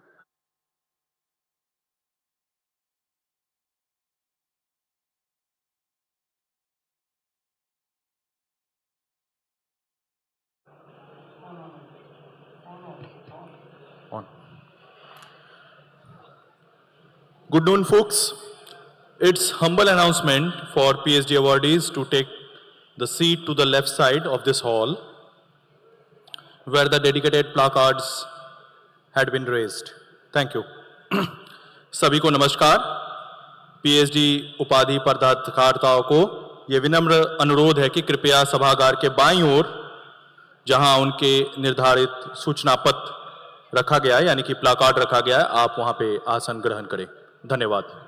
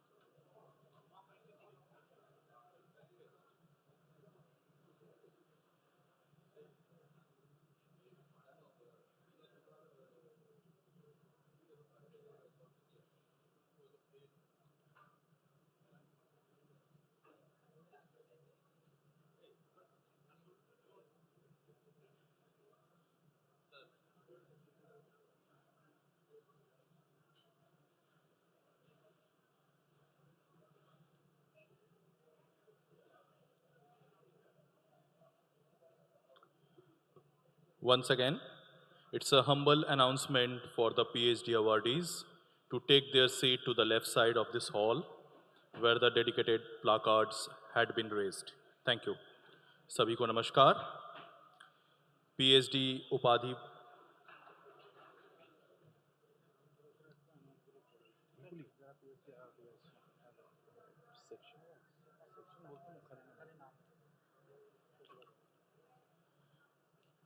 PhD उपाधिकर्ताओं से विनम्र अनुरोध है कि कृपया सभागार के बाईं ओर में, जहां उनके लिए निर्धारित सूचना पट प्लाकार्ड लगाया गया है, वहां आसन ग्रहण करें. मैं नाम ले रहा हूं. Doctor Garima Hore, doctor Dipanita Das, doctor M Senraj, doctor Swati Das, doctor Abhash Prakashi, doctor Swarup Ranj Mohanty, doctor Alifiza Siddiqui,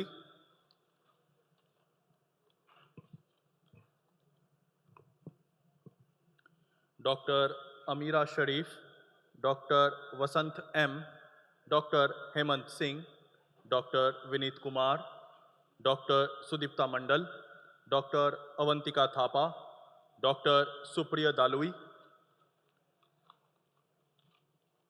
doctor Devika Bhuiya, doctor Neena Tabitha Semon, Dr. Rita Dev, Dr. Divyajyoti Ghosh, Dr.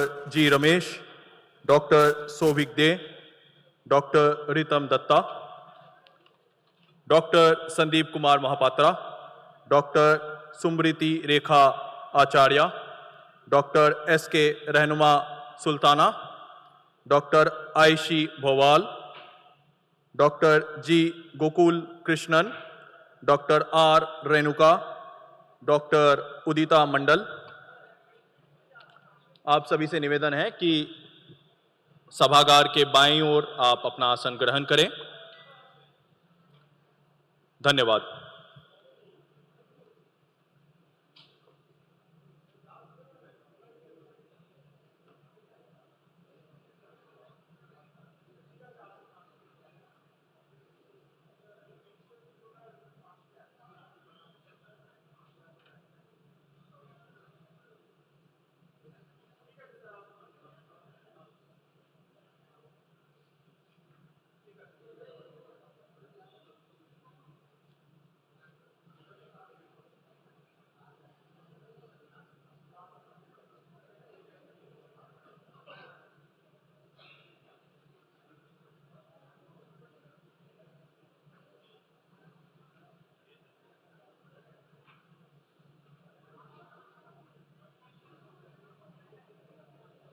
Hey, hey, check, check, 1, 2, 2, 2, hey, hey, hey, check, 1, 2. সবকটা তো রিভাব হবে, হ্যাঁ? Check, hey, check, 1, 2, 2, hey, check.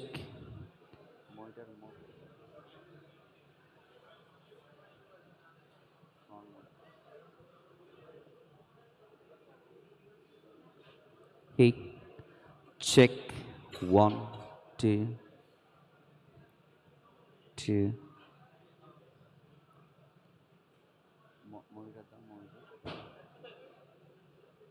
Check.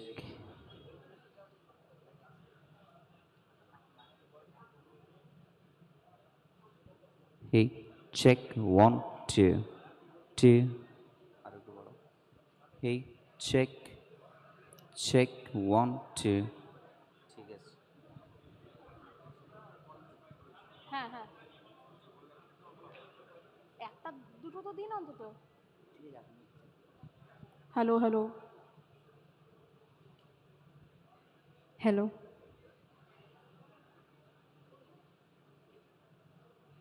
আমি কি করে আরো দু তিনটে অন্তত না দিলে আমরা বুঝবো কি করে? এসএমপি না কি এটা? Hey, check, 1. SM58 এটা SM58। Hello hello Check, hey.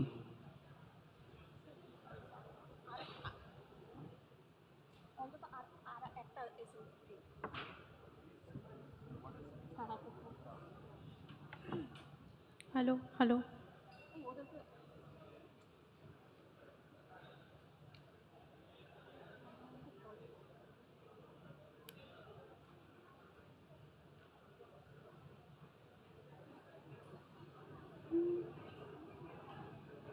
Hello hello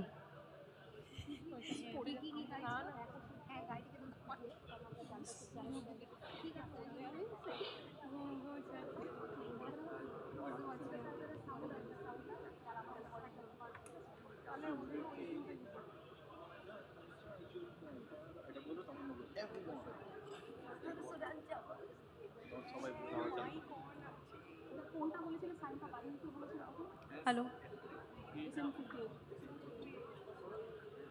ঠিক আছে ওটা ওটা পরে বলছি।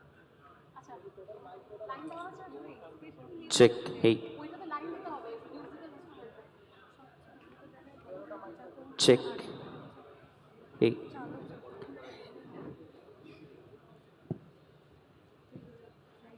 Hey, check. Check, 1, 2. Hello Hello, hello. Hello. Hello. 1, 2, 2. Hello. Hello. Hello. Hello hello সব ঠিক আছে Hey, check. সাউন্ডের সাথে একবার আমার না না না ঠিক আছে তো হ্যালো হ্যালো ঠিক আছে কে নেবে Hello. Hello.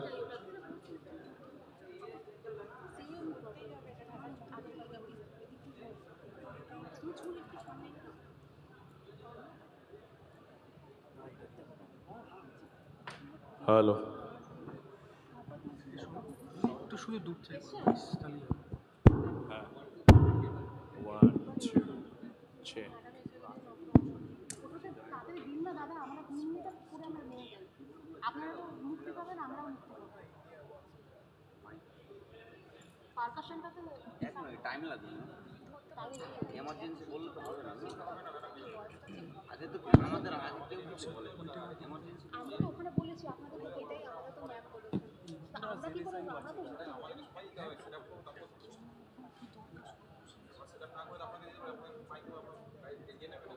ব্যাপারটা ওই তো সাউন্ডটা দিতে হবে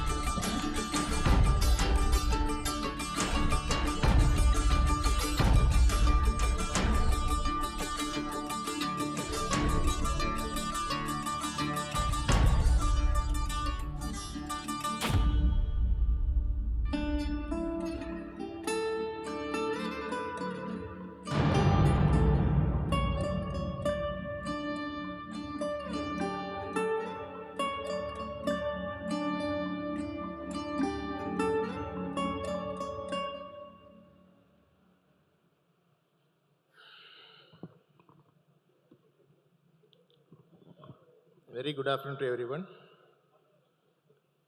We'll be passing on to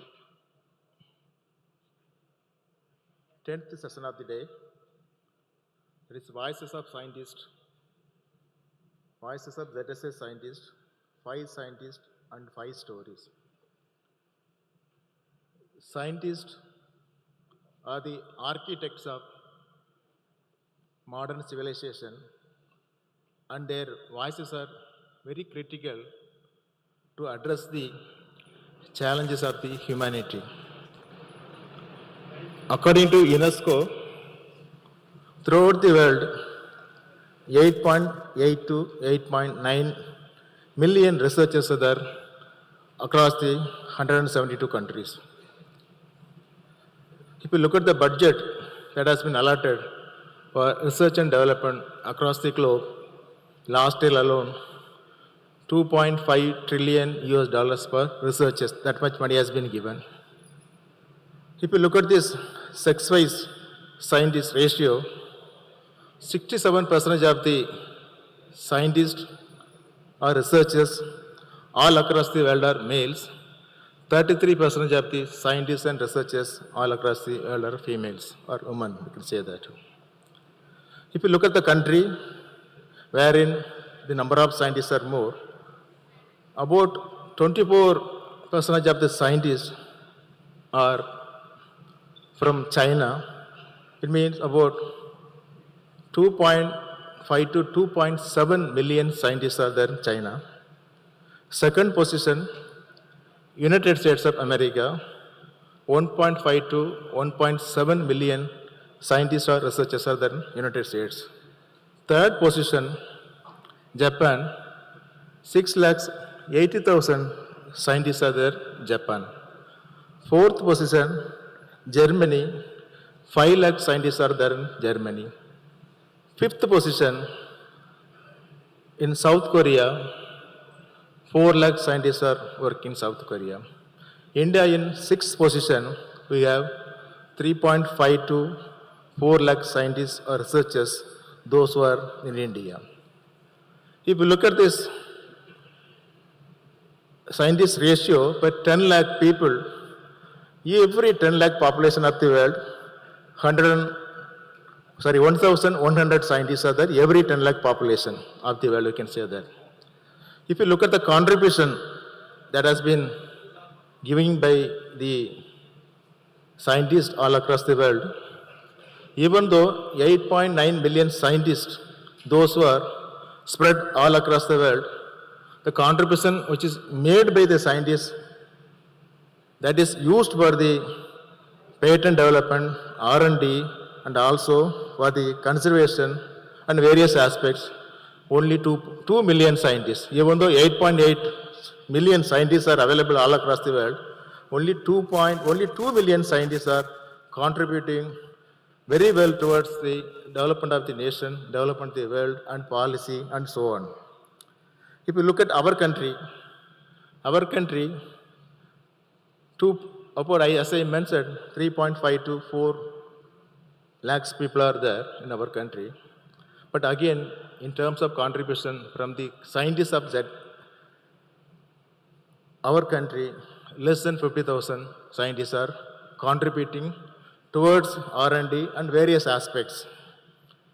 Keeping this aspect, this particular session, that is Voices of ZSA Scientists, 5 scientists and 5 stories have been conceived.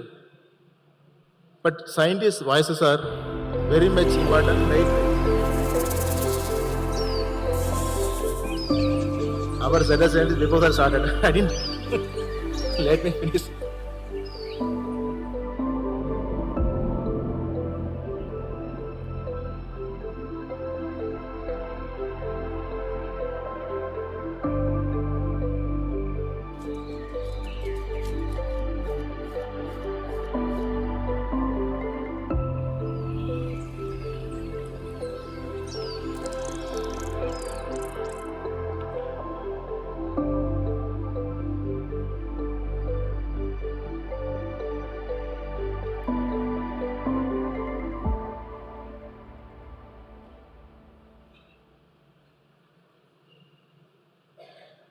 ZSI have the total staff strength of about 1,046 individuals, of which scientific fraternity alone more than 600 people are on scientific fraternity.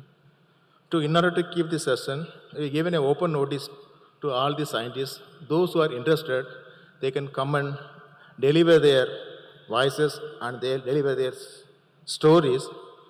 Accordingly, we shortlisted 5 scientists to come down on this particular forum and raise their voices for only 5 minutes per scientist. With this, I'm handing over this session to Dr. Aparna Kalavati, who is a scientist E from the Western Regional Center of Zoological Survey of India, Pune. Dr. Aparna Kalavati is a renowned taxonomist on the Lepidoptera. Her interest is on butterflies and moths. With this brief introduction, I'm handing over the session to Dr. Aparna Kalavati.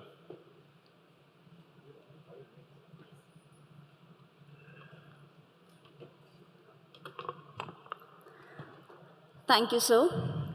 Respected Director, ma'am, Additional Director, sir, distinguished dignitaries, eminent scientists, esteemed colleagues, ladies and gentlemen, boys and girls, a very warm good afternoon to all. सभी को नमन, अभिनंदन. खाना खाने के बाद यहाँ बैठना बहुत मुश्किल है. So we promise you, you will not feel bored. It is my privilege and honor to welcome you all to the 10th session, Voices of Scientists, 5 Scientists, 5 Stories, as a part of Animal Taxonomy Summit. Sir, Madam, Zoological Survey of India is serving nation for 111 years, and this legacy continues due to our dedicated scientists who work day and night for documenting, exploring, discovering, revising fauna. Ladies and gentlemen, today's session offers an unique opportunity to hear from the 5 distinguished eminent scientists of Zoological Survey of India from varied areas of taxonomy. Each presentation will be of 5 minutes. I would like to invite the chair of the session, our beloved director, Dr. Driti Banerjee, madam. Please give a big round of applause. Madam is an accomplished zoologist, specialist in dipteran taxonomist, molecular biologist, forensic entomologist, Madam has over 3 decades of experience. She has worked from Diptera section to head of office to the first women director of Zoological Survey of India. Madam has more than 200 research papers, many books, patents, and she has contributed in research and policy and modernized the documentation of Indian biodiversity. She holds many prestigious awards. It will be very laborious for me to announce here. To name a few, she holds Kadambini Ganguly Award, Banga Gaurav Samman, Lifetime Achievement Award, Nari Shakti Samman, and many more. Welcome you, ma'am. Now I take this opportunity to call upon Dr. Girish Kumar, P., Scientist D., Western Ghats Regional Center, Calicut, a vast man specialized in Hymenopteran taxonomy. He has more than 350 research papers. Guys, don't see his height. He has more than 350 research papers, more than 157 new species to his credit. He is a vast man. Thank you, sir. Next in line, I take this honor to call upon Dr. Komod Tyagi, Scientist D, Center for DNA Taxonomy, Zoological Survey of India, Kolkata. She has more than 20 years of service. She is an TRIPS taxonomist. She works on DNA barcoding, eDNA metagenomics. She has discovered many new species of thrips and published more than 180 research papers. Welcome, ma'am. Next on board, we have Dr. Mukesh Thakur, Scientist D and Officer in Charge, Mammals Osteology Section, Zoological Survey of India, Kolkata. Dr. Thakur is a specialist in conservation genetics, wildlife forensics, and landscape genomics. He has more than 15 years of research experience. A certified wildlife forensic scientist, has 162 publications. He has supervised many PhD scholars. He is a specialized member of IUCN Species Survival Group Commission for Varied Groups. Welcome you, sir. We have on board a reptile man, Dr. Pratyush Mohapatra, Scientist E and Officer in Charge, Reptilia Section, Zoological Survey of India, Kolkata, specialized in herpetology, reptiles, amphibia, and scorpion. When I first met him, I thought he's a snake man, and I was very feared to talk to him. With over 2 decades of experience, he collaborates closely with the various stakeholders and communities to address biodiversity conservation challenges and species threat. Welcome you on board. Next, we have none other than Dr. Navneet Singh, Scientist E and Officer in Charge, High Altitude Regional Center, Solan.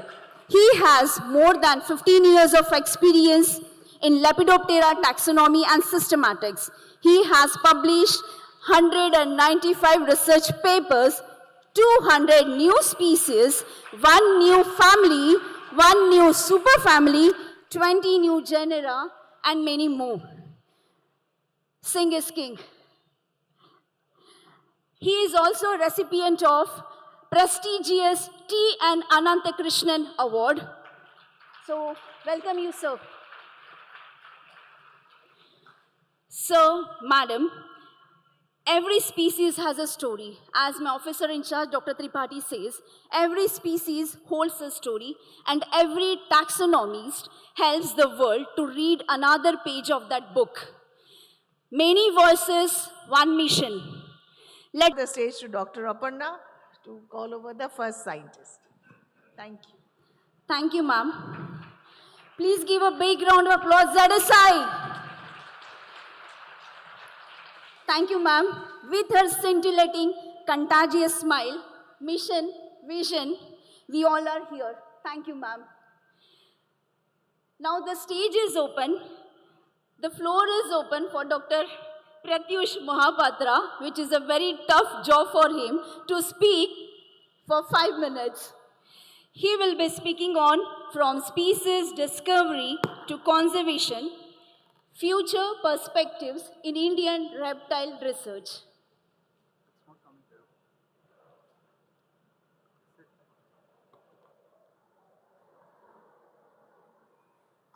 A very good afternoon to all of you, respected Director Madam. I'm not taking time to address everyone, but yeah, so thanks for the opportunity of telling about ourselves and on the behalf of the reptiles, it's my voice, what needs to be done and what can be done. I spent my childhood in area in the central part of Odisha, where it is surrounded with lots of mountains, forest. So my encounter with different wild animals was different. I got fascinated with reptiles like snakes, lizards, scorpions, spiders, like too much than any other kid in a village. But that became my motto, and I became a scientist in future. So I'm maybe lucky in one among the million who chosen to be a scientist in this field. Coming to reptiles, so my slide is just like 5 presentations. So introducing reptiles, it's not required, in fact. So I'll be directly going to the reptile diversity. So it's very important because 5-7 years back when we joined JEDSI, that time the checklist of reptile was 550 species like that. Now it is more than 850. So 300 species in last 10 years. So that's not a small number in any group of animals. And reptiles are especially very important because they also contribute to the global biodiversity index, lots of endemic species. So when we talk about mega biodiverse country and all, we know like the index, how it has been prepared, in which mostly vertebrate is given importance, and the endemicity and everything. So, and the way reptile diversity is being like discovered in last, like after the molecular taxonomy and integrative taxonomic approach. So that's really commendable, and it may be in coming future, like another 200 species of reptiles are yet to be discovered. So there's 58% of reptiles which are endemic to India. Most of them are very much restricted to a particular habitat. Highest species richness in place like Tamil Nadu in the Deccan, because it has Western Ghats as well as the Deccan Plateau, followed by Kerala, Karnataka and Maharashtra. Then we have the maximum diversity in geckos. So geckos were one of the unexplored group in every locality. The most common species are actually not thoroughly looked at. So maybe it is not good to tell them as cryptic species, but we have never seen them in that eye, like what are the characters which actually makes them different. So geckos are the most diverse with 260 species. This is the species diversity of reptiles in India. So the research gap, still we have research gap in taxonomic and nomenclature complexities in many groups, because many of the species which were discovered long back, either they were described based on paintings, based on animals which are not traceable now. So all these things, this complexity is very high, even in nomenclature. So as I told you, this group has lots of work been done. So it leads to there may be many names or synonyms in every species list. So it is not that easy to describe a reptile, just give a name. So there may be a name available. So only the taxonomists can understand how we follow it religiously. And identification of cryptic diversity and species boundaries, still we are in a very nascent stage. As I told, there are many species yet to be described. Even in venomous snakes, we have many species which are yet to be understood. There are species like their geographic delimitation is required and species delimitation is required. Huge threat due to poaching and pet trade. So that's again a very dangerous, and there are lots of illegal wildlife trade, emerging threats from invasive species, and these are all gap areas which needs to be addressed in near future. And limited integration of paleontological data. So that's very crucial for taxonomy and systematics. So I think time is running. Sorry. So I have several case studies, like we can discuss all these later due to paucity of time. So maybe I'm just skipping it. So these are the future scopes. Still we have scope in doing taxonomy, in finding new species, and in mostly the least surveyed areas like Eastern Ghats and Deccan and in islands. And this is the graph of reptile discoveries in past 10 years. You can see since like 2016, how the graph has increased. Conservation of threatened reptiles, again, as my friend Sanjay was giving the figure of, like they're doing the regional reptile assessment in South Asia. So this is the figure, like currently we have majority of species which are threatened, and there are nearly 204 species which are yet to be evaluated. Then interdisciplinary research is also there, and applied sciences and innovation in case of like biotechnology and biomimicry application also now reptiles are being taken, and even bioprospecting due to the use of venom and the medicinal value. So thank you so much. It's a very brief presentation, but yeah, lot to tell. Thank you so much. Thank you so much, Dr. Pratyush, for taking us to the reptile research and what we are doing in India in a very short span of time. Thank you. Now I call upon Dr. Navneet Singh, Scientist E. Hi, Director, Zoological Survey of India, and all the dignitaries and my dear colleagues. So I'll be talking about two biological entities. My talk will be revolving around two biological entities, which on association give a very precious third biological entity. So first is, so my talk is about the Kida Jadi and the association of moths. So fungus is Ophiocordyceps sinensis. So it is a high altitude fungus. It is an endophytic insect pathogenic fungi, and it is a very host specific, and it infects a larva which lives underground basically. And the host is Hapialidae. Hapialidae is a Lepidopteran moth family. About 57 species are reported host of this fungus. 7 genera are there, and the recorded altitudinal range of the moths is also about 2800 meter to 5100 meters. So when both, this is the fungus moth complex. So the underground part is the larvae, caterpillar of the moth, and the upper part is fruiting body of the fungus. So when both Ophiosinensis and the caterpillar, so they associate with each other, they form this Kida Jadi, which we commonly call as Kida Jadi in India, this Yarsa Gunbu in Tibet, and Yarsa Gumba in Nepal. So it's a very precious, in the economic terms also. So this is a very schematic diagram how their life cycle is basically.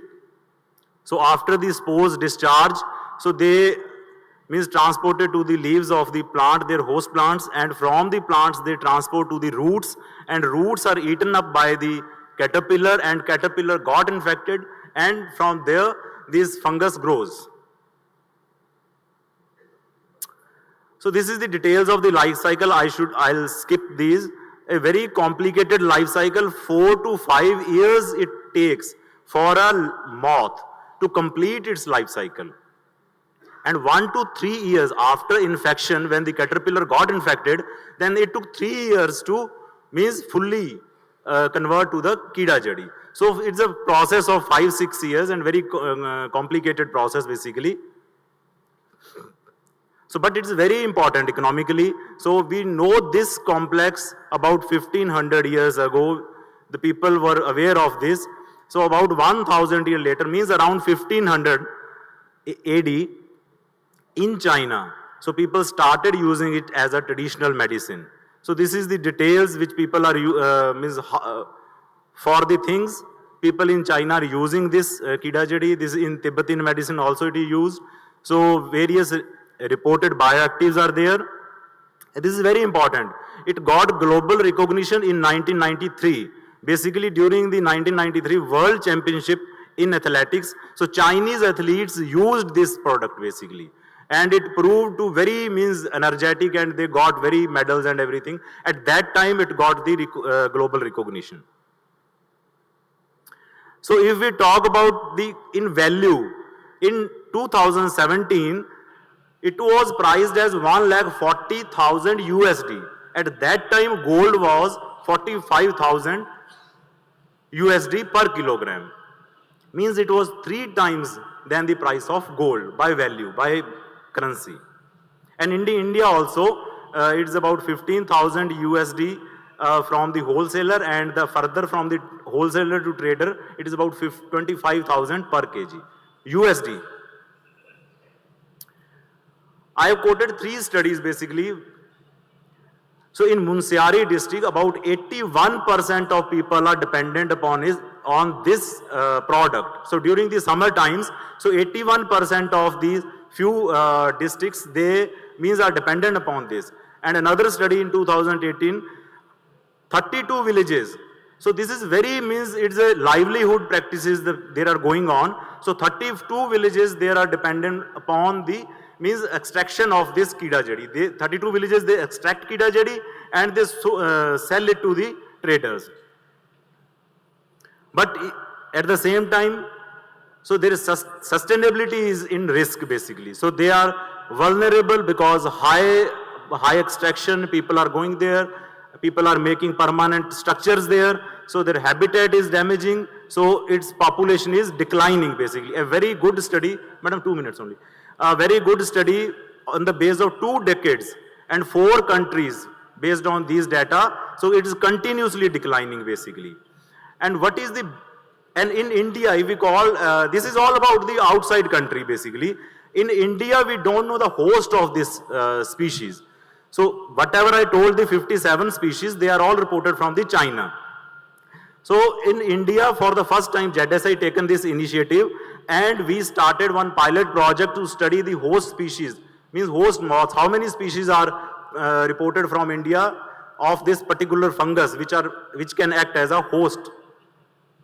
So it's it's found in a very difficult terrain. I personally went to that field. 19 kilometers we walked for 2 days, and finally we reached the Pathar Nachonia, this top 1 place. And that is the place from where we could get the moth samples basically, and also the fungus samples. So this is all the tracks which we covered during our survey, and this is the methods we collected. Larvae, for the larvae collection, we have to dig up to 2 feet. Then only we could get the larvae of this caterpillar basically.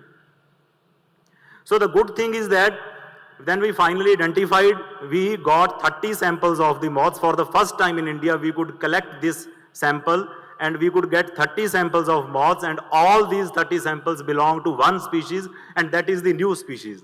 So the publication, that is under publication, and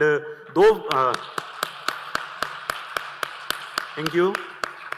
For me, all my new species are invaluable I should say, but for public, I think this species will be most precious species, because this is going to be a host of that fungus, which is one of the most precious biological material or entity, what should I say. So I suspect lot of species are there for theta rod. This is the 2nd species, and this is the 1st species which we are going to declare as a host species of the fungus in India. And I am 100% sure we will get multiple species, and with I discussed with madam also. So madam is also ready to further we will take up this project further, and I am very much sure that we will get multiple species and we will finally find out that how many theta rod species are working as a host of this fungus. So it is a direct livelihood for the high altitude people. Many of the questions which still are unanswered, and we will, in the coming time, we will try to answer these questions. Sir, time is... And definitely what I told that, so such type of focused efforts and the further studies will definitely support the long-term sustainability of the livelihood of the local communities which are 100% dependent upon the Kida Jadi. So thank you very much. Thank you, sir. Thank you for touching upon the livelihood and bio-entrepreneurship. Thank you. Next we have Dr. Mukesh Thakur. He'll be speaking on genes, geography and biodiversity.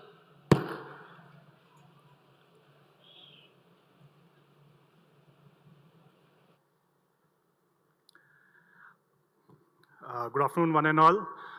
So in the interest of time, I will just rush through. So I'm here to support the genetic diversity to be used in conservation projects. So the various exploration projects that we do in ZSI or elsewhere, and in the conservation science also, the genetic diversity is disregarded. So I thought to discuss about my experiences working on ZSI from genes, geography, and biodiversity. And I believe in 5 minutes I would be able to justify the title I have purposefully taken. So if you see here, this is a word map of predicted genetic diversity, which shows a very disparity in distribution of genetic diversity across the globe. At places we have a high genetic resources, at places we have moderate or low genetic resources. So this shows how the genetic diversity is distributed in space, and the landscape, which sometimes support the gene flow and the species movement, which play a very important role in distribution of the genetic diversity. And in entire biodiversity and wildlife, we just work on 2 aspects, plotting diversity or distribution. So this is the entire, if we have to sum up the entire work, so we can say we are working either exploring the species diversity and their distribution.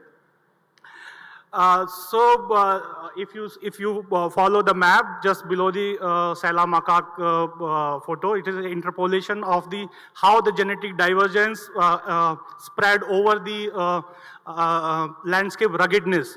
So for example, we have working on Arunachal macaque, and accidentally we would land up to describe a new species called Sela macaque, where if you follow the map, the Sela Pass, which is a high mountain ridges, about 4,000 meter plus elevation, which become a genetic barrier and bisect the Arunachal macaque and Sela macaque. So we got a 2 phylogenetic species. So following this, we have developed a landscape genetics framework, and this framework where like all other wildlife scientists, we do the species distribution modeling, where we generate the species occurrence record. And if you see here, the species occurrence record, and then we download a lot of bioclimatic variables. We sum up, put up a lot of variable selections, and then we made a SDM, which is a species distribution model or habitat suitability model. But at the same time, we also, develop the genetic data. So we collect the biological samples, maybe the fecal samples, all non-invasive samples. And on those predicted map, we collect the samples and process them for understanding the genetic diversity. And then both the maps we pool together in a cityscape model to understand the linkage in the landscape. So in given landscape, we understand the structural connectivity, which is supporting the gene flow or the movement of the species. And then we identify those areas which is important for the foresters and the policy planners, so where there are, the animals are moving in the landscape, and there are functionally connectivity of the corridors. So following this framework, we have worked on a lot of species in ZSI. So we have a large team. So I and Dr. Lalit, we work together in a number of projects.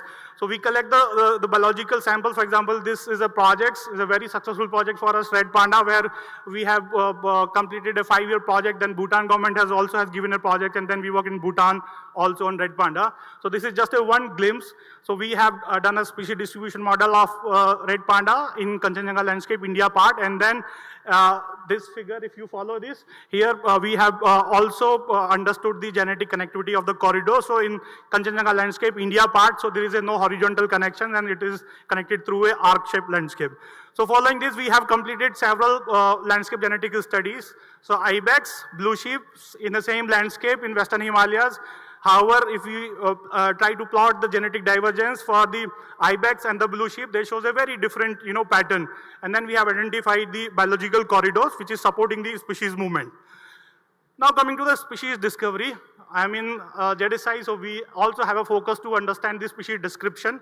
And sometimes it's not like a systematic or a planned discovery for us, but in case of mammals, largely we are doing the phylogenomics or the phylogenetic species concept, because describing a mammal based on the morphology is past now. People have to work at a micro scale, and we have to do a lot of Illumina sequencing or NGS.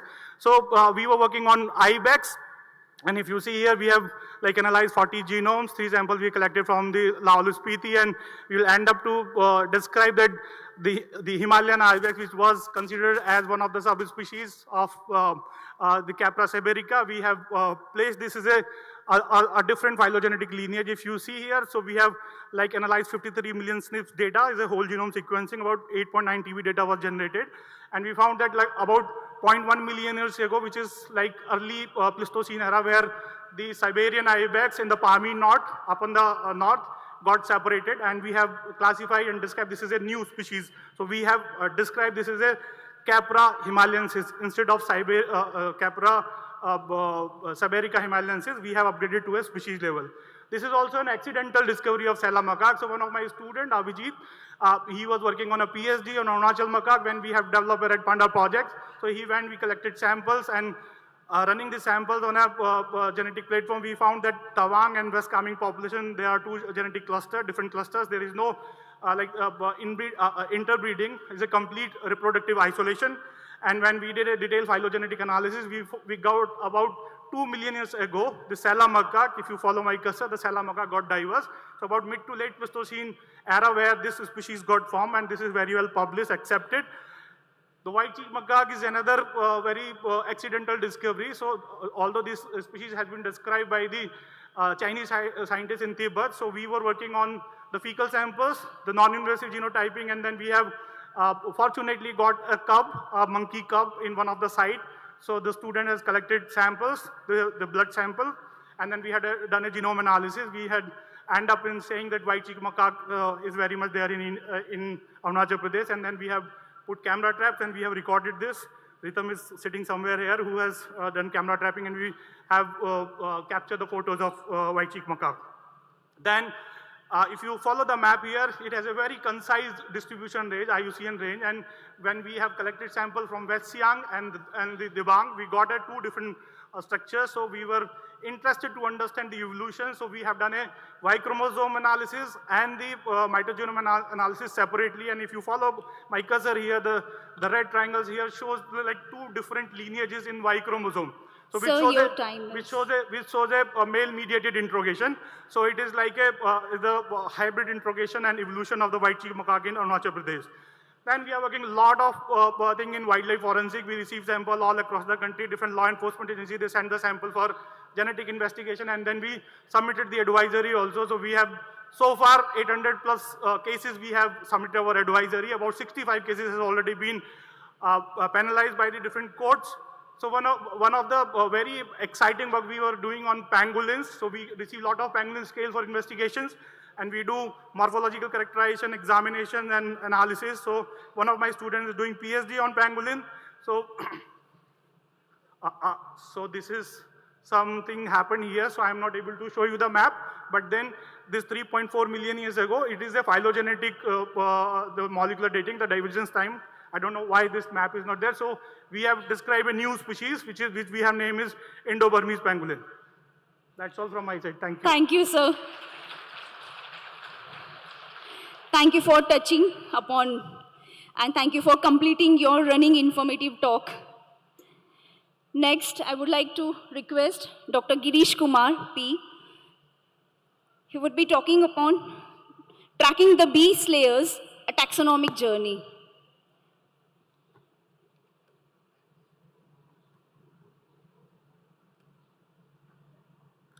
A very good afternoon to all of you. In this talk, I would like to talk about the importance of revisionary studies in taxonomic research. The identification and description of new taxa, along with the documentation of faunal records new to a country or a geographic region, are often regarded as the forefront of taxonomic research. However, routine taxonomic revisionary studies are also equally important and contribute significantly to our understanding of biodiversity. In addition to the description of new taxa, such studies involve the proposal of new synonymies, homonymies, status reversals, new combinations, and other nomenclatural and taxonomic changes. Here, I present such an instance from my taxonomic journey during the last 24 years, started from late Professor Dr. T.C. Narendran sir's lab. Here, I am talking about the revisionary studies of the genus Philanthus. They are predatory wasps, comes under the family Crabronidae, and they are commonly known, since they are predating bees, they are commonly known as bee wolves, bee hunters, or bee killer wasps. Usually it will not be a major threat for our bee fauna, but in some cases where in some places the population is more of this bee killer wasp, then it will be a matter of concern for bee population. While starting my revisionary study on this genus, there were 14 species are there in the Indian subcontinent, and these all 14 species are described by Smith. He described 4 species.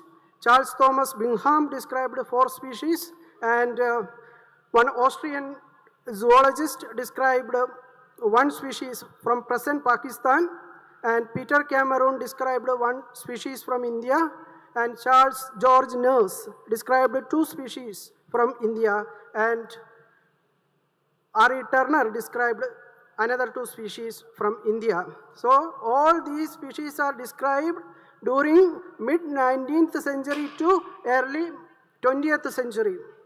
After that, means after 1918, there was no study at all about this genus, except one small study done by Jacobus van der Waals in the year 1966. Then, while starting to revising this genus, the problem was that all these publications are short descriptions without no images, no illustrations, and there was no re-descriptions also. So there was only one option to study all the 14 types. Fortunately, all the types are deposited at Natural History Museum except one at Oxford University Museum. Then I contacted the curators of both museums, and I waited almost 1 year to get the good quality images of types from both museums of all the 14 species. I thoroughly studied and found out that there are 3 species.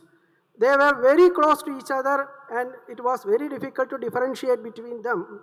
I studied my specimens with the help of these type images, and Dr. Joseph Monks, the curator of Natural History Museum, physically verified the types available at NHM. Then we reached a conclusion that all these 3 species actually belongs to one species. So we synonymized 2 species, one species from Myanmar and another species from India, which is synonymized under the species reported from Sri Lanka. In addition to this finding, we got one new addition to the subcontinent fauna from the collections from Nepal. The collections from Kashmir. One species, Philanthus triangulum, which is widely distributed in the Palearctic region, which we recorded from Indian subcontinent. And this research, when we prepared taxonomy key for all the species, and this paper we published during the year 2021. It was a joint collaborative publication of ZSI with the Natural History Museum. Then after this publication, again we continued our accumulating specimens from different parts of the country, especially from the northeastern India. And very recently we tried to study again this genus, and during that time also we got another interesting finding on other 2 species. One, Philanthus nepalensis, which was originally described based on males, and the another one, P. notatulus, which was described based on both males and females. And so your time is up. Yeah, Dr. Girish, very sorry to interfere. The Honorable Minister is here. You can just a set of collections, both from Arunachal Pradesh, in which both males and females were there. We studied them, and the males are going to nepalensis and females are going to notatulus. Then we thought that both these species will be actually belongs to one species. Fortunately, there was a male genitalia description published by Van der Waals during the year 1966 on the species P. notatulus, and we dissected out the genitalia of P. nepalensis and studied in detail, which was exactly similar to that of P. notatulus. So we synonymized both the species under P. notatulus. What I am saying that after accumulating further collections, there are again scope for revising this group. Currently 132 species are there in worldwide, of which 12 species are from the Indian subcontinent, of which 11 from Sir, India. your time is up, sir. This example highlights the importance of natural history collections and extensive field samplings in enabling both new taxon discoveries and the resolution of taxonomic uncertainties. Thank you. Thank you. Thank you so much. By looking at all of you, I can proudly say, वाणी तभी सार्थक होती है, वाणी तभी सार्थक होती है जब उसमें ज्ञान, विज्ञान, विनम्रता और समाज के प्रति उत्तरदायित्व समाहित हो. इसी को हम आगे लेके जाएंगे और हमारा लास्ट टॉक है doctor Komud Tyagi. She'll be speaking on tiny creatures, big stories, exploring biodiversity from taxonomy to genomics.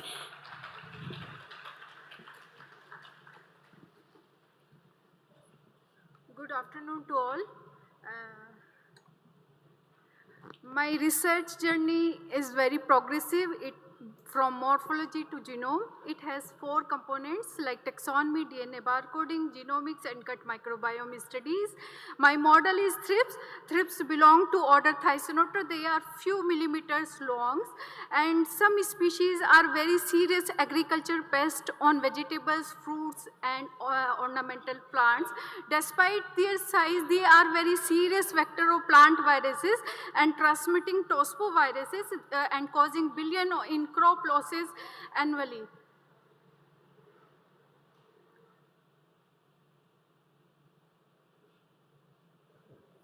A big round of applause. A very big round of applause. Our Honorable Minister, Shri Kirtivardhan Singh is here. So welcome to the Animal Taxonomy Summit 2026. तालियों से स्वागत करें.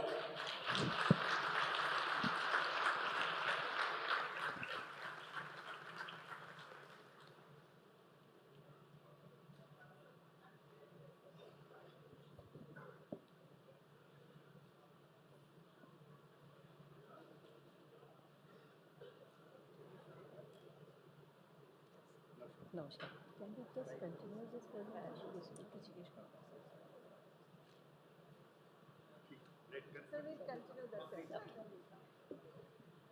I request Dr. Komood Tyagi to continue with her deliberation. My model is thrips. Thrips belong to order Thysanoptera, and near about 6,500 species are reported across the globe, of which 836 reported from India. And despite their size, they are very serious agriculture pests on vegetables, fruits, and ornaments. Apart from this, they are also transmitting plant viruses, and because of that, that causing billions in crop losses annually. The damage symptoms are silvering of leaves, leaf curling, flower deformation, and bud drops. And these are the photographs of few damage symptoms which was infested by thrips. And if you bring your vegetables and fruits from market, these signs are visible, and these signs belong to thrips infestation. I have discovered several species across the India, and a part of this I have generated the DNA barcode of all these species from holotype and paratype. In new species, what I have done in this, I have taken 54 morphological characters to make a phylogeny.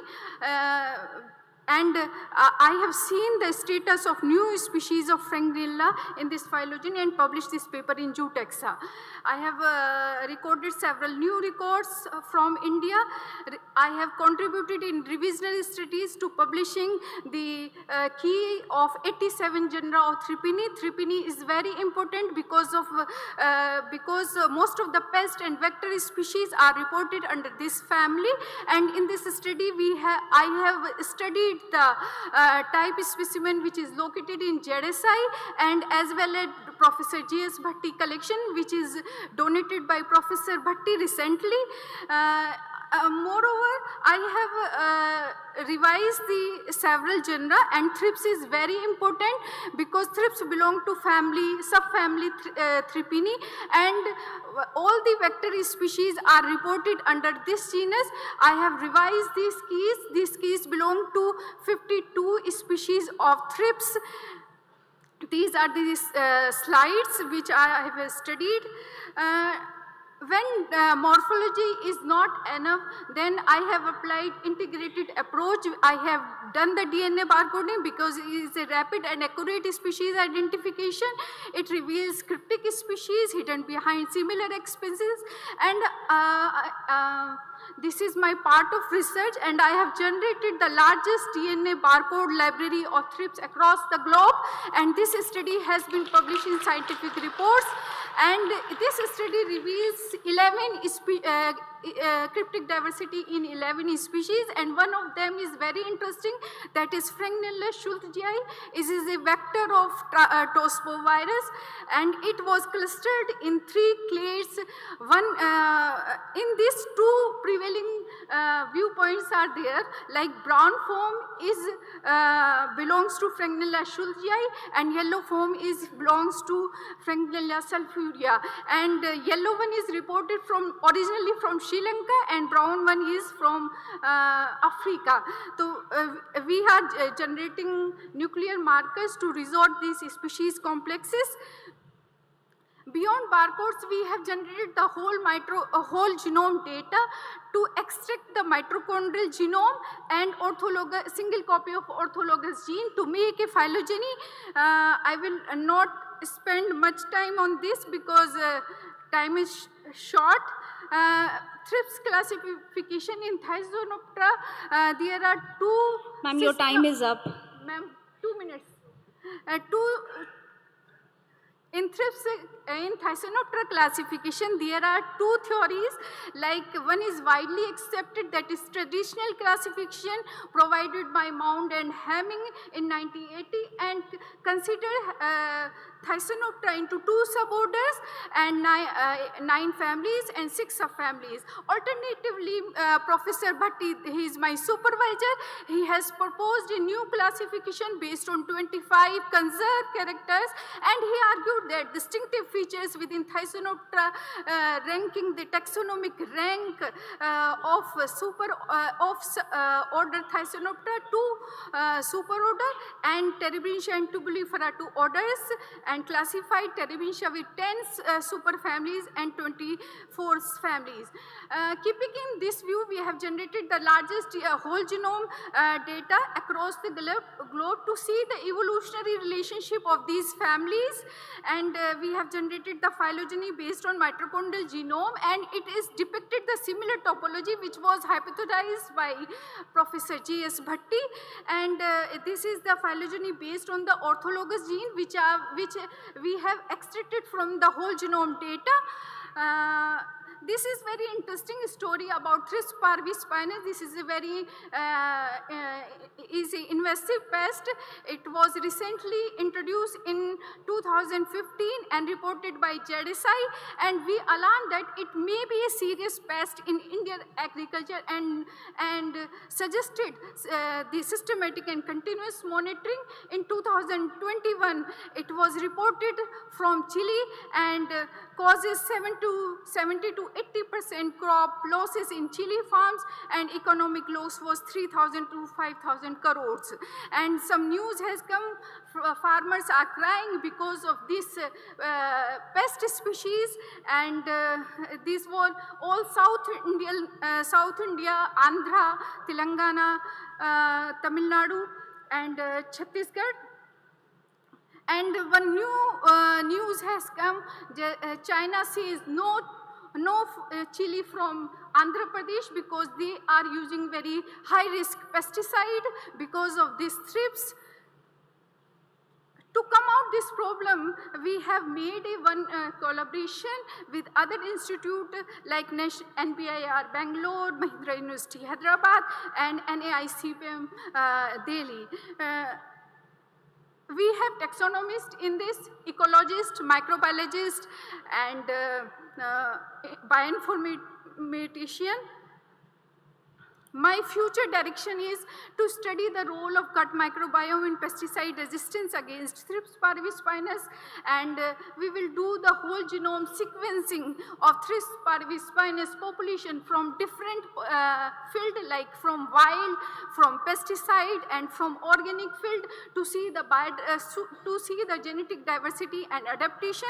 And third thing, we will do the transcriptome analysis to see the gene expression patterns associated with the stress and resistant, and discovery of molecular resistance marker for field monitoring, and identification of novel target for next generation pesticide.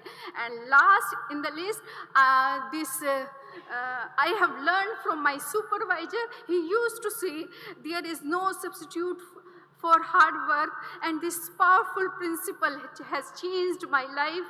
And he used to say, it is not the machine, it is the man who sits behind the machine.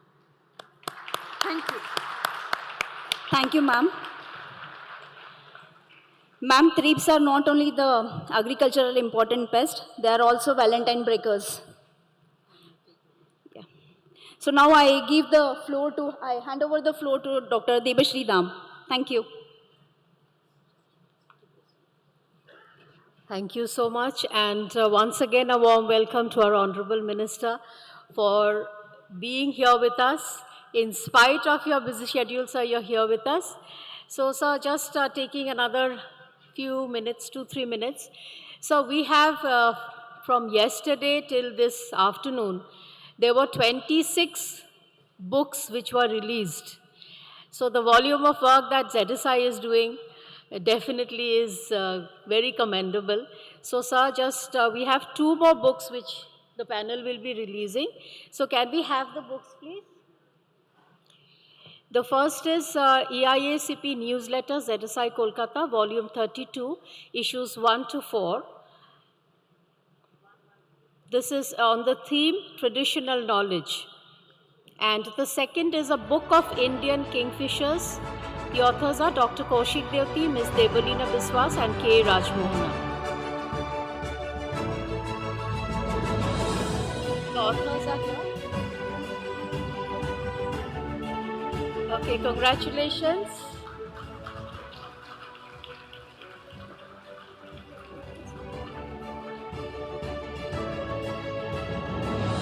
Thank you so much, all the scientists, for your deliberations. 10 minutes was a very small window for the vast work that you all are doing. Thank you so much. So, felicitation. Ma'am, just a minute. Ma'am, we'll very quickly felicitate, request you to felicitate them for their hard work. Huh? What? Books for them? Yeah, books are. Okay, we can felicitate later on. Sir is already waiting, so we'll felicitate later on. Okay, thank you so much. Your felicitation is due. You are already stars. So, sir, we'll just take 2 minutes to prepare the stage for the very interesting panel discussion which is coming forth. Okay.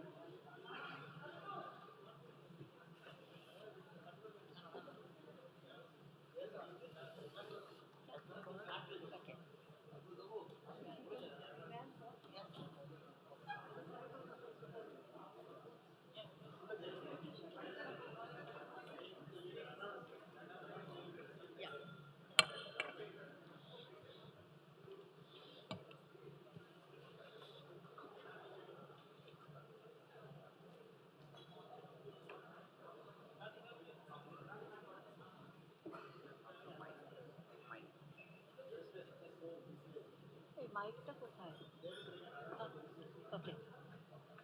We'll have the felicitation. Felicitation. Felicitate them. Then, okay, fine.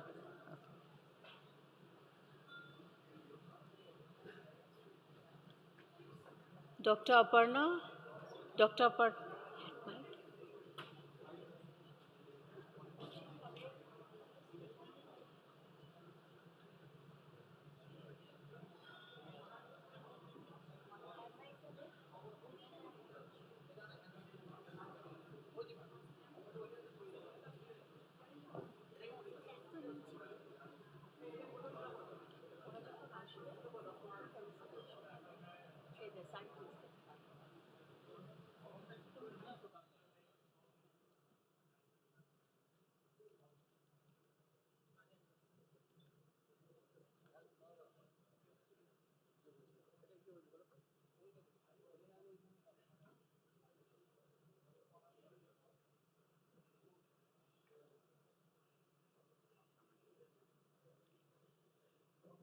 We wish to thank all the participants of Animal Taxonomy Summit 2026 who are here with us from 30th June, and you have been listening to back-to-back presentations, and I'm sure you're going back enriched with knowledge.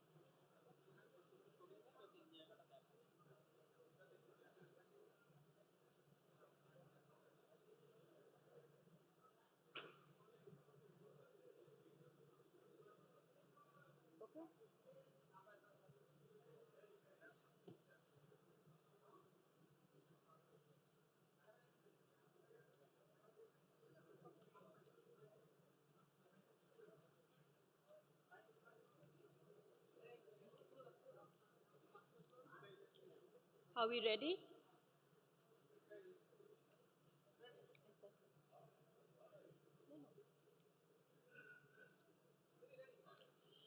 Can we have the lights, please? To conduct.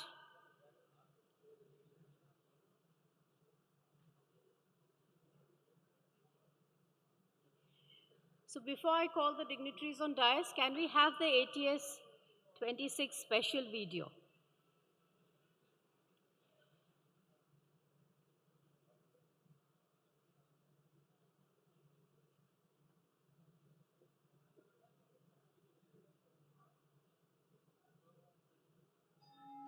If the lights can be dimmed a bit.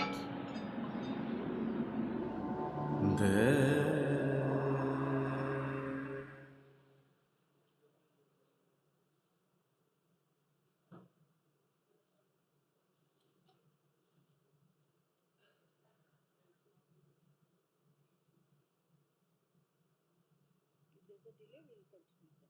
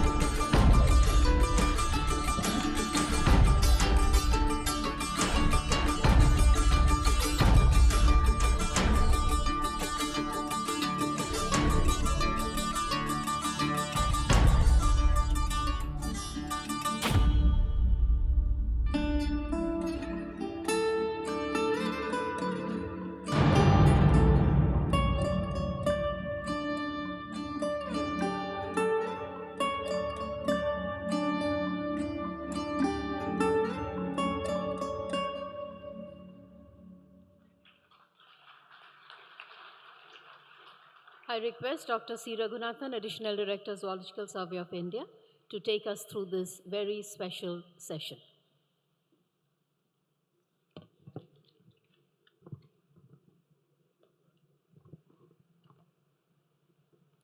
Very good afternoon to everyone.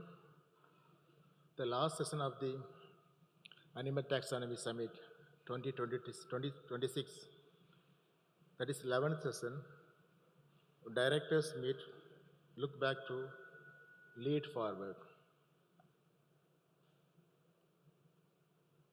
The mother of Zoological Survey of India and Botanical Survey of India is the Asiatic Society of Bengal.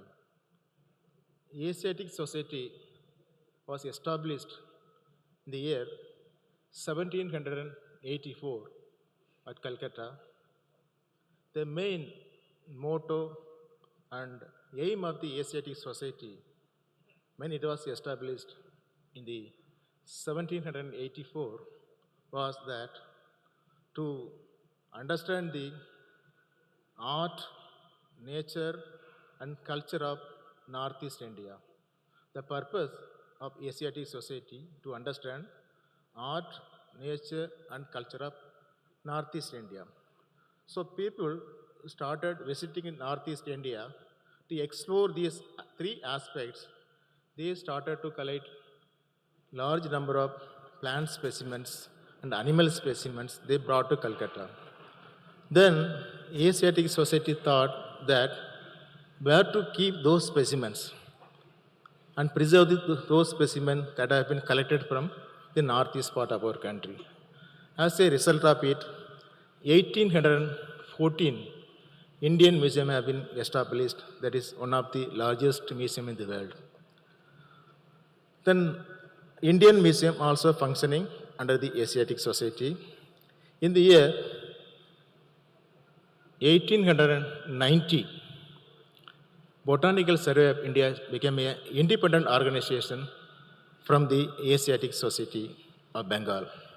Again, in the year 1916, that is 1st July 1916, Zoological Survey of India became an independent organization from the Asiatic Society. When Zoological Survey of India was established in 1st July 1916, that department has only 3 staff, one superintending anthropologist, who is equivalent to the present-day scientist of Zoological Survey of India. In addition to that, there are 3 scientific staff. So this organization started with only 4 individuals. One small room has been given in the present-day Indian Museum in the year 1916, when that establishment has been initiated by the founder director of the Zoological Survey of India, Sir Nelson Annandale, who is an anthropologist basically. Then citizens started growing slowly, and that has been recognized by the British government. In the year 1945,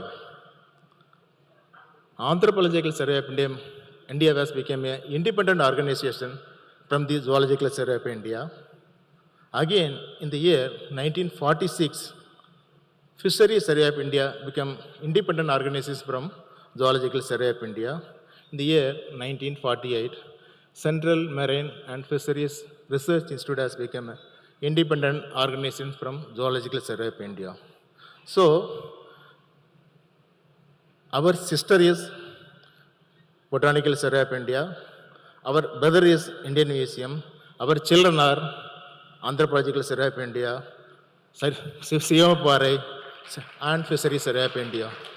The main, in the year 1947, India became independent, Pakistan departed. Again, Zoological Survey of India given option to the scientists. Those who don't want to go to Pakistan, you can go to Pakistan, because Pakistan also started Zoological Survey of India, Pakistan, that particular point of time. Many of the scientists opted to go to Pakistan instead of, again, the number of scientists that has been zoological reduced very, in 2-digit number it has been reduced. Again, it has grown up. Now, Zoological Survey of India having the staff strength of 1,038, including scientists, scientific staff, administrative staff, having headquarters in Calcutta, and also having the 16 regional centers spread across the country. The main purpose of this particular session is to bring our children, that means botanical survey, that means anthropological survey of India, fisheries survey of India, CMPRI, and our sister botanical survey of India. Brother, of course, today not here, he could not come over here, and our mother, ACIT Society, to bring at one stage how to work together once again to lead forward to conserve our vast biodiversity resources of our country. To chair the session, may I request the Honorable Union Minister of Environment, Forest and Climate Change and Union Minister of Minister of External Affairs, Government of India, please kindly come on stage and chair this particular important session on this occasion.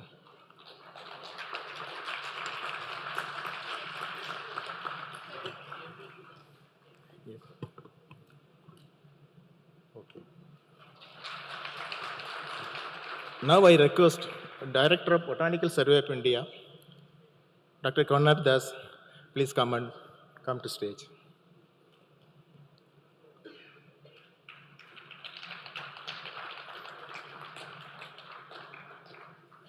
Now I request our elder son, Anthropological Survey of India, please come on stage.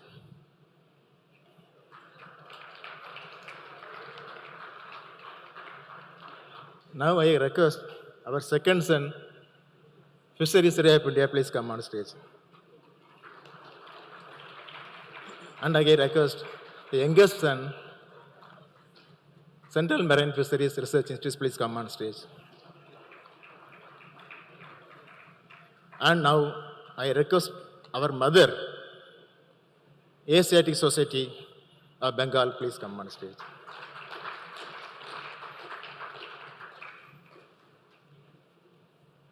AV, please now.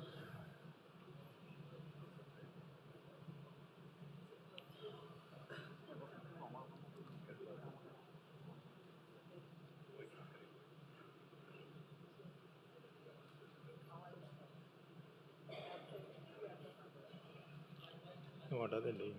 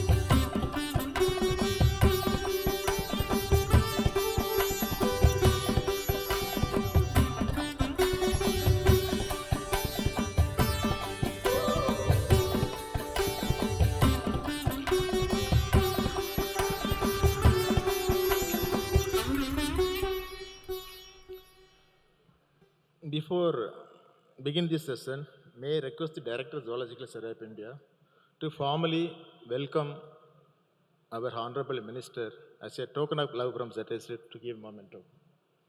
Give a flower bouquet to our Honorable Minister.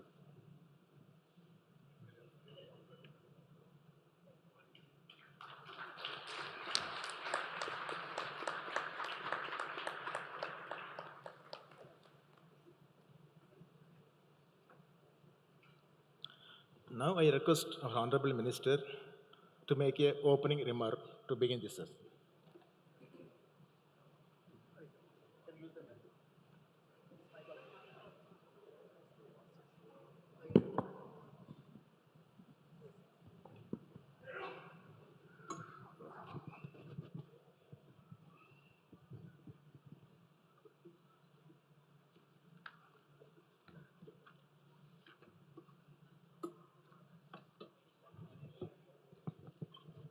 So, good afternoon, everybody. It's really a privilege and a pleasure to be amongst you all here again. I was here last year also at the invitation of Dr. Aditi Banerjee. And here I am again in front of you all. And I wish I hadn't spent my afternoon sitting alone in my hotel room and rather be here and heard all the other discussions that were carried on by a renowned and learned scientist. It would have definitely added more to my knowledge. But anyway, thank you for giving me this opportunity, not only to be able to talk to you all, but also to be able to be a part of this very distinguished and learned congregation. So again, Shri Ved Prakash Mishra ji, who is a Joint Secretary in MOEF CC, Dr. Aditi Banerjee, Director Zoological Survey of India, Professor Dr. Balamudi V. Sharma ji, who is the Director of Anthropological Survey of India, Dr. Srinath K.R., Director General Fisheries Survey of India, Dr. Grinson George, Director ICR, Central Marine Fisheries Research Institute, also Dr. Sayan Bhattacharya, Director of the Indian Museum, Dr. Kanad Das, Director of the DSI Botanical Survey of India, and Colonel Anand Sinha, Director of the Asiatic Society, which is the, as we all have heard, is the parent society of all these institutions. So in the beginning, I found this, the theme, looking back, to lead forward a very interesting theme in itself. And I was reminded of late 19th century famous impressionist artist called Paul Gauguin. It's not necessary that everybody knows about him. But towards the end of his very illustrious career, when he was settled in Tahiti and he was dying from a disease and he was suffering from a broken heart due to his daughter's death, he made a very famous painting which essentially addresses that very basic existentialist question. And the title of the painting, it still hangs in the Boston Museum of Fine Arts, is Where Do We Come From? What Are We? And Where Are We Going? It is, of course, an individual human's question about his place in this life and world, but it also applies to institutions such as ours. That what are our origins? Why were we created? What have been the objectives? What are we today? And where should we be heading, looking at the future? What should be our goals? What should be our vision? Where should we be heading? And I would like to congratulate Dr. Aditi Banerjee. I just got to know from her, this is the first such directors meet. And well, that's a very good initiative, because when we talk about this topic, we have to take into account various facets of an institution, of how we need to evolve, how we need to adapt, and how can we strengthen our institutions through collaborations, through more engagements amongst scientists, amongst people, amongst other researchers. That, in essence, brings, is what this theme, I feel, is all about. So, all the distinguished directors sitting here, and this gathering of these institutions, which, of course, as I got to know, share a remarkable historical lineage, and not only share a lineage, but also, I believe, share a common commitment to not only enhancing knowledge base, but also towards conserving our natural biodiversity. And what I would also focus on now, when we look at the challenges ahead from climate change and its aftermath, that what solutions can we provide to the world, to our people, to our farmers, to our business people? What are the solutions that our research, our in-depth knowledge, what solutions can we come up with? Climate change is heading us towards a lot of problems, whether it is biodiversity loss. We also face problems from pollution, not only pollution from smoke or vehicular pollution, but also pollution from the infinite amount of chemicals we use in our daily life, whether it is whether it is from our farmers or so many other usage. So when we look back, we need to draw inspiration from the vision with which the scientific society and the Asiatic Society and the other institutions that came from the Asiatic Society. What was the vision of our founders? What were the objectives at that time? Because we are all more than 100 years old, almost. And also, looking at the current situation that the world is facing, our civilization is facing, that how can we adapt, how can we evolve, and how can we strengthen as institutions. And we also need to build on the rich legacy that we all carry with us. And we have to also prepare, as I said earlier, for the environmental challenges that are in front of us and that we are facing today. So coming back to adaptation, how can we adapt? The one singular word I see which is most important is convergence. We have so many institutions in our country which deal with the various parallel, various verticals of all of our environment, whether it is the FRI Institute in Dehradun, whether it are institutes in south of India, in Coimbatore, or ZSI, BSI, and the other institutions which, such as what we got to know, the Anthropological Survey, the Fisheries Survey, the Central Marine Fisheries Institute, and even the museums. So how can we collaborate? How can we put our synergies together? How can we do inclusive capacity building that can benefit our society? The other aspect, of course, is, we have to take into account that the climate change, habitat degradation, invasive species, how they're increasing, how they're affecting our environment, our biodiversity, how the unsustainable use of resources, these challenges are there. And we have to accept the fact that no single institution can come up with all the answers. So there's a need for a practical mechanism for collaboration on these various fields. We cannot afford to accept to work in silos. And for example, I've been thinking about it and discussing with the people, like-minded people. We have many surveys done by the biodiversity teams, the BSIs, ZSIs, and it has frequently come up in our discussions in the ministry in Delhi that can we have such joint teams, joint research by the various departments? We have the Himalayan Institute also, which the primary objective is how to preserve the Himalayan ecosystem and the glaciers.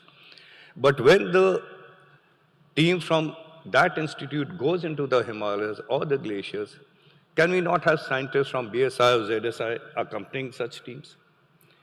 And similarly, not just the scientists.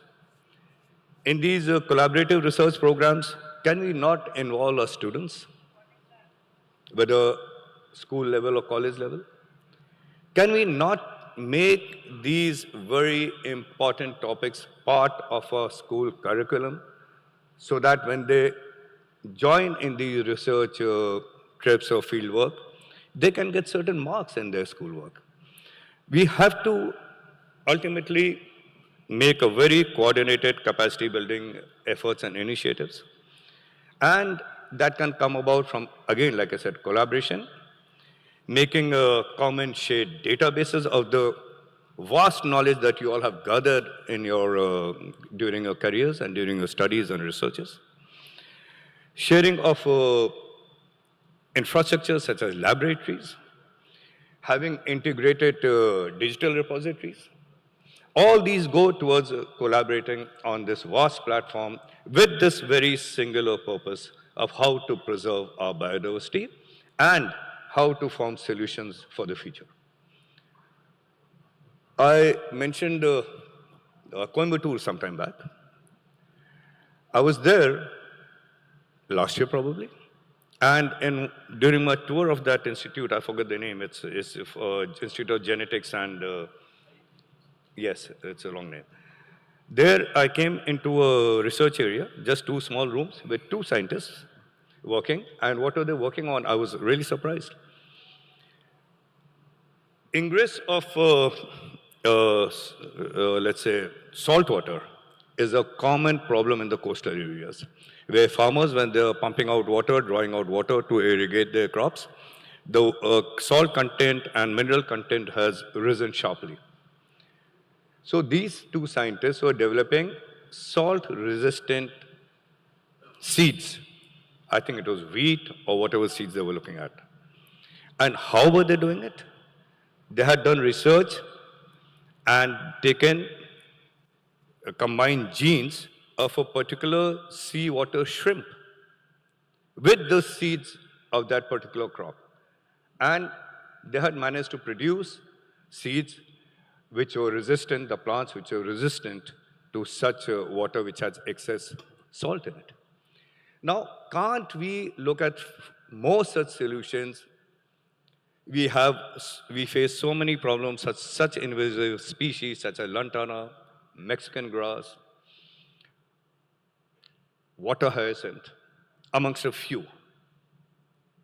So can our research be focused towards not just for the academic knowledge, but also knowledge that translates into field, into something of benefit to the society and our environment?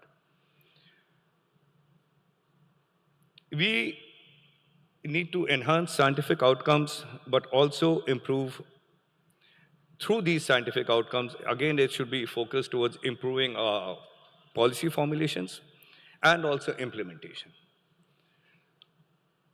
Again, coming to the second part of it, when I talk about evolving, we need to integrate tradition with innovation. We cannot ignore our tradition methods. We cannot ignore field-based scientific research. We cannot ignore the classical taxonomy that has been developed through ages, if not centuries. But with that, can we not integrate the modern technology that are at our disposal now? Can we not bring in digital archiving, remote sensing, genomics, environmental DNA, and of course now where the buzzword is, artificial intelligence?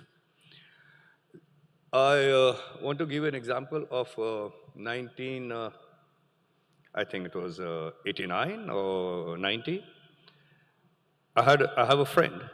He was working on butterflies, moths, and beetles. And we were just out of, I think we were just out of college at that time. And at that time, there was a very heavy downpour, the first of its kind, I think, in probably Bangalore or somewhere down south, where such rains were not heard of before.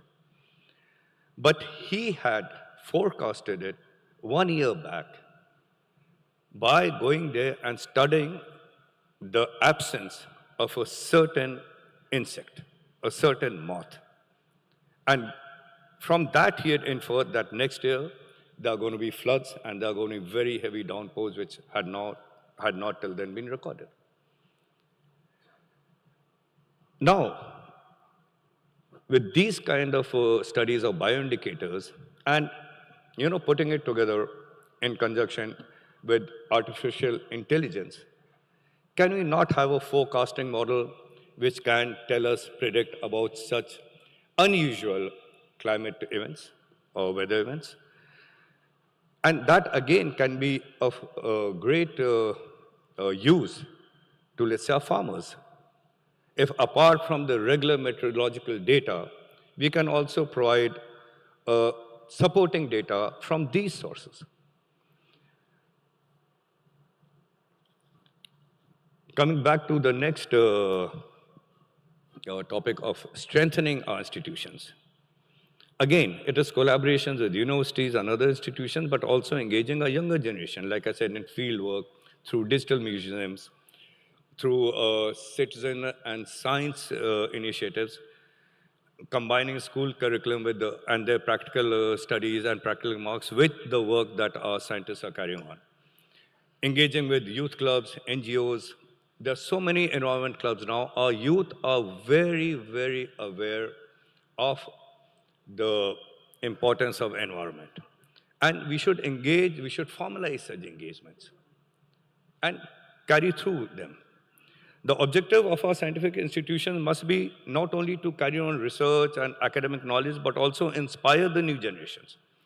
And to do that, some of our top-notch or the most, relevant research should be put in simpler knowledge, simpler language, so that the ordinary person can get an overview of where we are heading for, what this research is about, what are its implications, what can we infer, and how can we use it. From labs to farms, that was what Dr. Kalam had said once. Okay, how can we take our research to a more meaningful solution for our society? So, apart from having a much stronger connection between science and society and inspiring new generations, we also must look at solutions.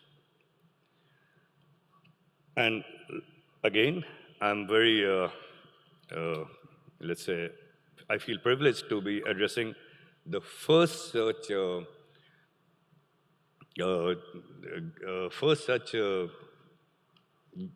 get-together and discussions of the various directors of these various institutions.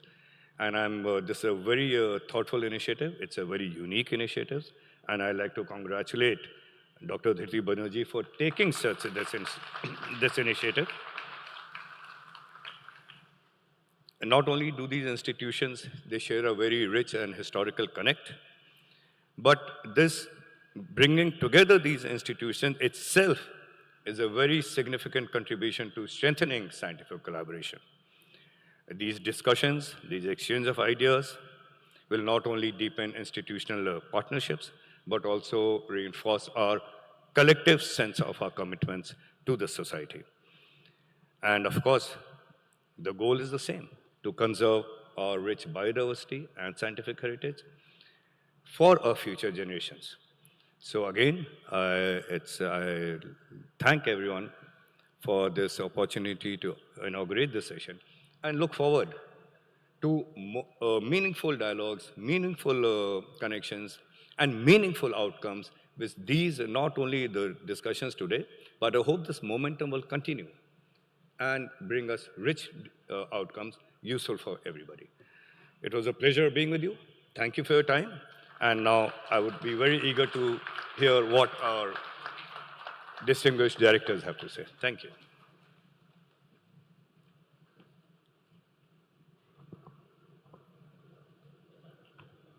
Sir, we are very much grateful to you for your introductory remark, which was highlighting the connection between scientists and society, and I also touched upon taxonomy, invasive species, strengthening institutions, and collaborative works.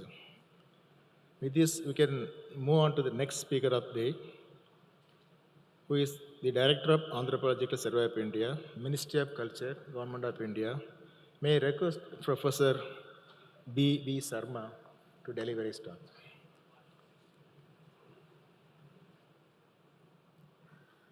Sabko pranam. Honorable Union Minister of State, Ministry of Environment, Forests and Climate Change, Government of India, Sri Kriti Vardhan Singh Ji, Dr. Dhriti Banerjee Ji, Director, Geological Survey of India, Dr. Srinath, DG Fisheries, Survey of India, Dr. Grayson George, Director, Fisheries Research Institute, Dr. Kannad Das, Director, Botanical Survey of India, Colonel Andan Sinha Ji, Director, Asiatic Society, other distinguished scholars, invitees, ladies and gentlemen in this hall. A very good afternoon, now evening. First, I would like to extend my heartfelt greetings both on my behalf and on behalf of the entire ANSI family on the occasion of the 111th Foundation Day of ZSI and the Animal Taxonomy Summit 2026. I am pleased that ZSI has dedicated a special session to providing an opportunity for its descendant institutions, including ANSI, as well as other institutions that trace their lineage to ZSI, to participate in a meaningful dialogue. This forum offers an important occasion to reflect on the trajectories of our respective institutions, examining the areas in which our mandates and activities have diversified while also identifying the enduring common interests and shared scientific heritage that continue to unite all of us. We in the ANSI are deeply aware that the institutional histories of Anthropological Survey of India and ZSI are deeply intertwined. The Anthropological Survey of India emerged from ZSI in 1945, as mentioned earlier, reflecting a recognition that the study of human diversity, culture, and society required a dedicated institutional framework. Therefore, while we stand today as a separate scientific institutions, we remain united by a common intellectual heritage rooted in a systematic documentation, classification, field-based inquiry, and the pursuit of knowledge about diversity in all its forms. For me personally, my participation in these grand celebrations of 111th ZSI Foundation Day carries a special significance. In a symbolic sense, it marks the Sahasra Chandana Darshana Shanti of ANSI, as we are completing 81st year of existence this year. I mean to say that ANSI's Sahasra Chandana Darshana Shanti is not merely a ritual observance. Rather, it's a moment of introspection, gratitude for the journey thus far, and a renewed resolve to carry forward its mission with greater commitment and purpose. Remembering one's roots is of paramount importance, as our elders have always advised, and this principle occupies a central place in the Sampradaya of our Bharat. Progress requires its true meaning only when it remains anchored in an appreciation of the foundations upon which it is built. More than that, as famous poet Kalidasa reminded us, Puranamit eva na sadhu sarvam na kapi kavyam navamiti avadham. Not everything old is worthy merely because it is old, nor is everything new to be rejected merely because it is new. This timeless dictum aptly captures the spirit of the institutions represented in this platform today. While each has evolved in response to changing scientific priorities and societal needs, all remain firmly rooted in a shared legacy that continues to inspire their growth and relevance. In keeping with this philosophy of honoring our heritage while embracing the future, I am delighted to share that the Ministry of Culture has recently approved ANSI's approval to establish a field station at Varanasi, the city where ANSYS first commenced its activities in 1945. This initiative is not merely an expansion of our institutional footprint. It is a symbolic return to our origins. It is particularly fitting that the field station will be associated with the Department of Zoology, Banaras Hindu University, the academic discipline and institution to which ANSI traces its intellectual ancestry. In reconnecting with our roots, we reaffirm our commitment to carrying forward this rich scientific legacy while addressing the challenges and opportunities of the journey ahead. I take this opportunity to briefly summarize our journey in the 81 years and especially focus on how collaborative research in the current times is fruitful to the achievements of our common goals. When we talk about the origins of anthropology in India, we cannot ignore the general intellectual climate at that time and the colonial rule of this country. Thus, in that regard, the emergence of modern classification sciences during the 19th century is important to remember. It is worth recalling that anthropology and taxonomy developed within a shared intellectual milieu. The same scientific impulse that sought to classify plants and animals into ordered systems also sought to classify human populations into races, tribes, castes, linguistic groups, and ethnic communities. This classification was not merely a technical exercise. Rather, it represented a way of making diversity legible. While the contribution of colonial anthropology to empirical documentation, ethnographic description, and the creation of extensive records of Indian communities cannot be dismissed, it is equally important to recognize that such knowledge was produced within a specific historical, political, and intellectual context. These contexts influence the categories, methods, and interpretations through which Indian society was understood. Today, our central concern is no longer how can diversity be classified. Rather, it has become how can diversity be understood. This distinction is fundamental. Anthropology in post-colonial India gradually moved away from racial typologies and static classifications towards the study of social processes, cultural dynamics, historical transformations, and human agency. Independent India presented a unique intellectual challenge.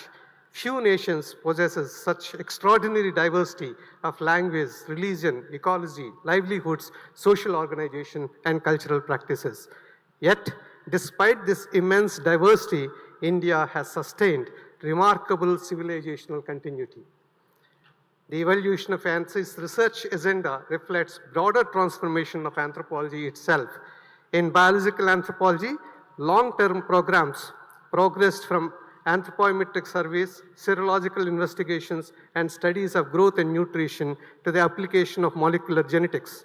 More recently, research interests have expanded to include paleopathology, stable isotope analysis, and ancient DNA studies, demonstrating the institution's continued adaptation to advances in scientific methodology. Similarly, in cultural anthropology, research has moved beyond descriptive ethnography towards more analytical and interpretative approaches with stronger emphasis on informing public policy and developmental programs. As we gather today at a summit devoted to taxonomy and faunal diversity, this intellectual convergence that between anthropology and ecology is important to note. For much of the 20th century, biodiversity and cultural diversity were treated as separate domains of inquiry. Today, however, growing evidence demonstrates that they are truly interconnected. Many of the world's biodiversity hotspots are also regions of exceptional linguistic and cultural diversity.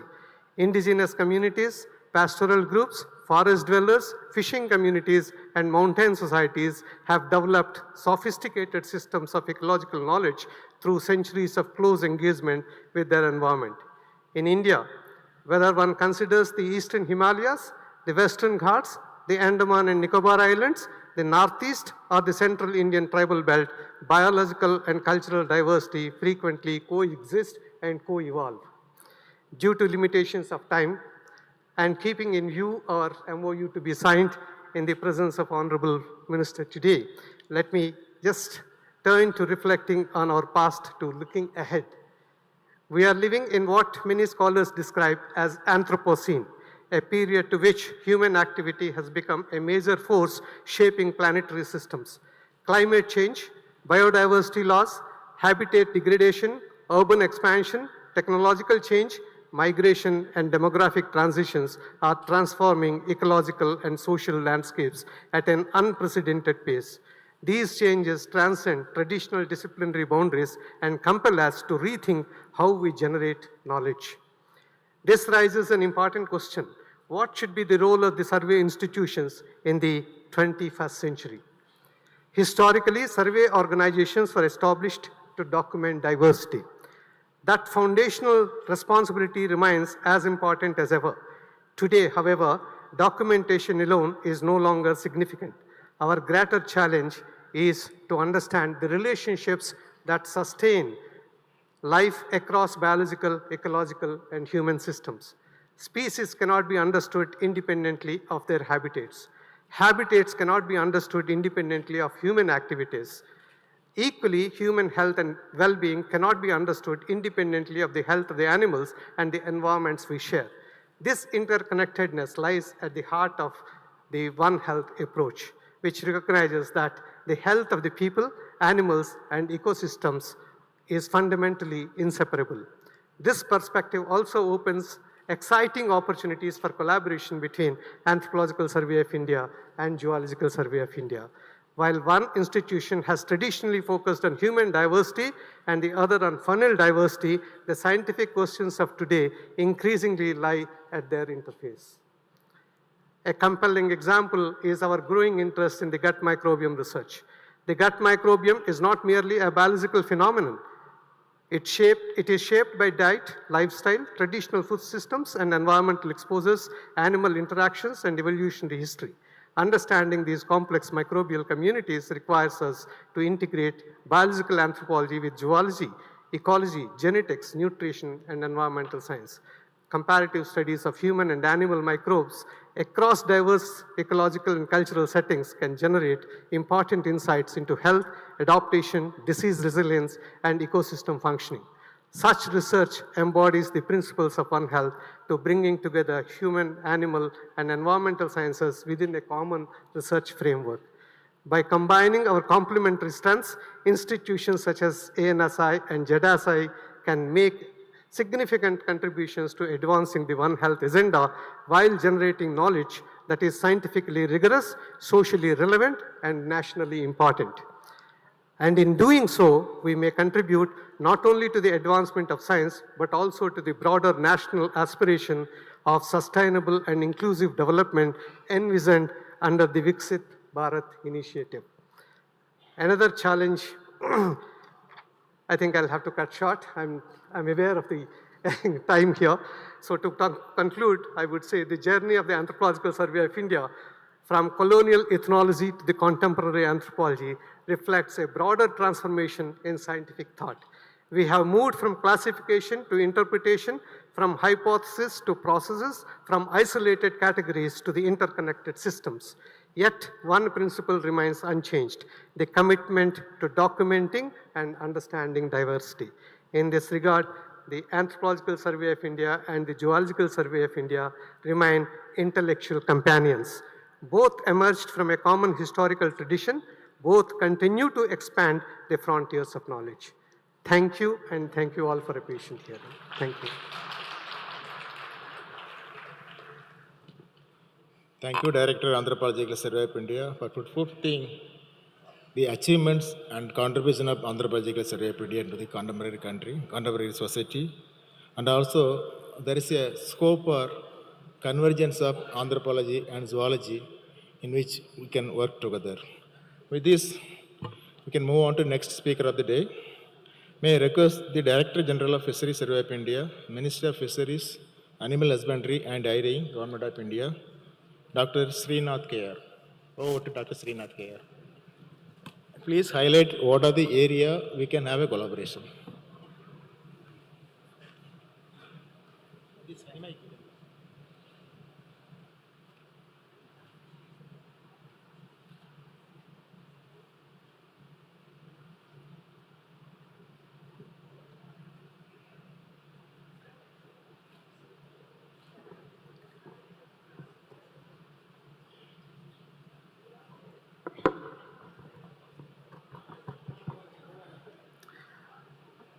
distinguished Minister Sri Kirtivardhanji, our gracious host, Dr. Dridhi Banerjee, my fellow directors of the brother, sister, and maybe the grandfather institute also. So the narrative which has been given by Raghunathan, Dr. Raghunathan, was actually an eye-opener to me. And I'm feeling so happy that we are all together. And ZSI have creatively arranged a summit meeting of all the sister institutes so that we can share. And also, as you can see the session, the final one is a convergence. Converging and synchronizing these institutes which has been separated from ZSI, so that, as our Honorable Minister was mentioning, the evidence-based science can be built so that our economy, our well-being can be developed in India.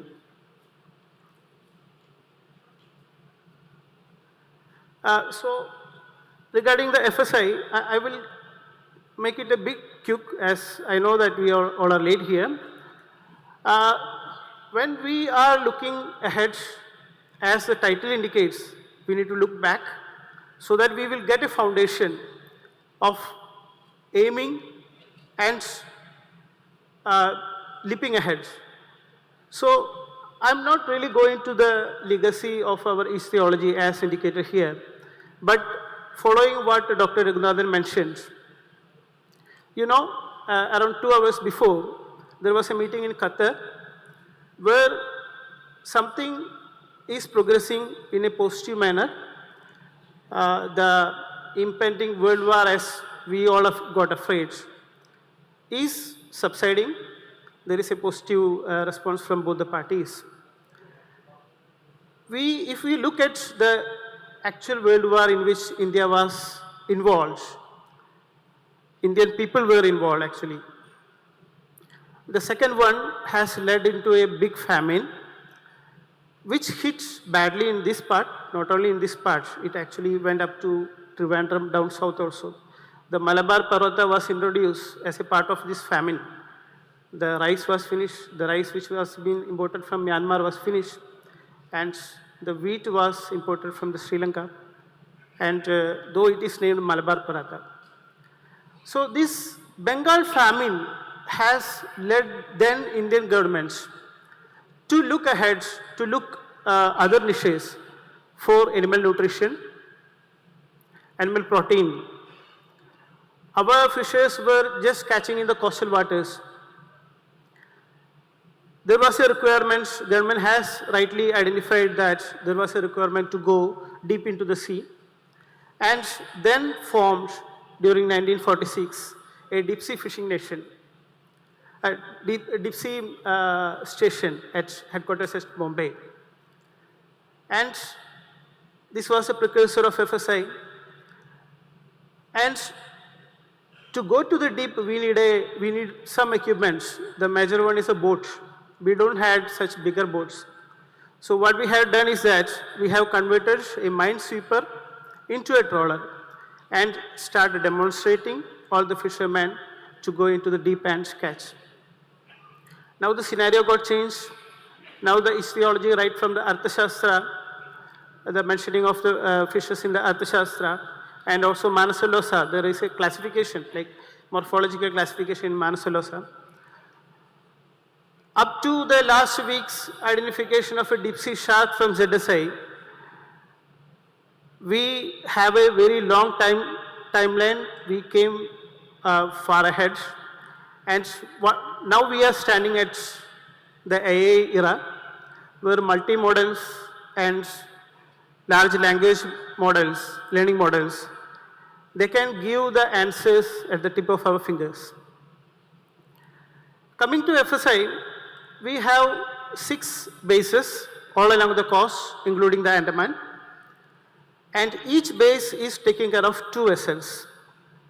Totally we have 11 vessels, including stern trawlers, compassers, and longliners. We also have 1 substation at Kochi, which takes care of the vessel repair.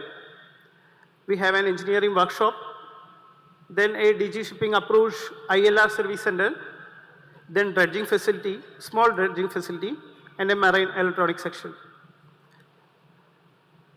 So, as the title indicates what exactly we map, we need a special sense to manage everything. We know the importance of space, we know the importance of geology, geography. So, FSI was catering these requirements to estimate the biomass, the fish abundance, to see the changes of the fish abundance, and to make sure that the fish biomass is sustainable in the sea, so that our fishes will not be imposed upon by external sanctions.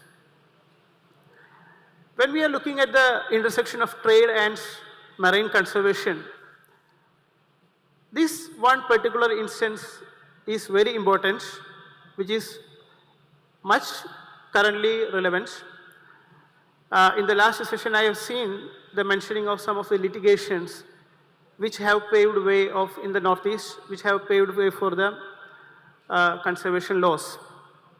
Similarly, in the US, the Marine Mammal Protection Act, which was actually enacted to prevent, to keep a cap of the Mexican tuna fishing, but in a general manner, have been effectively utilized by many of the NGOs. They have made a lot of litigations which have brought in embargoes on the nations. Then when the embargoes came, there came again hubbub in the WTO and other negotiation tables, citing the discriminations and extraterritorial overreach. US cannot impose the laws of another country.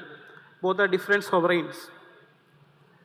So finally, what US has done is that they made some relaxation and they brought out something called comparable ineffectiveness. In the marine mammal laws in US, it is not really required that we need to adopt that exactly. The countries need to adopt that exactly. But it shall be comparable to some level. This is a requirement. And there was a massive exercise which has been carried forward by FSI, CMFRA, MPEDA, CFT and all, under the MPEDA funding and now PMMSY funding, which has resulted in successful oust of us from this embargo list. We have escaped that. But I came to know that very recently, again the same NGOs has approached, citing that India is not taking enough conservation measures to protect the bycatch of the marine mammals. These are some of the survey transects which we do as a part of this project using our fleets, and some of the special distribution modeling maps which we have made from the outputs we are getting from these surveys. Coming to next important one in which FSI is involved is that IOTC, which is the only regional fisheries management organization for which India is party to. We say that IOTC, it is only about tuna, it is only in the high seas. It is not so. The area of competence of IOTC even includes the territorial waters of the coastal countries.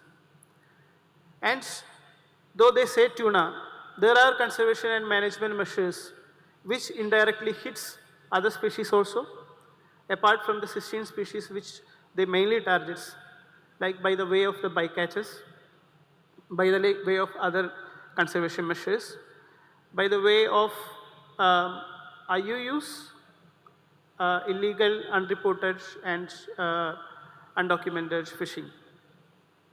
So you can see its impact is cross-cutting. It impacts almost all other agreements in which we are party to.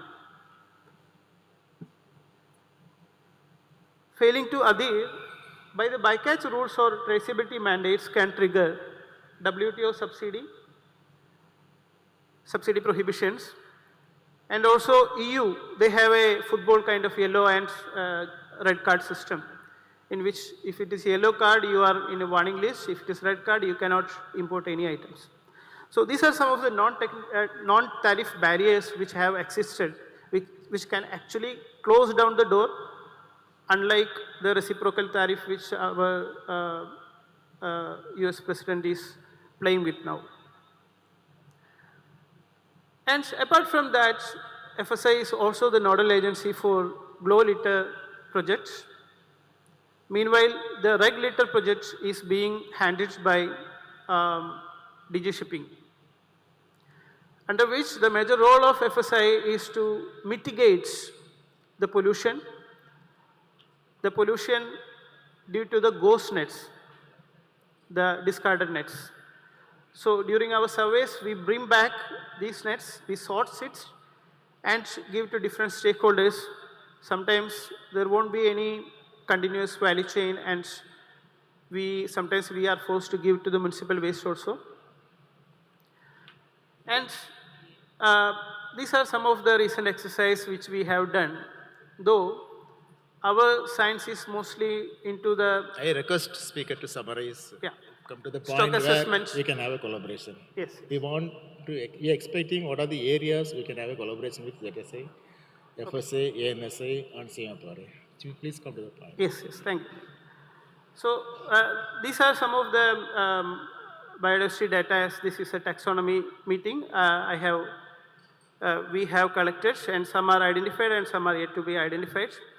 And as the session's aim is for the convergence and synergy, there are scopes of synergy with various institutes over here who are working on in the field of research. So saying that, I thank you. I thank ZSI to invite us and give a talk regarding the FSI over here. Thank you. Thank you so much, Director General of Fisheries Survey of India. You have grown well from ZSA because we are having 14 vessels. We don't even single vessels also, we are having one vessel. 14 vessels. So we can explore the possibility how this vessel can be utilized for the survey and exploration in the deep sea area. This is one of the area I feel that we can have a collaboration with Honorable Minister agrees that. So with this, we can pass on to next speaker. He is the Director of Indian Council of Agriculture Research, Central Marine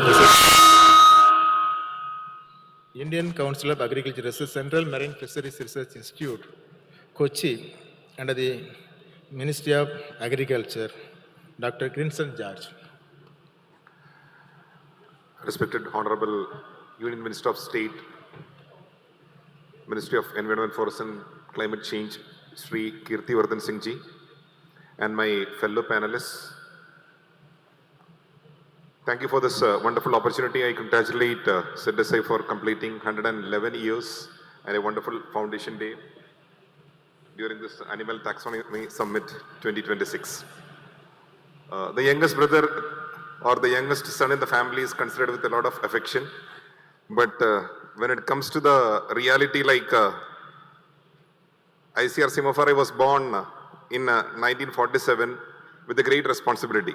Typically speaking, we were married to a totally different ministry. We went to the Ministry of Agriculture and was placed in the Zoological Laboratory Lab of Madras University that time.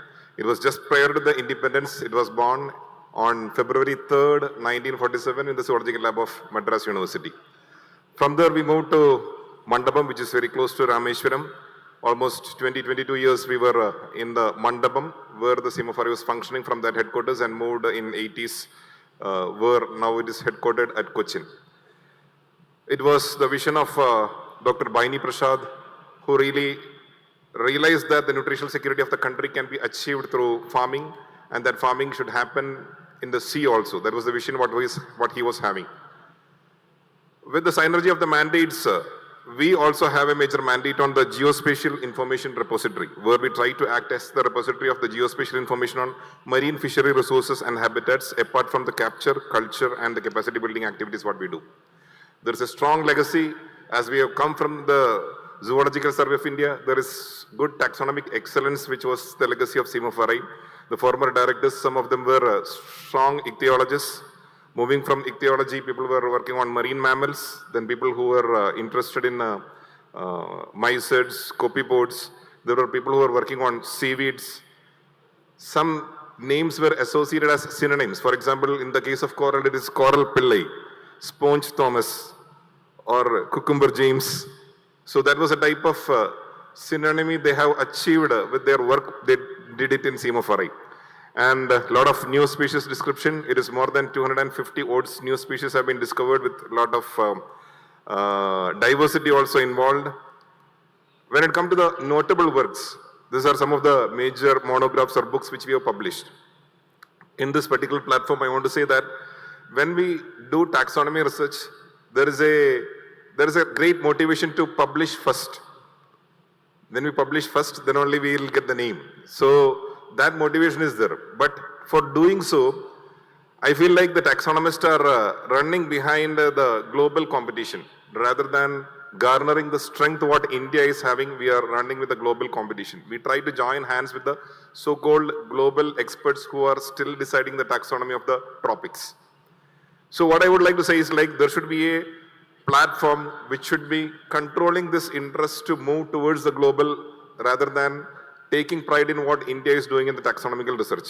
For example, when we published Carangids of India, we faced a serious criticism from one of the globally renowned Carangid specialists in the world. He wrote a review because his only intention was that an institute like Simofarai should not publish on Carangids. I am the global expert. So such sort of competition we can vehemently stop if we are joining hands. In the sense like, when there is a review required, Simofarai should be sending it to ZSI, or when ZSI is required, we can send it to CMLRI or FSI, and it should be done thoroughly, and we should take that as a priority so that we will not step into the global competition and lose our pride. So that is very important. This is one area we can join hands. There is a mechanism by which people do the preprints so that they will get the first name. But when it comes to the publications, Indian publications are not considered with so much respect because our impact factor is not there. Because again, this publishing lobby has taken over. So we can have some platforms in which our first can be recognized in India itself so that the global people should be running behind India rather than we running behind the global taxonomists. There should be some debate happening on this regard. And these are some of the publications which Simofarai did with a lot of this rigor. At the same time, when we move towards the digital world, we have come up with an application called Marlin, where digital repositories are gaining more importance than the typical museum repositories. So we already started and we have documented close to 1,116 species as on in the marine fisheries of India in 2025. And this application supports not only the Simofarai scientists to upload the images, but others also can do it. So Marlin is the application, it is available in the Google Play Store. When it comes to the conflicts now, globally, people are trying to counter India's achievements in the global trade by telling that, okay, the species you are exporting is not right with the mark. There are some sort of issues with respect to the cryptic diversity when we export the species also. So we look into such costly or valued fishes. This is the typical case of Spanish mackerels or the so-called seer fishes. Some places they call it as kingfish also. Scombromorus species in general, we could resolve some of such issues also. And we have rightly come up with some of the restriction of the cryptic species, in this case, Leopardus. Same way, another important valued species, pomfret. We were earlier speaking on the Pampas argenteus. Now we have, in the Pampas argenteus is no more there, but we have Pampas griseus and Pampas candidates, apart from the Chinese pomfret. Divergent evolutions, where we look on the distinct lineages, that is also possible. We have worked on oceanic squid, Stenoteuthis uvalensis. It's having a good distribution, of course good abundance also. Till recent past, unless I believe the Chinese big vessels have not taken away these things from the distant water fishing activities. These are some of the lineages we could explain using molecular taxonomy also. So we are absorbing the digital as well as the molecular aspects to explain the morphotypes based on our studies. It happens with mostly high valued species because money is very important and commercially it is getting established in the trade and related aspects also. So lobsters are no way small, and we could describe the polyphagous lineages, at least 3 lineages and different morphotypes belonging to the same lineage also was explained using the molecular tools. At the same time, geospatially explaining the distribution of such species existing in India. We work on the mitogenome mapping to resolve the legacy of lineages with respect to the highly priced mandapam flower shrimps or green shrimp, Penaeus semisulcatus, which is very common in the Park Bay coast of India. We completed the complete mitogenome of 5 major fish species, including Sardinella longiceps, Sardinella gibbosa, Heteroplus, Trichurus, Nemipterus randali. And it's not only the mitogenome, we have completely described the whole genome and transcriptome sequencing of Indian oil sardine, which is the major candidate species in the Indian water, which contributes maximum to our production. At the same time, we didn't restrict ourselves to the fishes, we have moved into mussels also. We have completed the whole genome and transcriptome sequencing of Asian green mussel, Perna viridis also, high chromosome level assembly also we have generated. Taxonomic ambiguity resolutions is very important in the food fishes as well as the fishes which are going into the trade also. Typical examples are the case of thrissa, short neck clam, Indian anchovy, then pelagic octopus and inshore squids also. New resources are coming up, deep sea explorations are happening. So typically we are looking into the inventorying and assessment of deep sea resources since 2004, and a lot of ecosystem dynamics with respect to these species have been explored upon. Not only the faunal diversity, we have looked into the flora also, seaweed resources, and typically there are non-people, and we have not only ventured into the bio-inventorying but the farming part of it also. We looked into farming seriously so that we can support the food security of the nation.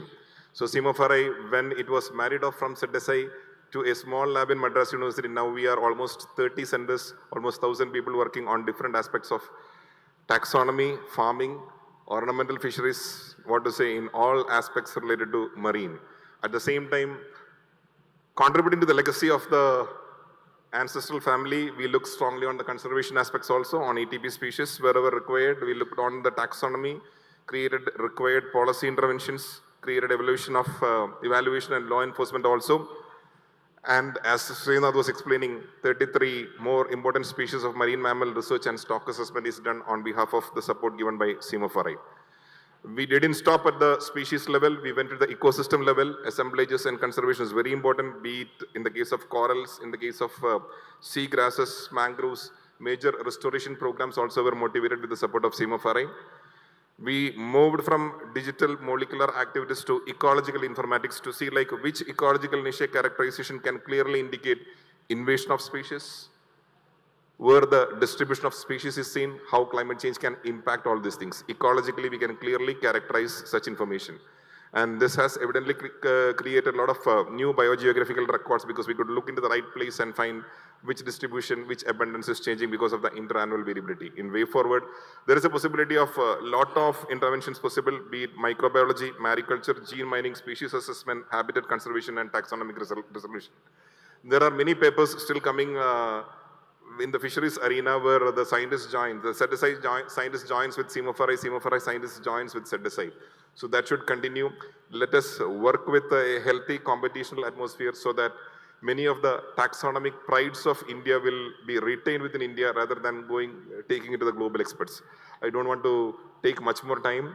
I thank ZSI for giving me this wonderful opportunity, and it's always happy to be together with the family and a great time of happiness being here. Thank you. Thank you. Thank you, Director Semophori. One of the areas where you can contribute, I feel that genomic studies on the deep water fishes of our country, because we do have that projects on deep water fishes in collaboration with CMLRI, and that can be taken up as one of the objectives of this. With this, we can move on to next speaker, the Director of Botanical Survey of India. Okay, it's not hearing. We can move on to next speaker of the day, the Director of Botanical Survey of India, Ministry of Environment, Forest and Climate Change, Dr. Kanad Das. This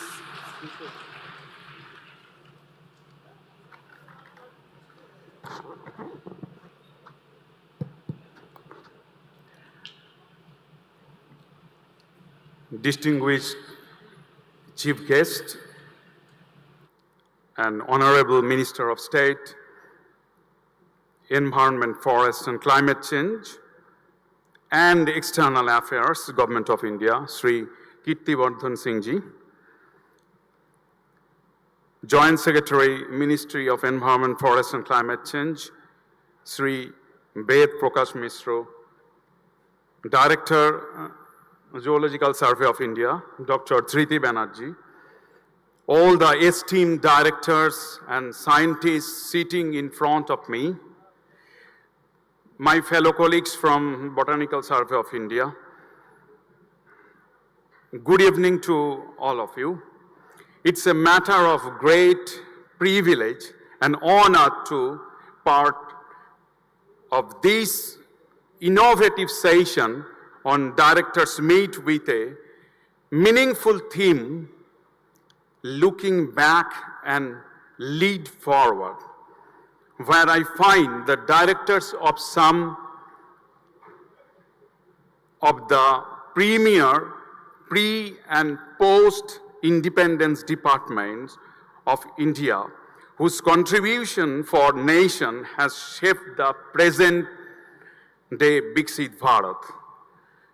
We, Botanical Survey of India, took the privilege of one of the oldest survey departments in India to render our service to the nation for more than 136 years.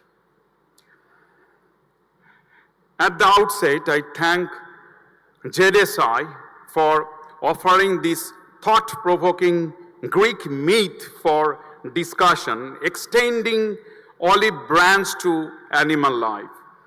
Botanical Survey of India, with a legacy spanning more than a century, has been entrusted with the responsibility of documenting, studying, and conserving the nation's rich plant and fungal diversity. Our mission, however, extends beyond cataloging species. Every tree we identify, every herbarium specimen we preserve, and every ecosystem we document contributes to the survival and prosperity of countless forms of animal life.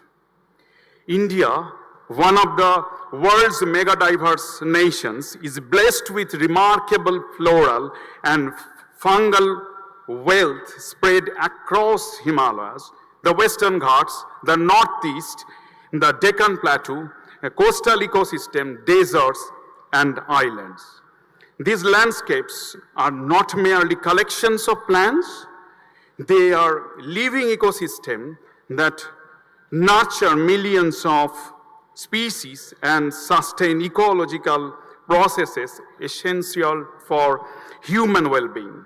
But in an era of unprecedented environmental challenges like climate change, like habitat degradation, biodiversity loss, and erosion of traditional knowledge, the concept of extending an olive branch to animal life therefore calls upon us to restore degraded habitats, protect native flora, and revive ecological corridors that enable wildlife to flourish.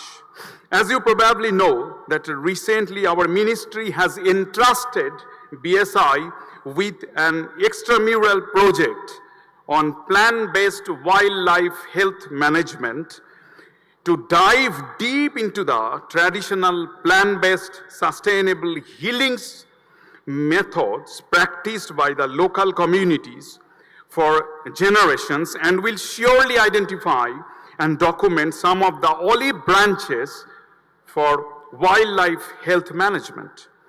Looking back, the enduring partnership between BSI and JDSI symbolizes the unity of botanical and zoological sciences in understanding and protecting our natural heritage. Together we are generating integrated biodiversity knowledge that supports evidence-based conservation, planning, and sustainable development. Our recent ventures in East Kolkata wetlands, Rabindra Sarovar, and several other fronts produced valuable insight into the biodiversity and the delicate relationship with the ecosystem. The National Red List Assessment Program is another ambitious intervention in biodiversity conservation by these two sister institutions. Our partnership with Asiatic Society and Indian Museum represents one of the earliest and most significant collaborations in the development of botanical science and natural history in India. Here, without mentioning the name of Dr. Nathaniel Wallich, the link will not complete. The Dr. Wallich, one of the most distinguished botanists of 19th century and the then superintendent of erstwhile Royal Botanic Garden, Kolkata, now Shibpur, Howrah, was also the first superintendent of the Museum of the Asiatic Society and contributed to the botanical collections of museum. The natural history collections of industrial section of BSI at Indian Museum represents one of the India's earliest examples of linking taxonomy, museum curation, economic botany, and public outreach. Their historical association reflects a common commitment to advancing knowledge, conserving biodiversity, and promoting scientific research for the benefit of future generations. As we move forwards, achieving the national commitments under Global Biodiversity Framework, let us reaffirm that every restored forest, every conserved wetland, every protected grassland, and every native plant species conserved is actually an olive branch extended to animal life, a promised food, shelter, resilience, and survival. Let us lead forward and inspire future generations to appreciate that conservation is not merely a scientific pursuit, but a moral responsibility. By protecting the green foundations of life, we safeguard the future of every living creature, including ourselves. The bottom line, what I believe, that the world is so vast and we know so little. And I am quite afraid that probably so many species, either in plants or animals, will be undiscovered, unknown before they are disappear. As very rightly said by Kobiguru Rabindranath Tagore, that বিপুলায় পৃথিবীর কতটুকু জানি দেশে দেশে কত না নগর রাজধানী কত নদী গিরি সিন্ধু মরু কত না অপরিচিত জীব অপরিচিত তরু রয়ে গেল অগোচরে. So therefore, extending olive branch to animal life is the only solution for maintaining life sustainably on this Mother Earth. Thank you for giving me this golden opportunity to share my thoughts. Thank you. Thank you, Director, Botanical Survey of India. Plant-based wildlife management is one of the aspects we can have a collaboration. With this, you can move on to next speaker of the day. Director of Asiatic Society, Ministry of Culture, Government of India. May I request Colonel Anand Sinha, please come and deliver it.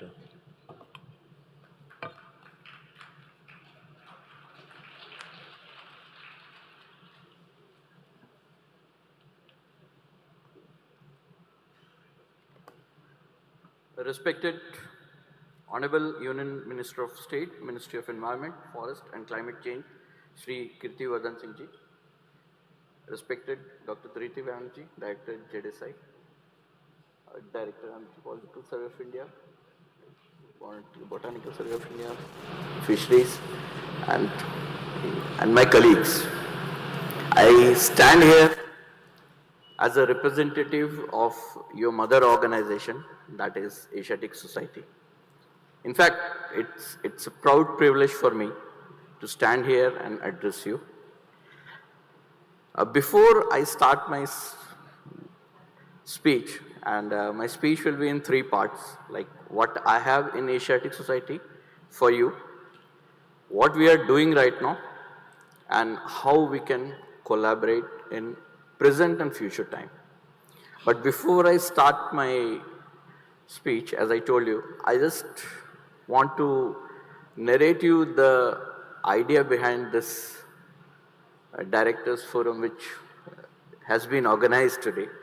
In fact, the idea is, or the original idea is of your Director JDSI, Dr. Dhriti Banerjee. In fact, this was originated during the program which was conducted or held at Indian Museum of JDSI, where the ma'am told me and Director Indian Museum presently, and I think we both are defaulter to you, we did not organize it.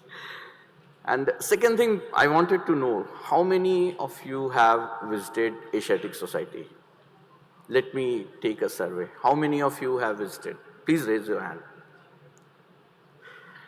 So very few. Okay. Just for your information, I will inform you that Lenin Society, they come very regularly every year and they do the research part. So why I'm telling you this? You have an organization, your mother organization, where the repository of and documented proper repository lies there, which needs to be explored. So what I have for you, the repository, and I have a huge collection in Asiatic Society, which is more than 50,000 manuscript collection, where if someone says that, okay, the details we have started documenting from British time or the Europeans when they arrived in India is incorrect. We have a collection of manuscript which is right from 6th century onwards. We have this collection in 28 languages and 16 script, and it covers music to mathematics. So there is no dearth of the subject on which you can do a research, the repository which is there. And right now, the Asiatic Society has collaborated with IIT Kharagpur and CIDAC Kolkata, so that a person who wants to do a research in a particular subject need not learn the script or the language. That part will be taken care by the technology, the AI what we are developing to read the old scriptures and the language. So this is the repository which is available to you. The work which we are doing right now, I think another 1 year of time, the system will be able to read it and explain you the entire thing, at least with the accuracy of 90 to 95%. So the third part of my speech, for which I am more keen, or this forum has been organized, like where we can collaborate. The organization, the mother organization of Asiatic Society which is there, is mother of 13 organizations, and Geological Survey India is one of them. The area where we can collaborate, the future is interdisciplinary. That is, I'm sure everyone will agree.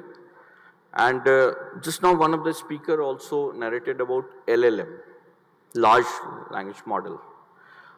The organizations which has originated from Asiatic Society, they all are dealing with a specialized subject. So you are basically, in future, if you see the development of artificial intelligence, so you are basically, as a specialized organization, you are making the LLM. But how you are going to utilize this LLM is when you will collaborate and you have interdisciplinary area of research and development. So this is one area where you can come. You are most welcome to Asiatic Society. And we are really happy to collaborate, not only with the Geological Survey of India, but the other organizations who are there. And I promise you, you all are most welcome to the Asiatic Society. You can come anytime. You don't need any reference. You don't need any problem will not face. That is my promise to you. And you will be welcomed there with the open heart. Please come. Do go through the repository which is there, which is waiting to be explored. Kindly come, see, look for the opportunity and propose your ideas, and I'm promising you that we'll go ahead with the proposal and the development and the scientific research. So that is what I will sum it up. Before Dr. Raghunathan gives me a warning, I will wind it up. And thank you so much, and I'm really happy that I'm here. Thank you. Jai Hind. Thank you, Director, for maintaining your time. And now we request our Director of Zoological Survey of India to give a convergence out of this sister, brother, and children.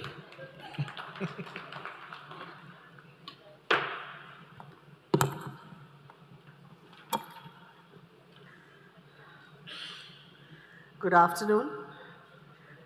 The audio is terrible and we can't hear anything when we are sitting on the dais, so I don't know how much I am audible here also. So good afternoon once again.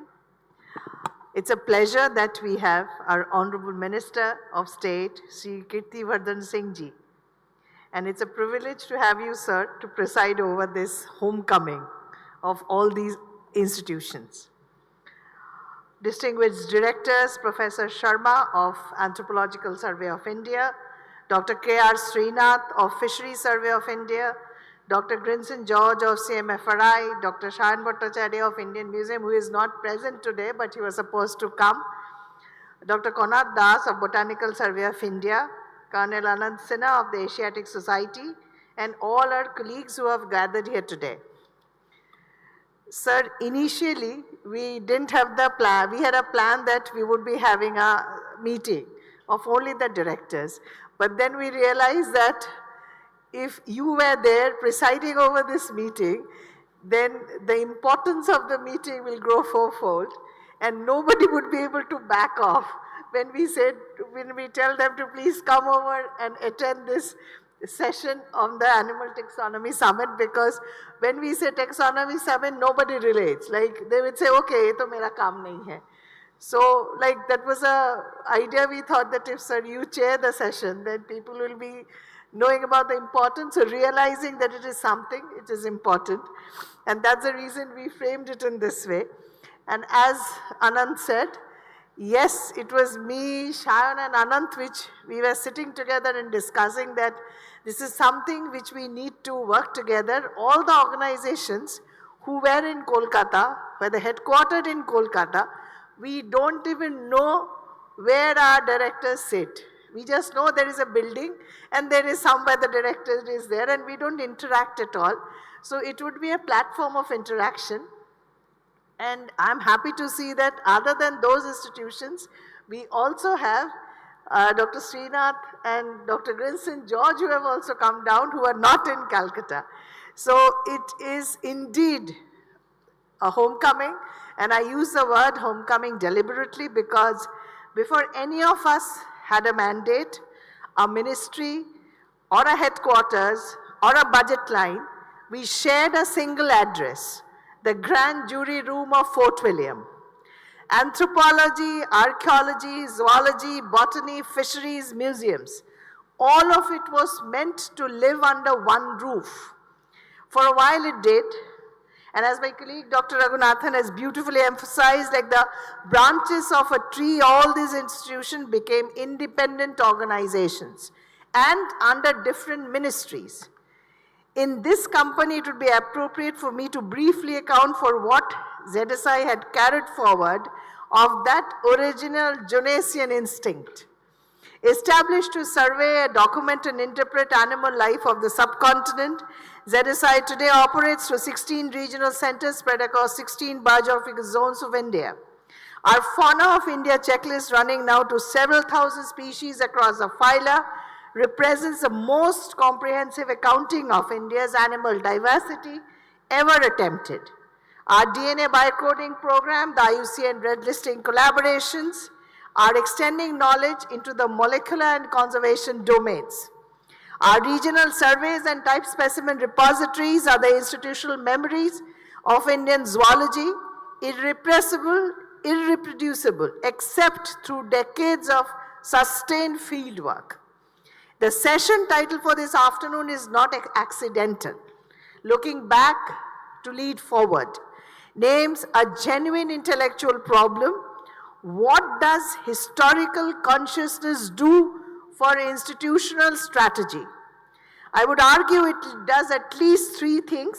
First, it reminds us that specialization was always instrumental but never terminal. ZSI, ANSI, BSI, FSI, CMFRI, and the Indian Museum, they did never separated from the Asiatic Society because the breadth was wrong.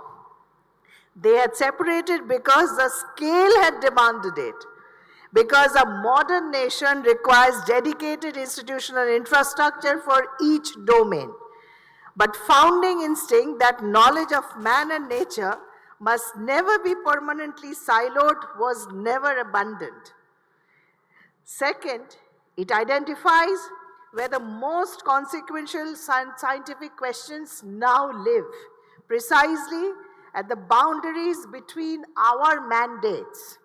The intersection of zoology and anthropology in tribal biodiversity knowledge, the intersection of marine fisheries and zoological taxonomy in deep water species identification, the intersection of botany and zoology in pollinator ecology as an example, the intersection of paleontology and museum collection management in our type specimens, the problems that will define Indian science in the next 2 decades, and what was defined in the Indian science in our old manuscripts and texts, which is in possession of the Asiatic Society, will not be solved by any of our institutions working alone.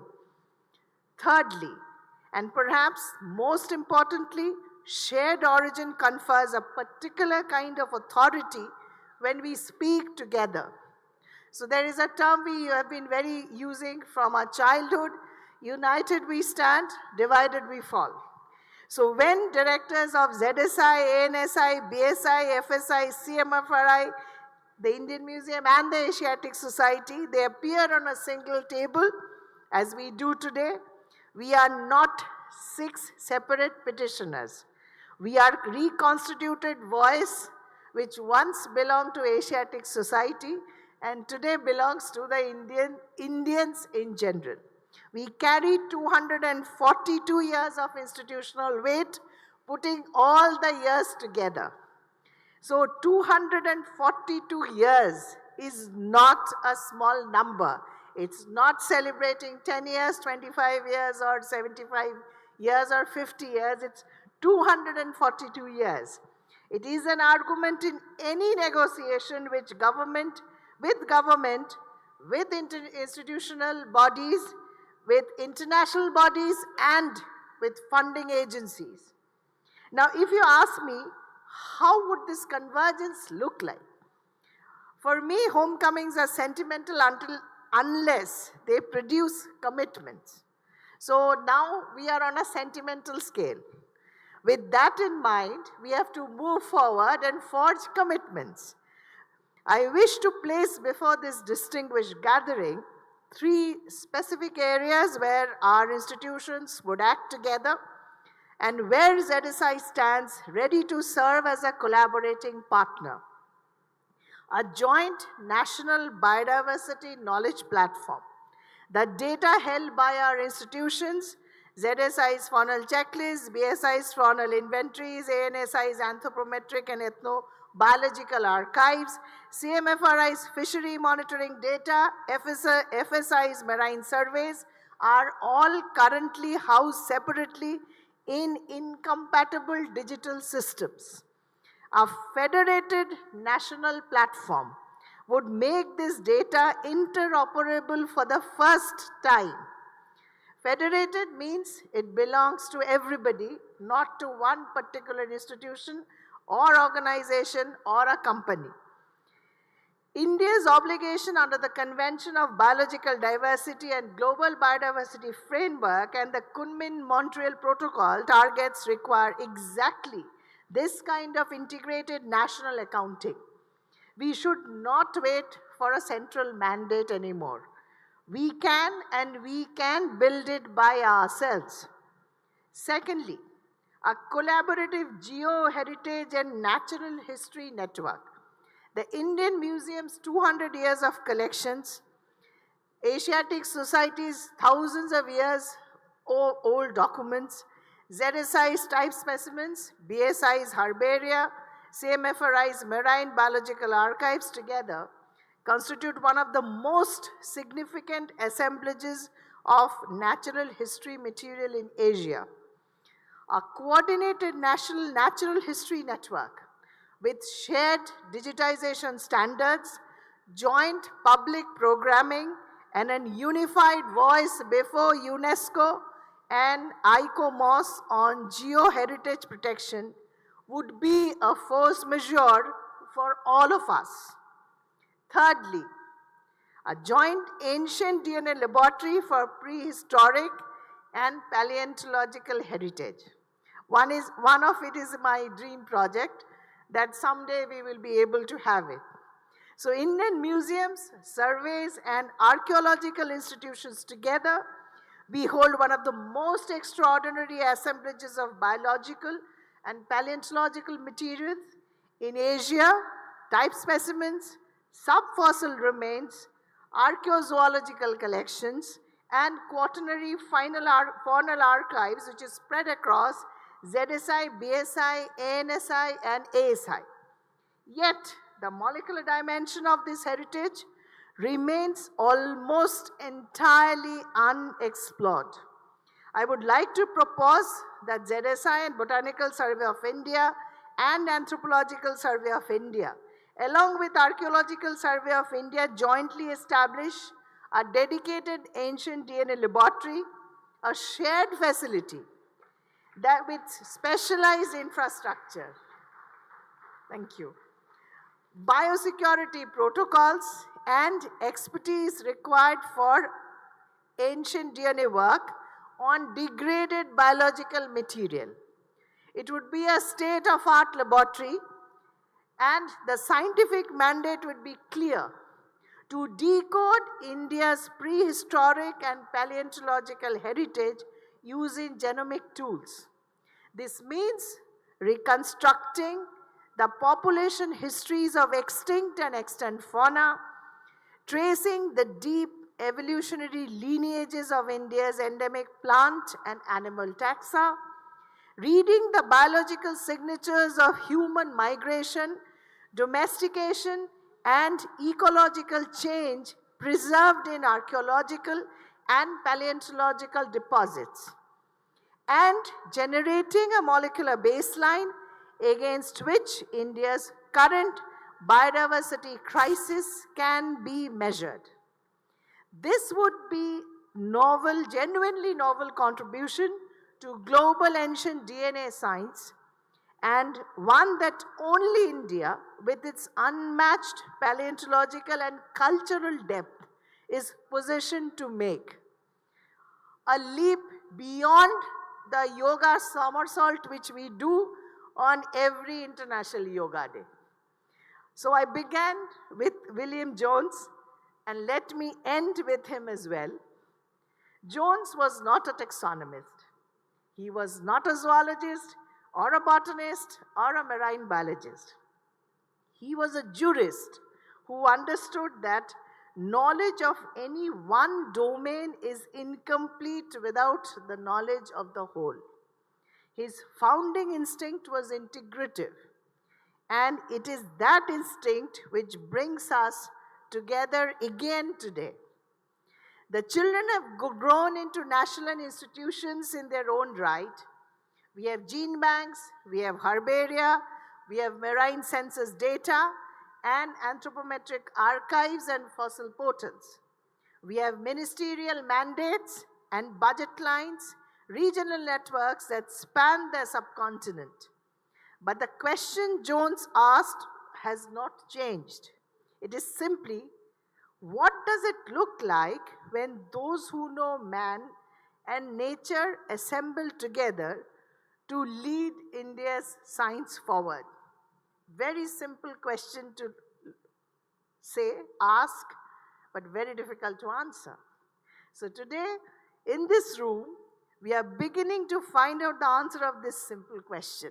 This is a first step that we move forward together. Thank you. Vande Mataram. Jai Hind.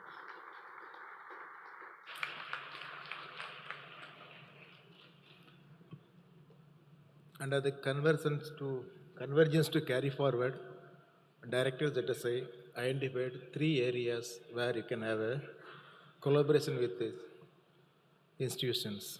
The joint biodiversity knowledge platform, that is one of the area.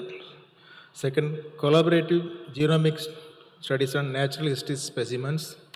And third one is joint ancient DNA laboratory for prehistoric specimens. These are the 3 areas have been emerged out of the talk that has been delivered by the Director of Zoological Survey of India.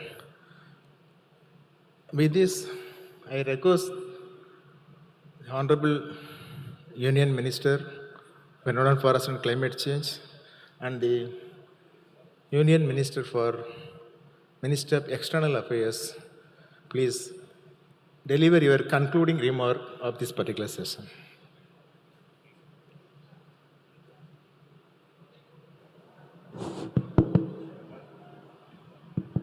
Is it working?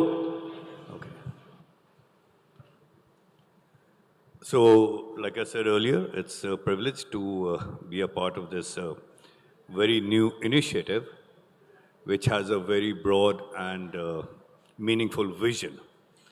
And again, I congratulate all the participants for being part of this vision and this initiative.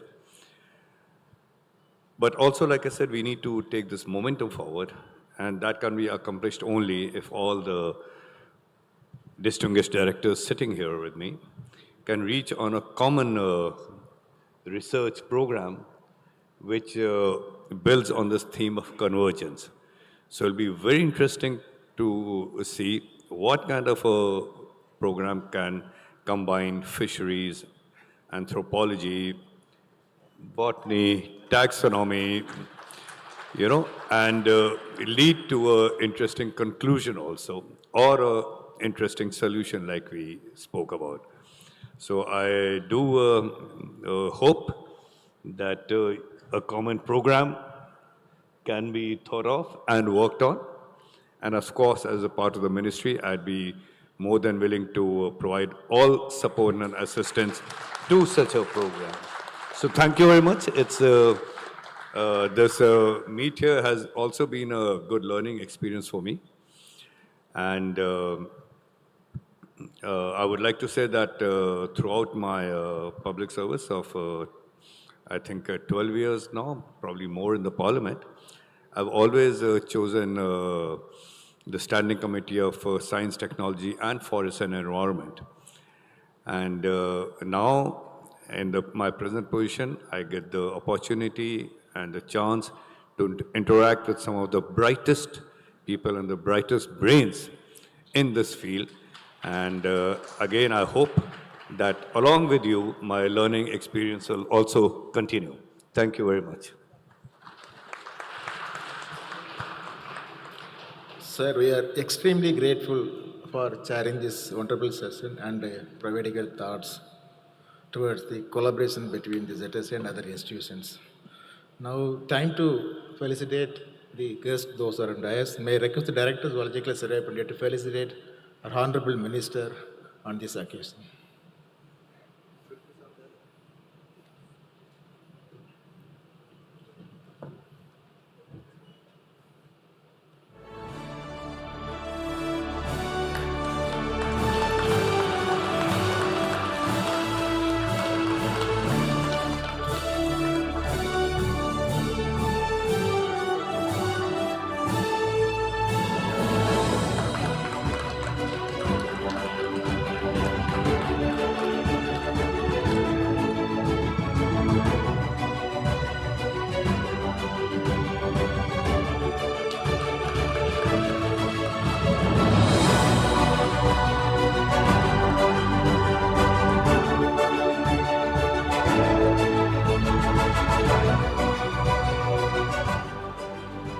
I request Director to felicitate Professor B.V. Sharma, Director, Anthropological Survey of India, Ministry of Culture.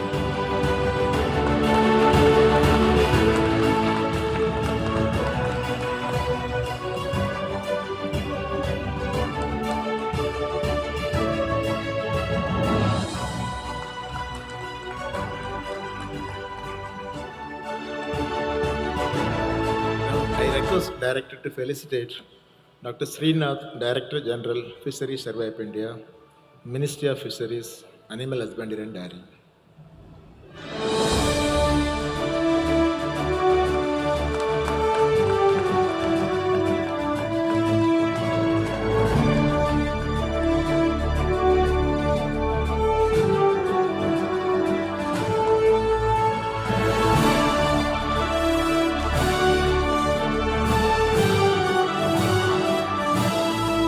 I request Director to felicitate Dr. Kinsel George, Director, Central Marine Fisheries Research Institute,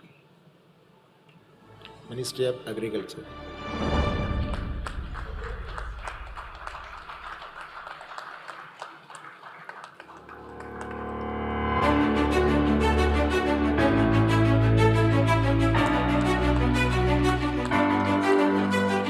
Again, I request Director to felicitate Dr. Kanad Das, Director, Botanical Survey of India, Ministry of Environment, Forest and Climate Change.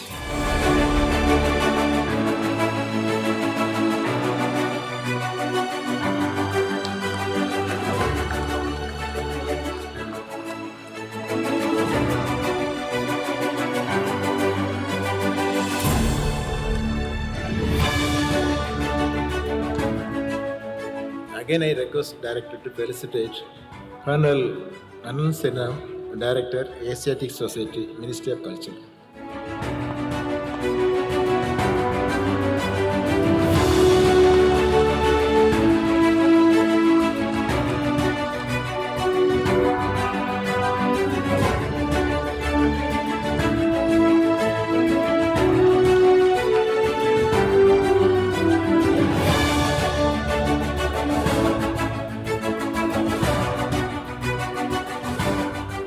All of you stand together, one group photograph. Group photo. Hmm?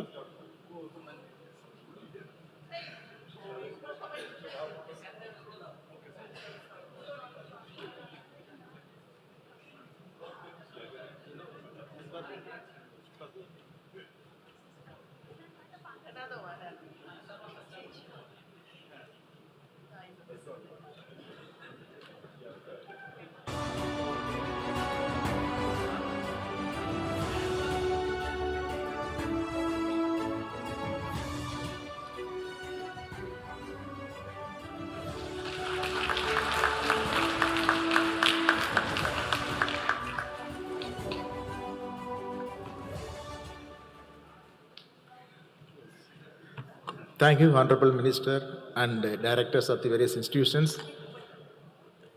Within 3 minutes, we'll start the valedictory session.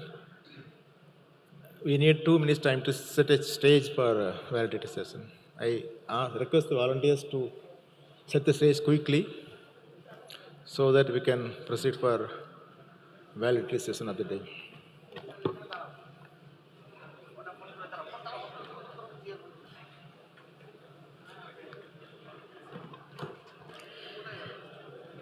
We just witnessed history. This was amazing to see so many in one platform. We'll just take a minute to set the stage, and thank you so much for all your patience, for being with us, for making ATS 2026 a success. The invocation team.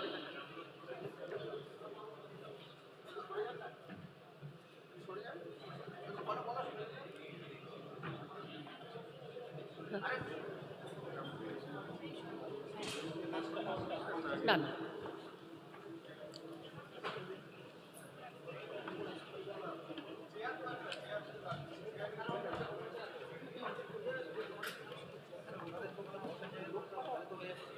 Check.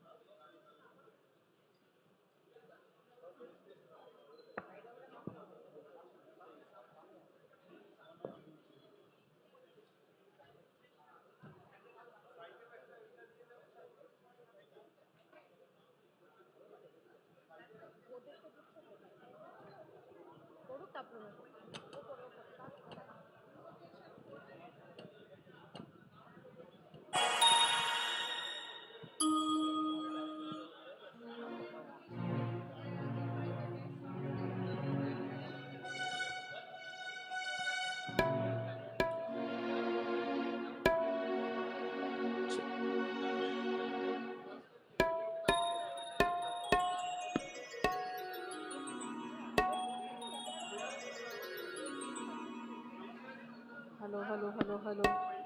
Hello, hello. মাইকটা বসানো।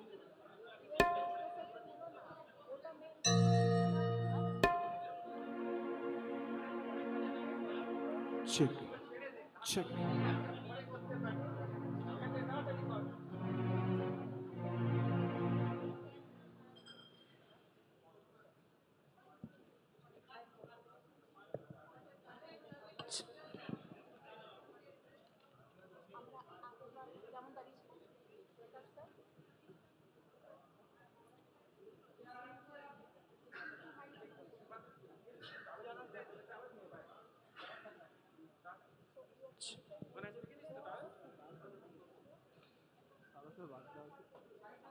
Check.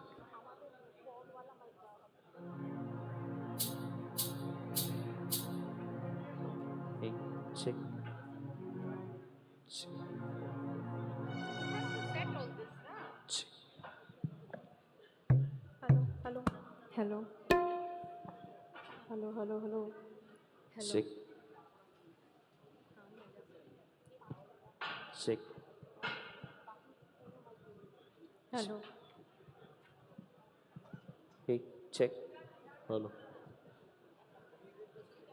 Hello. Invocation team, requesting you to take your position. Check. Hey, check. Hello, hello. Hello. Hello. Hello. Hello. Hello. Hello.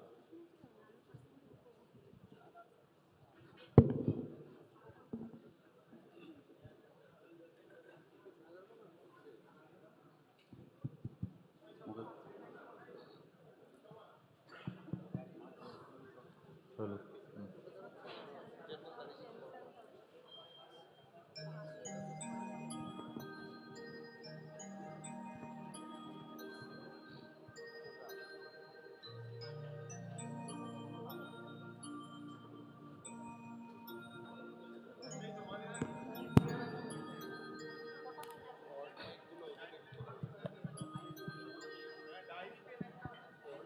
Hello. Hello.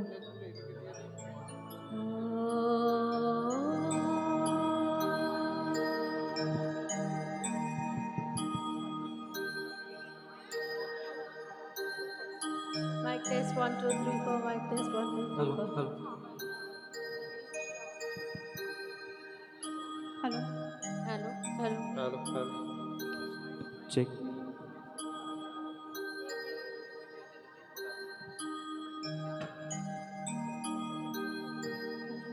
Hello. Hello. Hello. Hello. Hello. Hello.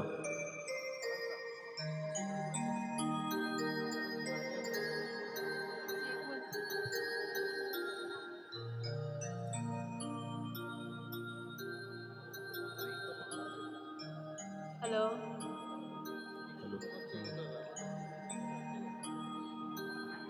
Hello. We begin the valedictory program of this grand Check. Animal Taxonomy Summit 2026. We would like to conclude the Animal Taxonomy Summit with an invocation first. I'll be chanting an invocation, a prayer, the meaning of which is, it talks about completeness. It is from Isha Upanishad.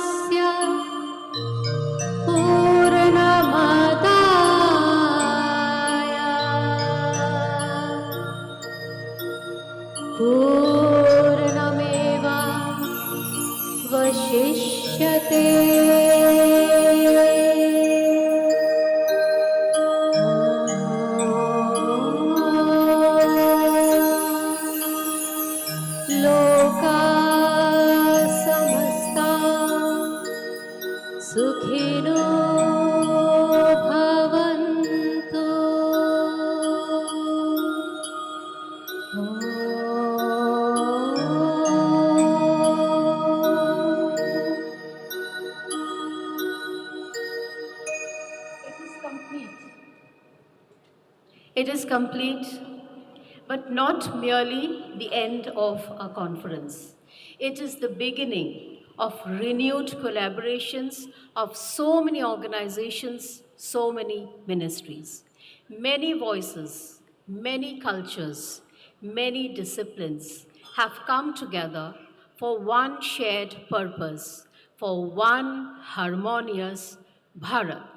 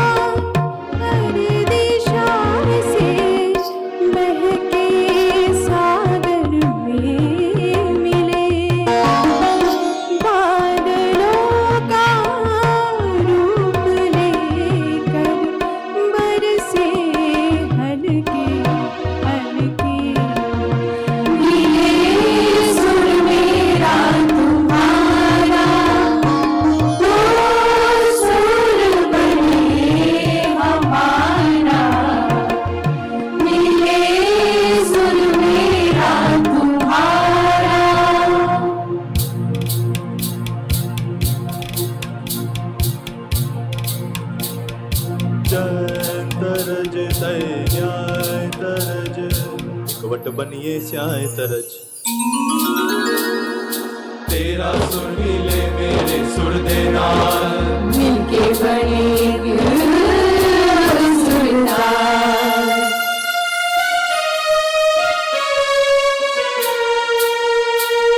मेरे सुर मेरा तुम्हारा तो सुर बने हमारा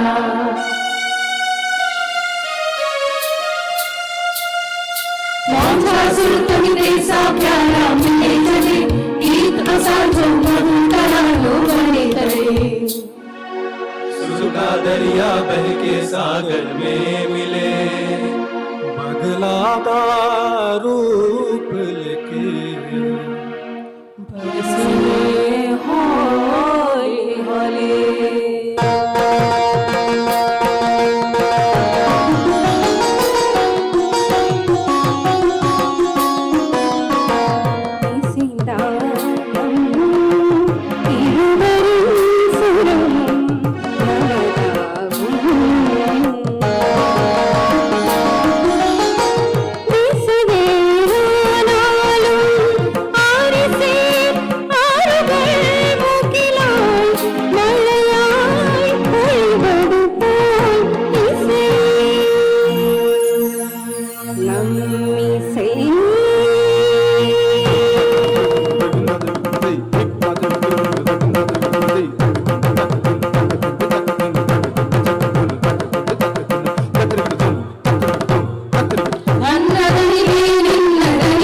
ಸೇರಿ ಬಂದೆ ಮದನಿಯ స్వరము నీ స్వరము సంగమమై మన స్వరంగా అవతరించే. నిన్నే స్వరము నిన్నలుడి స్వరము గుర్తు చిరునవ్వుడి స్వరము.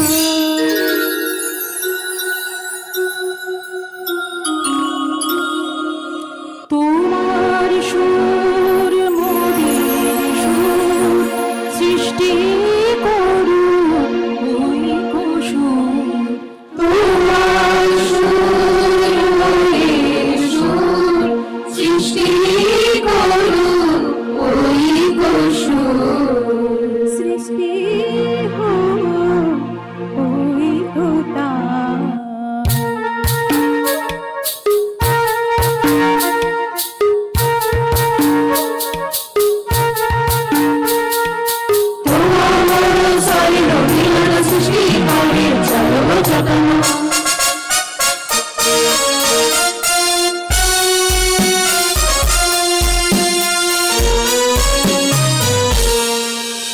માન સૂર જો તારો મારો બળે આપણો સૂર નિરારો.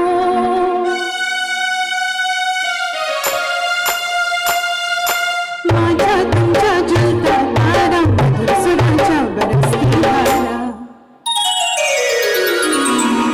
सूर की नदियाँ हमेशा से बहके सागर में मिले, बादलों का रूप लेकर बरसे हल्के हल्के.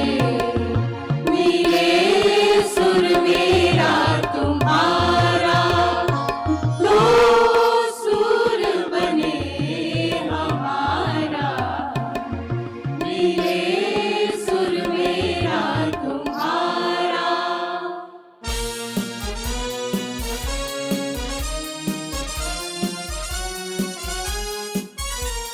मिले सुर मेरा तुम्हारा, तो सुर बने हमारा. मिले सुर मेरा तुम्हारा, तो सुर बने हमारा. तो सुर बने हमारा.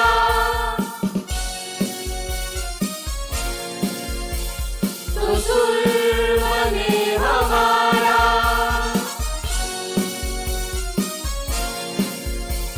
तो सुर बने हमारा.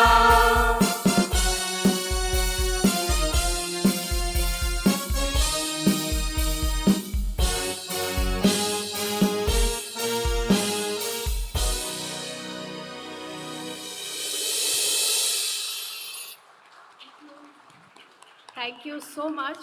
This is a very tough song. And thank you, Dr. Jigvik Dasgupta and the wonderful team from ZSI. Thank you, Moshmi, for the synthesizer, and Konkon Biswas with the handsonic. I would now like to invite on stage, once again, sir, I invite you on stage, Shri Kirtivardhan Singh, Honorable Minister of State, MOEFCC, Government of India.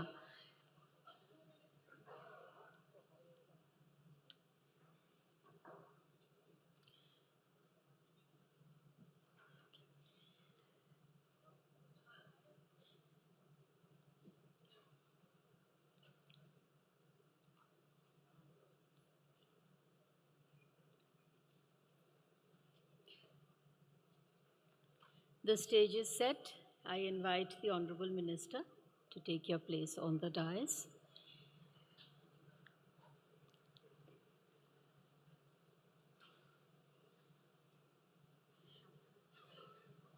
तालियों के साथ स्वागत करें. I also invite on stage Dr. K. Ravichandran, Director, Indian Institute of Forest Management, Bhopal. I invite on stage Dr. Kanad Das, Director, BSI. I invite on stage Shri Ved Prakash Mishra, Joint Secretary, MOEFCC, and Director, Dr. Dhriti Banerjee.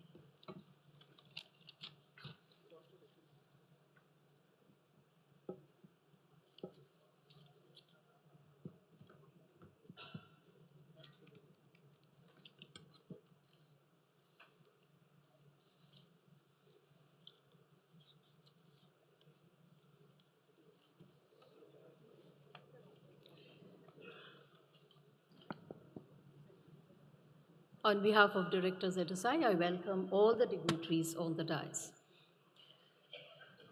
We start this with 4 memorandum of understanding MOUs.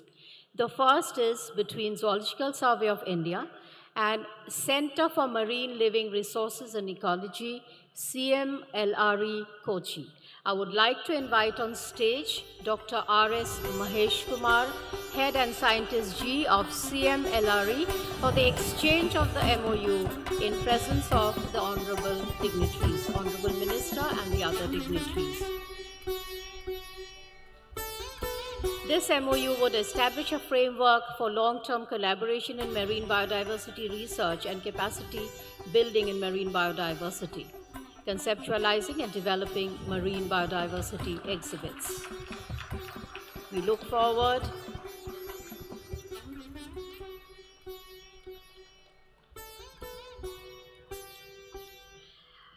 for the next MOU. I would like to invite on stage Dr. B. Sheila Rani, Vice Chancellor. This will be between Zoological Survey of India and Satyabhama Institute of Science and Technology, Chennai.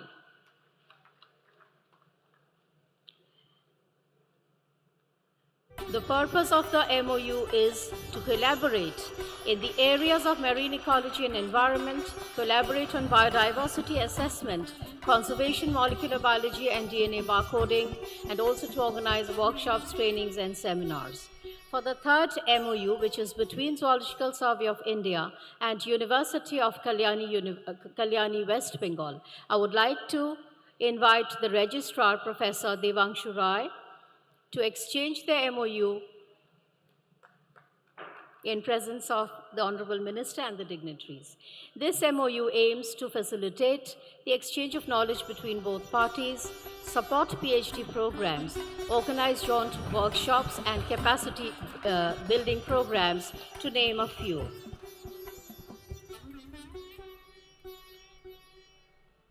Thank you. For the fourth and a very significant one, I would like to invite on stage Professor V.B. Sharma, Director, Anthropological Survey of India. This is between ANSI and ZSI.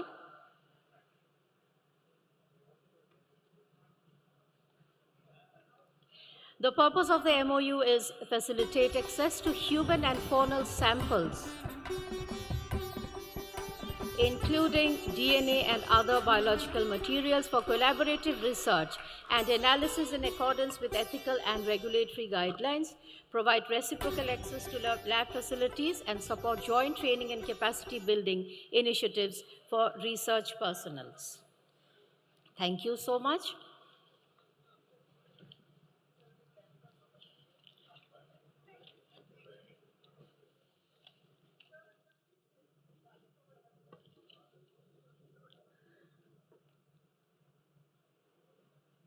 So we'll again have to come up. I'm so sorry, sir, we are making you do a lot of exercise. Now coming to the moment for which we have been waiting for. We had a total of 88 posters in the Animal Taxonomy Summit in 3 thrust areas.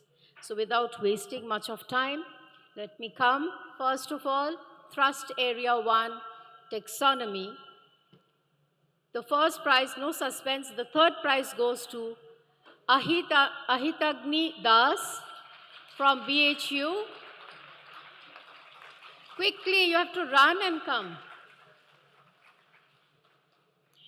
I'll announce the second and the third so that you can just be here on time. The second goes to Gayatri B from Zoological Survey of India, West Bengal. And the third goes to Avas Pakrashi from Zoological Survey of India.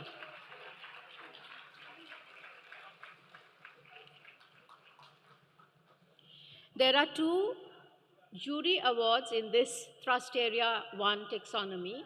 The first jury award goes to Shruti Lekha De from ZSI. And the second jury award goes to, please excuse me if I'm not getting your names correctly, Khudrakbang Priyanka Devi from Manipur, Dhana Manjuri University, Manipur.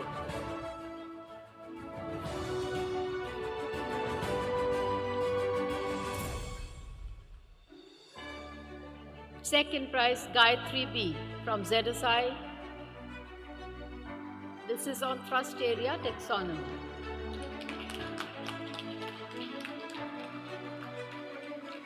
Second prize.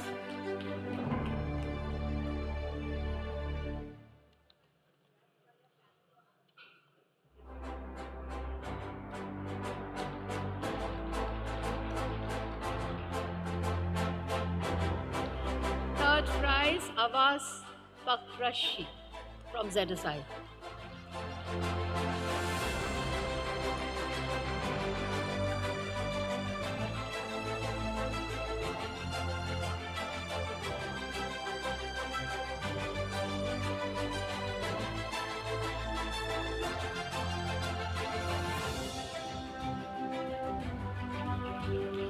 Many congratulations. Next, I would call upon Shruti Lekha De for a special jury award in the category of taxonomy.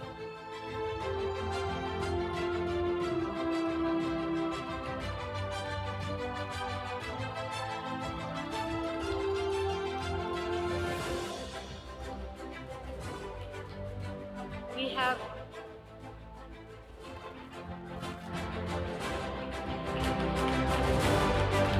the second jury award goes to Priyanka Devi from Dhana Manjuri University, Manipur.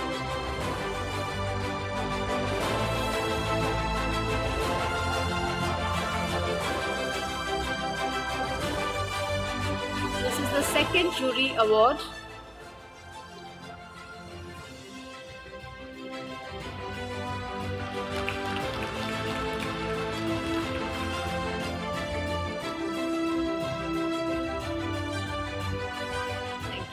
Sir, I have to request you to remain standing because we have more prizes. Next, coming to the thrust area, systematics, I will call upon for the first prize Rahul Kumar from Shiodeni Sao College, Bihar. His topic was speciation in action on assortative mating in red and black morphovariants of Myra Plataleotes. Sorry. The second prize goes to Saurabh Bhattacharjee from ZSI. And the third, Ansi Raju, Government College for Women, Kerala.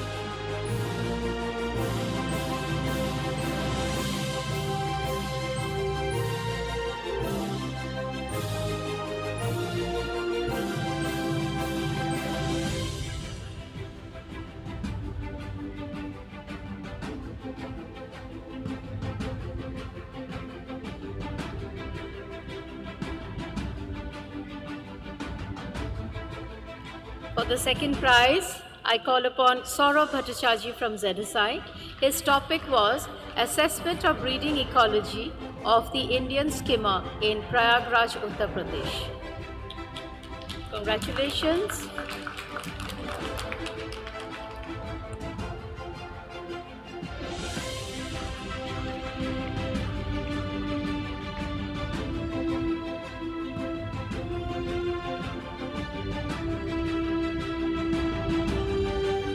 For the third prize, I call upon Ansi Raju from Government College for Women, Kerala. Her topic was Microstructural and Molecular Insights of Caloris pallida, which belongs to Insecta Mentordia.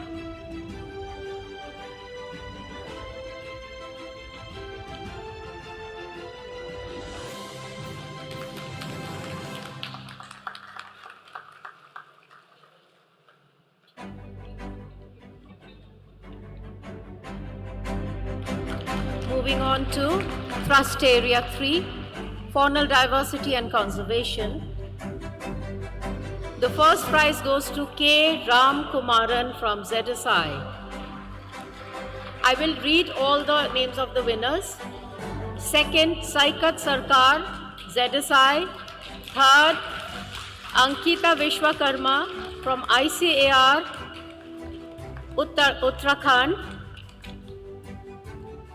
And there are 2 jury awards for this. This is K. Ram Kumaran winning the first prize in this category. I also call upon Koshik Kumar Dev from ZSI and Shubhajit Das for the special jury awards.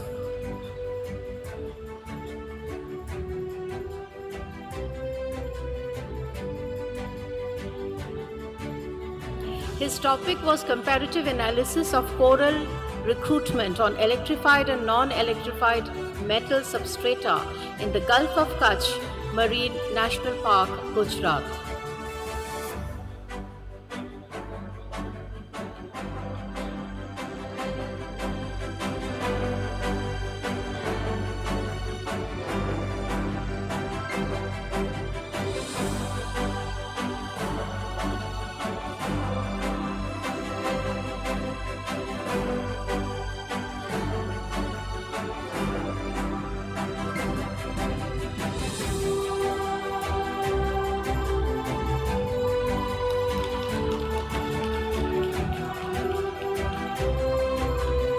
I invite on stage Saikat.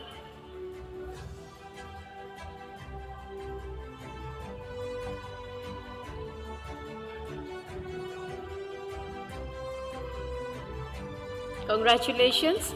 May I now invite Saikat Sarkar from ZSI to collect the second prize.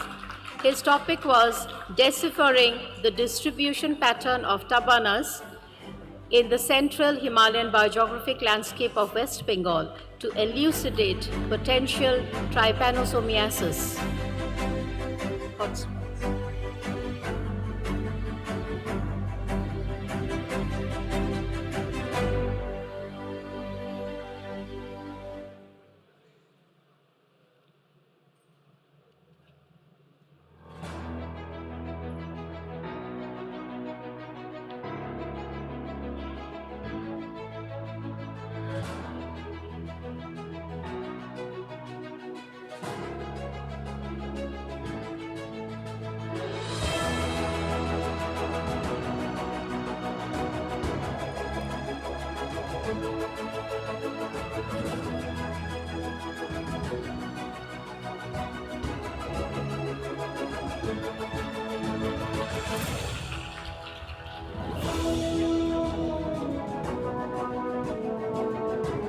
Congratulations.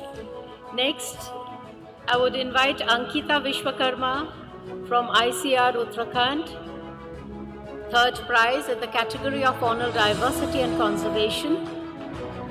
Her topic was Walking Between Worlds, Integrative Taxonomy Uncovers Hidden Lineages and Evolutionary Transitions in Sundarban's Mudskippers.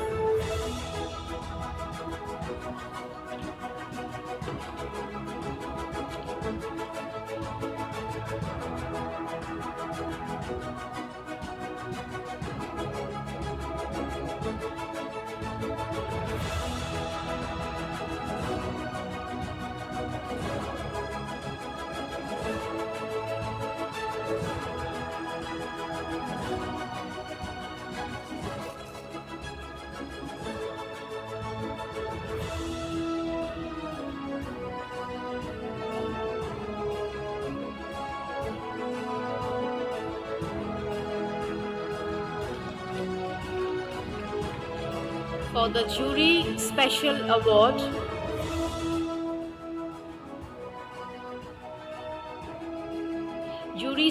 Award, I would like to call upon Kaushik Kumar De from ZSI.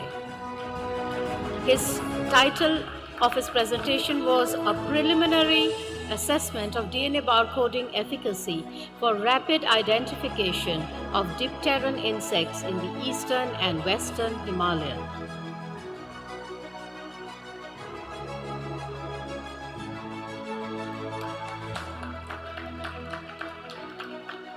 Congratulations. I now invite Subhajit Das to collect the jury award. Subhajit Das from ZSI. His topic was machine learning driven probabilistic mapping integrated Oxford nanopore enabled DNA barcoding for comprehensive species enrichment assessment in the Indian Himalayan region.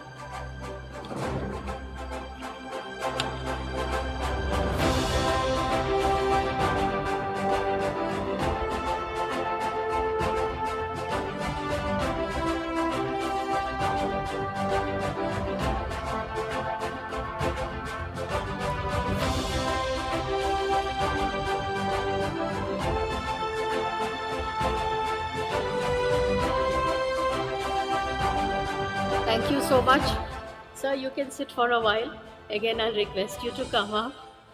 Yoga Day was just 2 weeks back. We celebrated Yoga Day, so I think we have a lot of energy now. Okay, for the next award, this is something very special. This is a recognition for PhD. In the last 5 years, the ZSI takes immense pride in the outstanding achievements of its PhD research scholars whose dedication, preservation, and scientific excellence have significantly contributed to advancing zoological research in India. 56 scholars have successfully completed their doctoral research within 5 years under the guidance of ZSI scientists in the headquarters and 16 regional centers covering diverse fields. Of the total of 56 research scholars, 28 are here with us today, while the remaining scholars are currently engaged in postdoctoral studies or holding positions in various institutions for which they could not come. ZSI's academic excellence is further reinforced through its MOU with more than 60 universities, academic institutions across India, fostering a strong collaborative network for higher education and research. ZSI expresses its sincere gratitude to all the universities that have awarded the PhD degrees to their scholars. ZSI is immensely proud to felicitate its PhD research scholars in this gathering in presence of our Honorable Minister and the dignitaries. A big round of applause if you can see them standing on the side. This has been specially curated for them to make this a mini convocation. Okay, it's you have to really clap for this. The first, sir, I'll request you again to stand up. It carries a certificate and a medal, which is specially curated. So, the first I would like to call upon Dr. Garima Hor, University of Calcutta.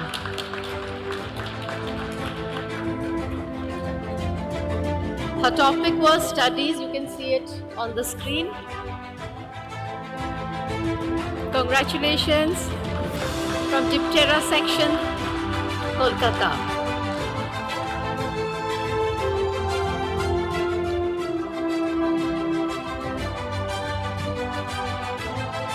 Her supervisor was Dr. Triti Banerjee.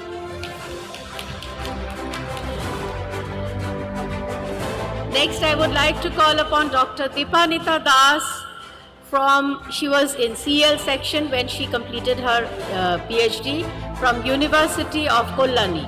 Her co-supervisor was Dr. Sheila. And her topic was systematic studies on the mutility of India. Okay. The third, Dr. M. Senraj, quickly come.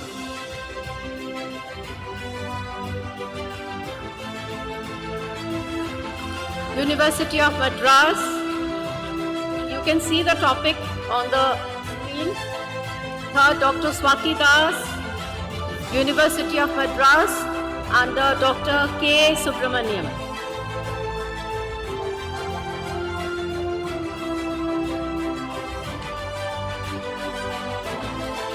Dr. Avaz Bakrashi from University of Calcutta under Dr. Vikas Kumar. Quickly. Dr. Swarup Ranjan Mohanty under Dr. Anil Mahapatra.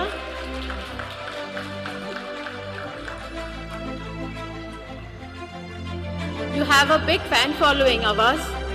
Okay, for the next, I call Dr. Swarup Ranjan Mohanty. Dr. Anil Mahapatra was his supervisor from Ravenshaw University, Cuttack, Orissa. Dr. Alfisa Siddiqui, University of Calcutta, under Dr. Jasmine P. from ZSI.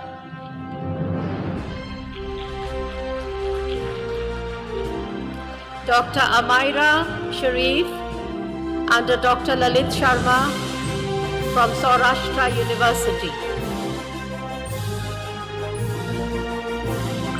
Dr. Vasant from University of Madras under Dr. K. Subramanian.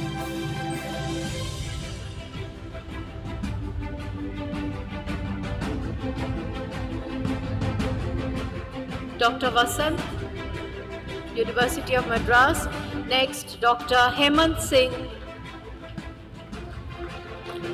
under Dr. Lalit Kumar Sharma from Gurukul Tangri, Haridwar.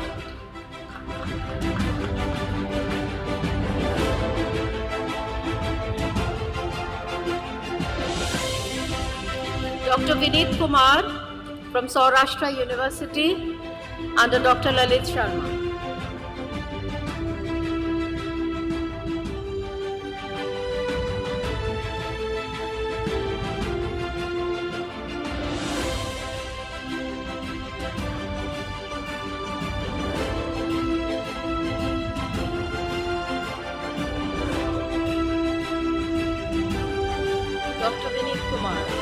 Dr. Vineet Kumar, Saurashtra University. Dr. Sudipta Mandal,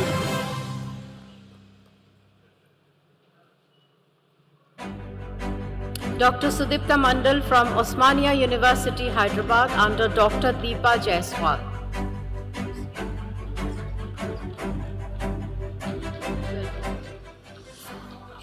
Dr. Avantika Thapa under ZSI Supervisor Dr. Lalit Sharma from University of Calcutta.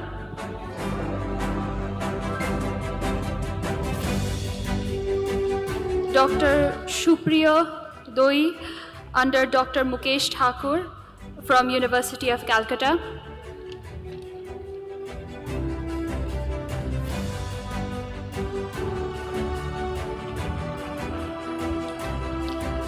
Dr. Devika Bhuiya under Dr. Devanshu Gupta from University of Kalyani.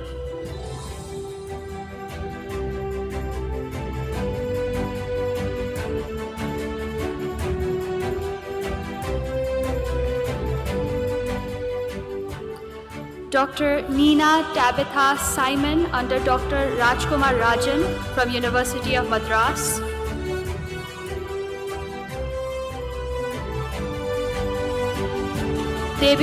Dr. Devika Bhuiya from University of Kalyani.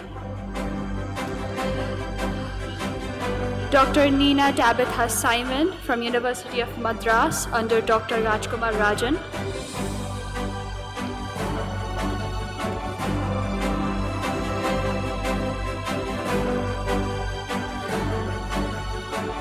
Dr. Rita Dev under K.A. Subramaniam from University of Madras.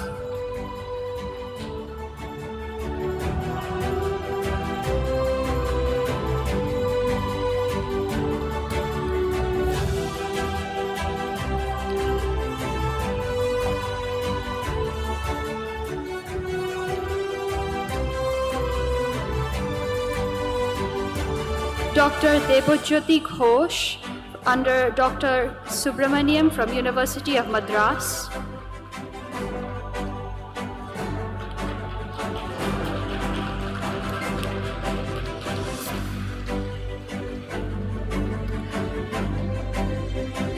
Dr. G. Ramesh under Dr. R. Babu from University of Madras.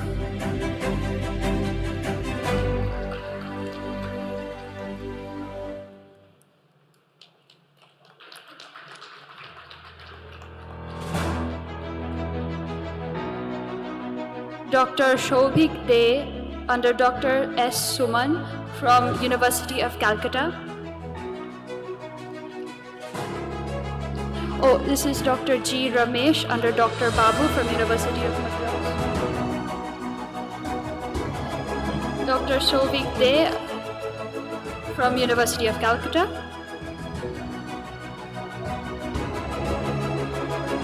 Dr. Ritam Datta under Dr. R. Babu from University of Madras.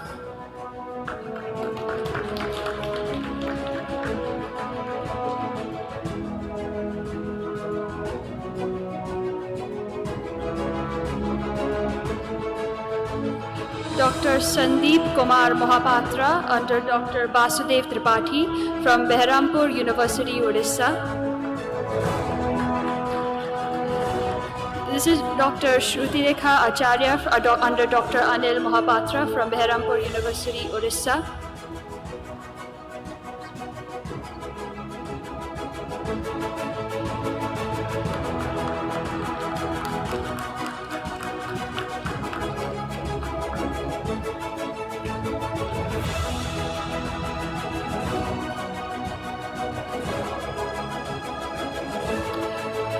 Dr. Rehnuma Sultana under P. Padmavathi from Acharya Nagarjuna University, Guntur.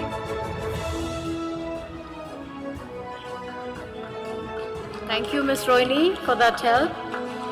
Next, Dr. Aishi Bhawal, University of Kolkata, University of Calcutta under Dr. Jasmine.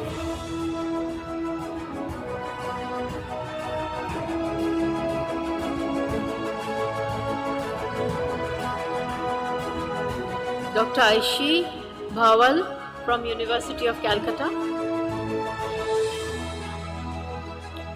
Congratulations.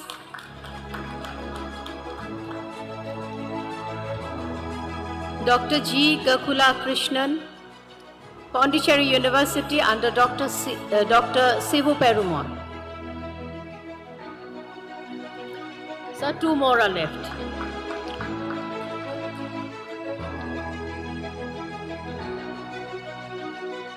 Dr. R. Renuka. Next is Dr. R. Renuka from University of Madras. Dr. S. Prabhakaran was her guide.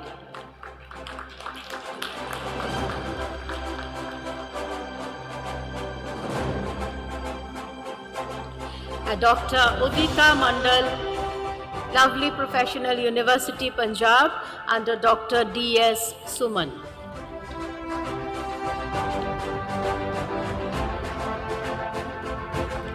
Thank you and many congratulations to all of you. You are so blessed and so fortunate.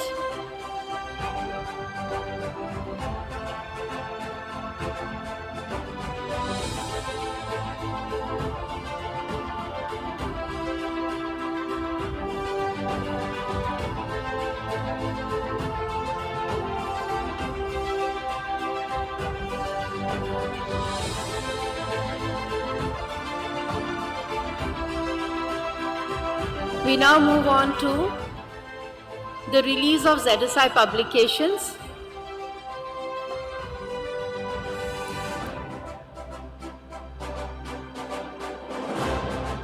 Come fast.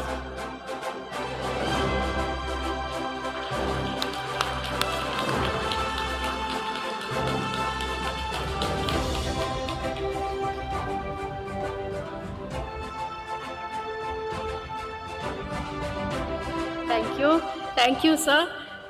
Now we have the release of the ZSI publications. The first book is Faunal Diversity Along the Periphery of Indian Highways Golden Quadrilateral. If we have the AV, can we just see the AV?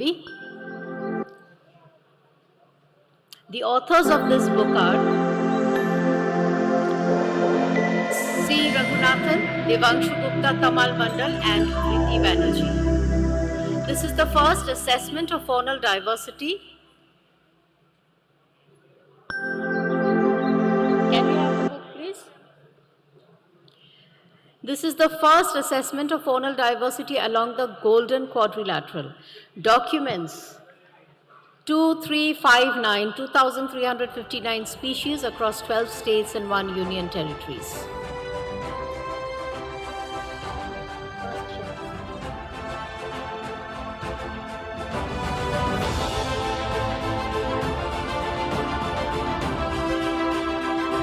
The next book, okay, authors, we have one author already here. So, C. Raghunathan, Devanshu Gupta, Tamal Mandal, please come on stage. So, thank you so much for all your patience and time and all your encouragement.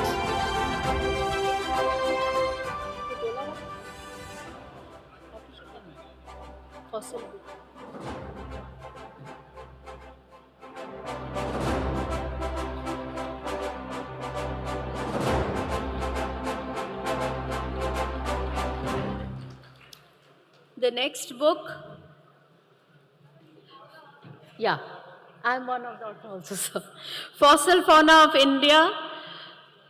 Can we have the AV, please? The authors are Dola Roy, Anubarna Datta Chaudhary, Soma Das, Sipana Rajendra, myself Debashridam, C. Raghunathan, and Dhriti Banerjee. So this is the first nationwide synthesis of India's prehistoric fossil record. It covers invertebrates, vertebrates, and ichnofossils, encompasses 28 states and 8 union territories.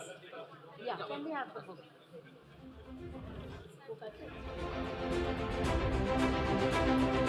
I'm also joining since I'm one of the co-authors.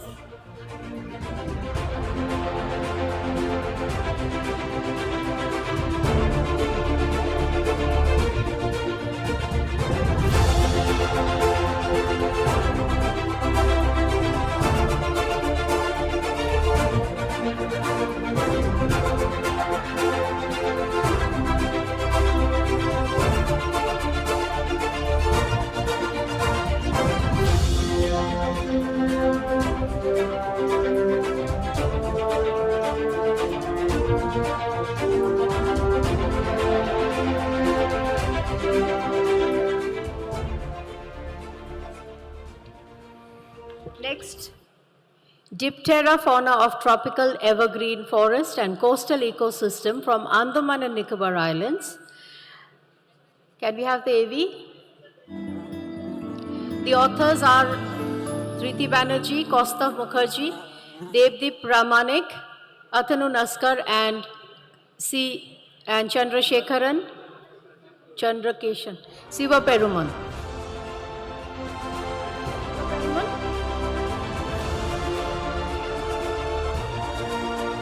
Congratulations, this documents 101 species under 47 genera, 18 families. First consolidated account of Diptera fauna from Andaman and Nicobar Islands.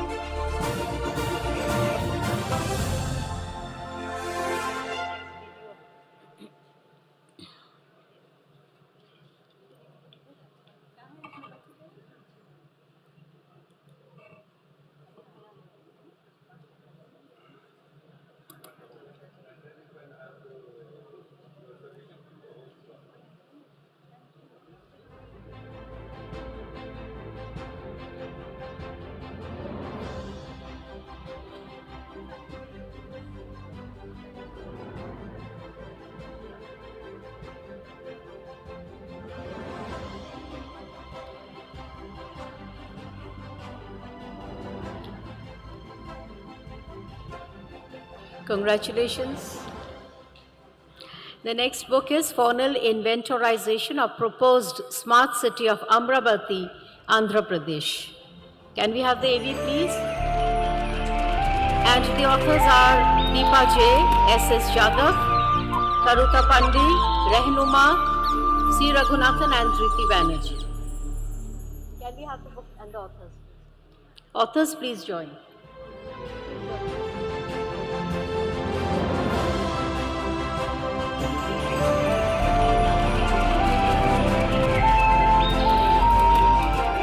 The faunal exploration and documentation efforts have been carried for the proposed new capital of Amravati. It documents a total of 500 species and provides a valuable baseline data set for future urban biodiversity conservation and management in the smart city of Amravati.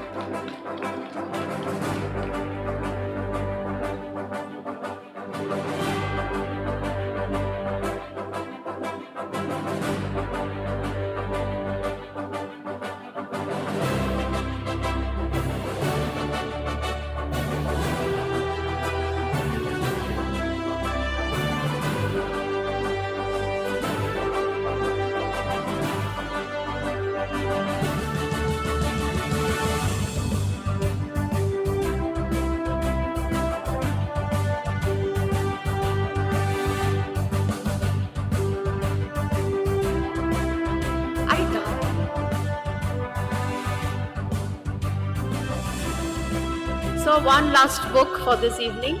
This is by Dr. Pratibha Gupta from Botanical Survey of India. The book titled First Indian Scientific Expedition to Larsemann Hills, Antarctica on Cyanoprokaryotes and Animals.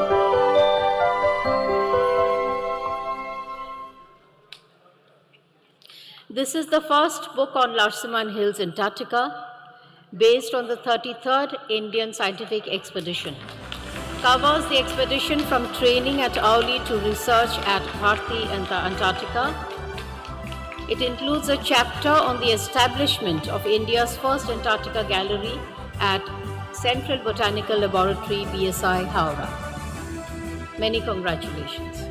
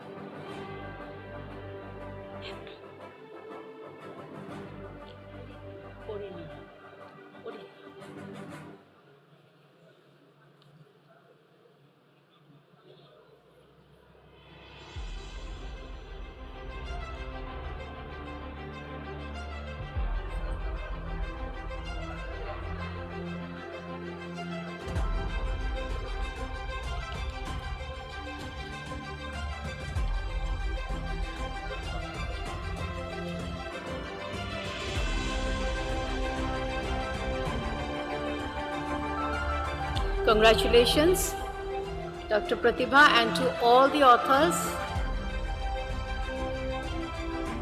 Thank you so much.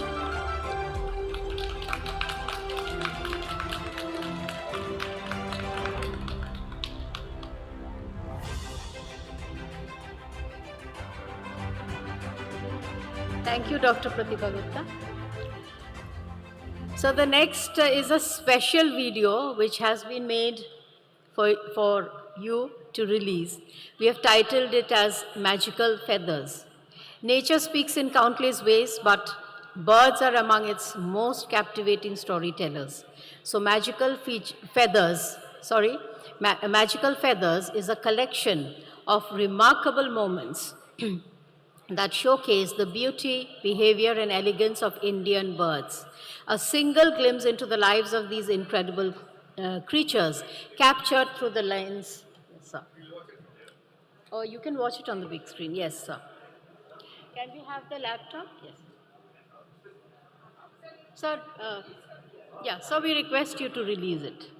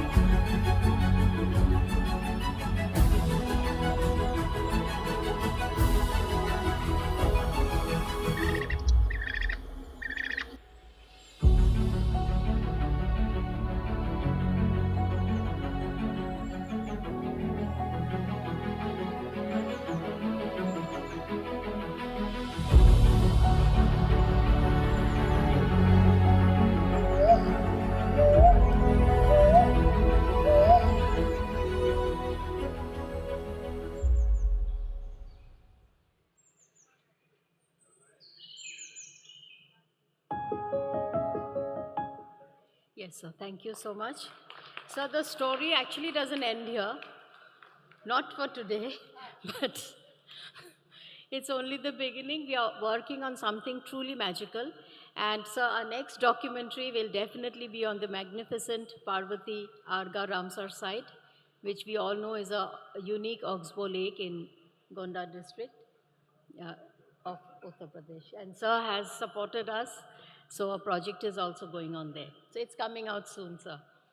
So I now request Shri Ved Prakash Mishra, Joint Secretary MOFCC, so to deliver his address.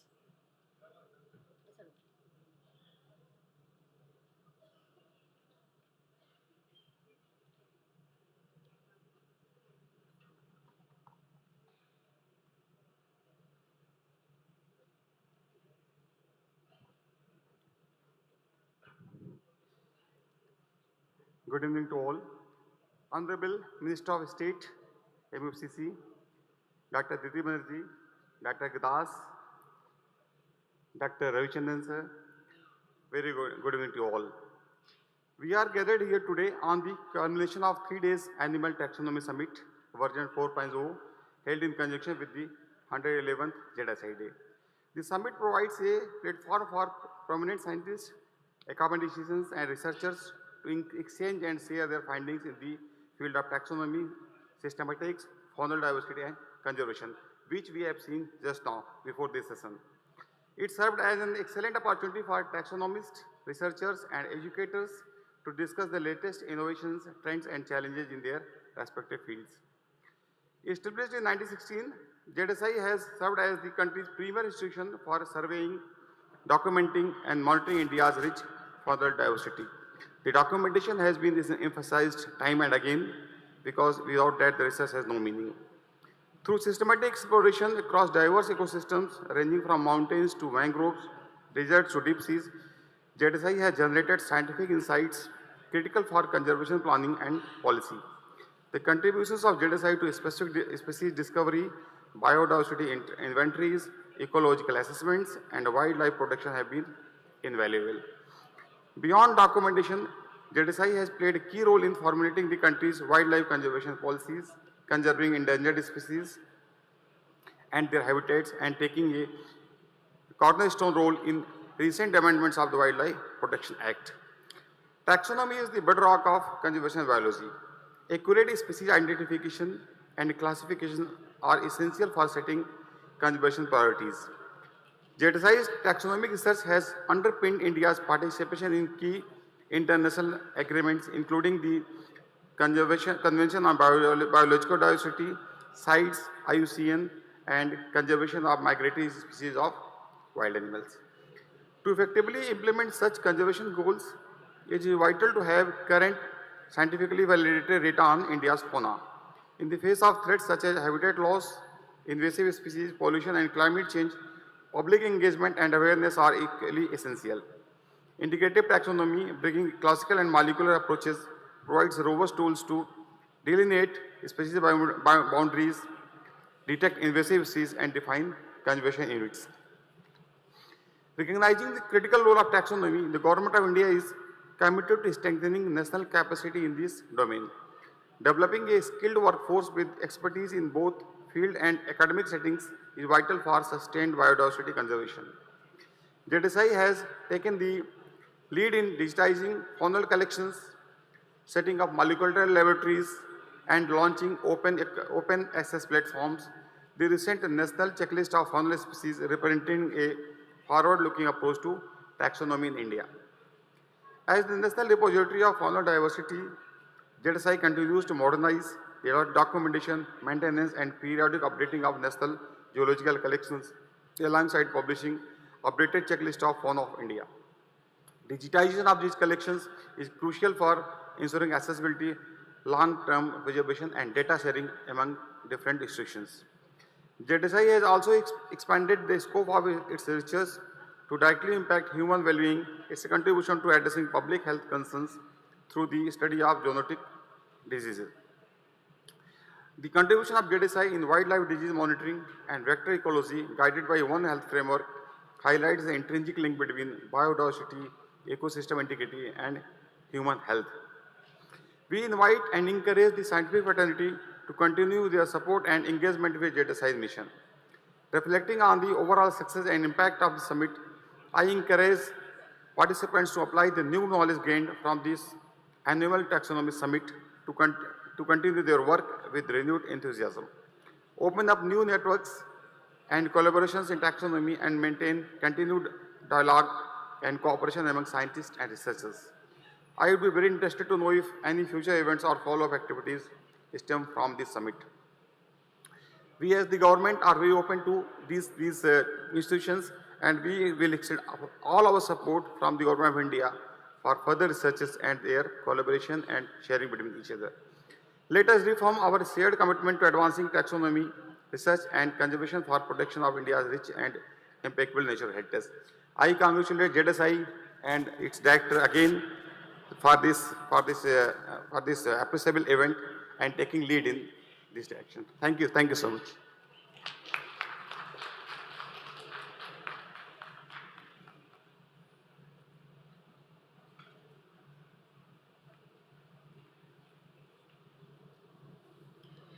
Thank you, sir.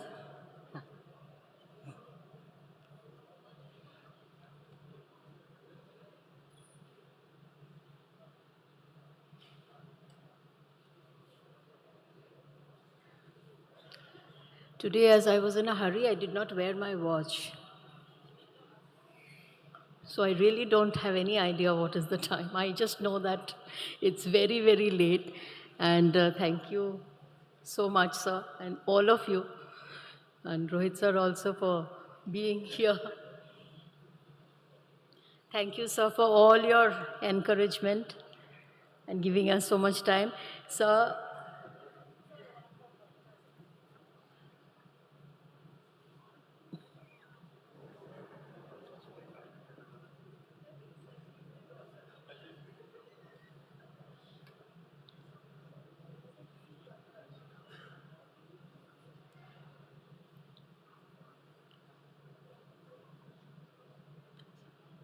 sir.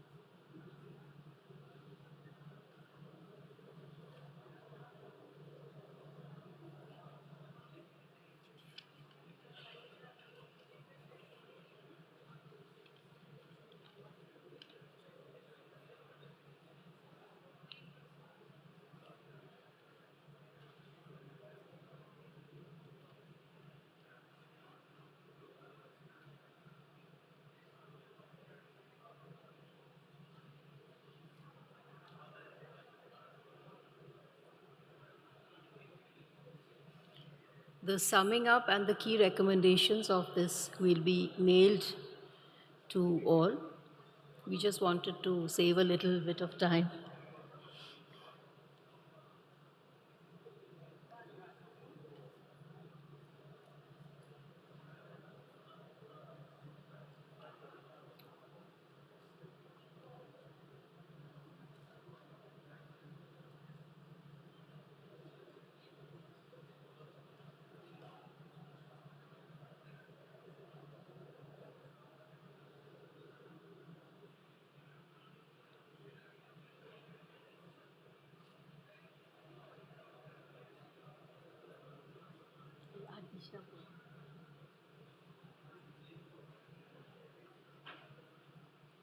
So thank you so much, sir.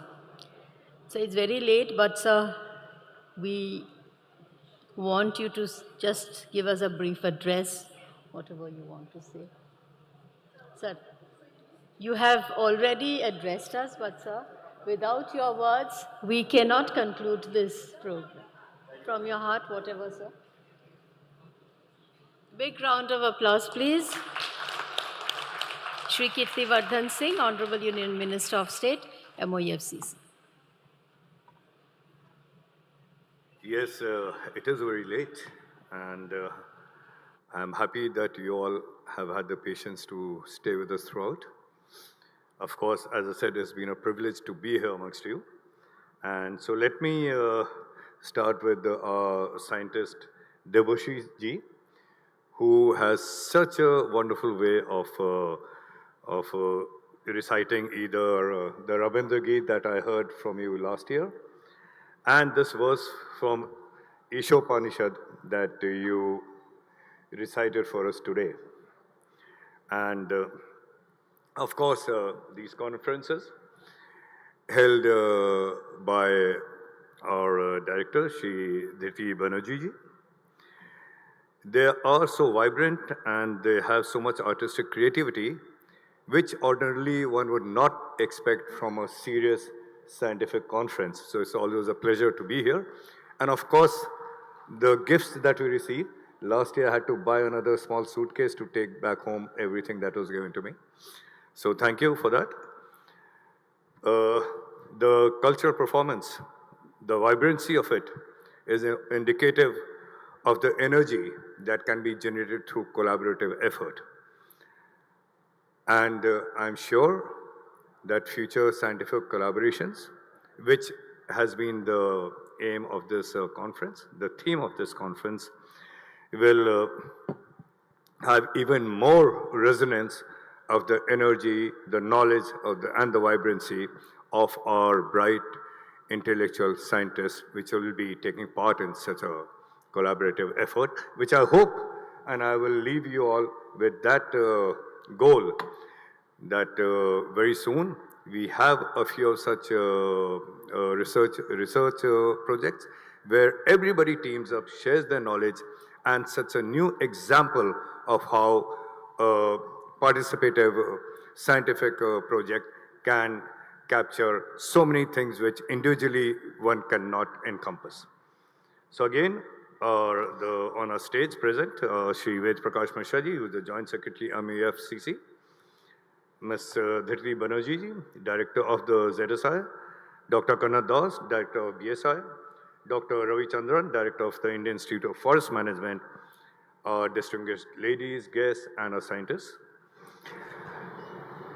The 111 years of faunal exploration and scientific excellence and biodiversity conservation carried out through our ZSI Institute is not a small achievement, and I would like to congratulate the entire team for that.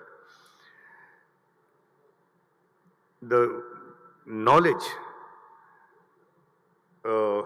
collected and generated by these scientists has contributed to our biodiversity conservation and policy formulation, as I've mentioned earlier. And the 4th edition of the Animal Taxonomy Summit, which we are concluding now, has also brought together the leading national and global experts on to discuss and deliberate on the latest advances in the science of taxonomy. And it was again a pleasure and a privilege to felicitate our young scientists who have just gotten their medals and the certificates. And thank you for contributing to the knowledge base of our country. And I wish you all the success in your career in this field. I would like to keep this short, so I will not go into the details. And I would like to mention the fact that our country has a rich tradition of biodiversity conservation, and it is not new.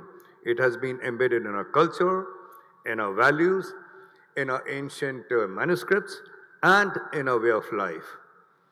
And I would encourage and request our various institutes to also capture that knowledge, our ancient knowledge carried by word of mouth, not in scripts, not in books, which our tribals possess, which our forest-dwelling tribes have, which our coastal people.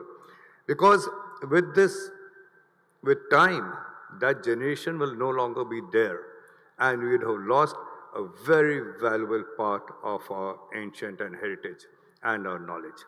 So again, I would request all of you, whether it's the young scientists or our institutions, to while you're doing your other very important research work, also please collect and digitize and make a repository of our ancient knowledge. If I talk about the past years, what I have seen, that since 2014, I have had this frequent chance to hear our Honorable PM on our conservation efforts. We all know about his mission life, sustainable living.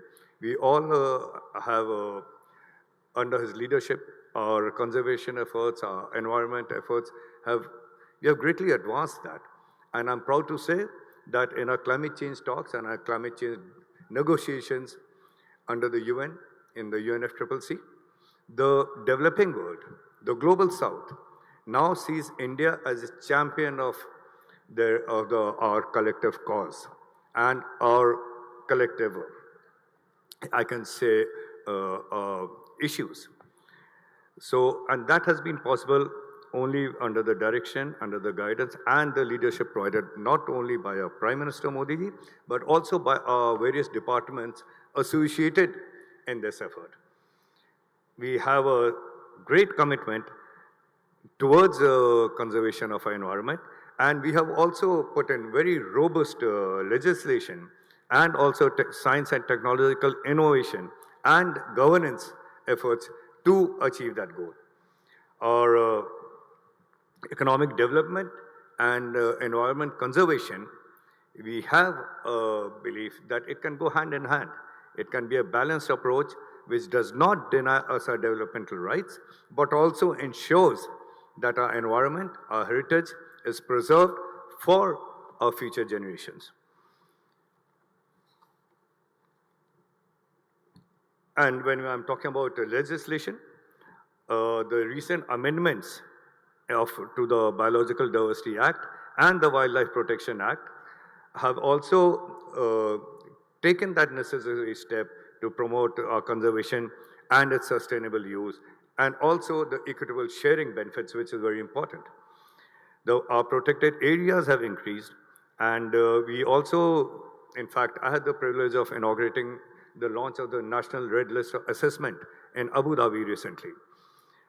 The vision documents reflects our efforts and our commitment to biodiversity conservation, threat assessment, and this will again be a very important step to support evidence-based policy and development decisions.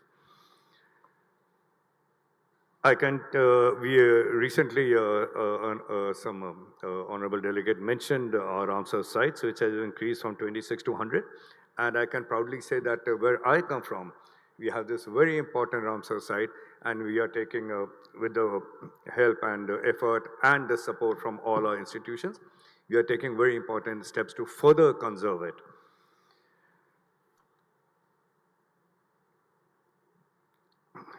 So recently, in the Ramsar site I'm talking about is called Arga Parvati, and I would again request institutions to also in the next year also showcase that in a small video.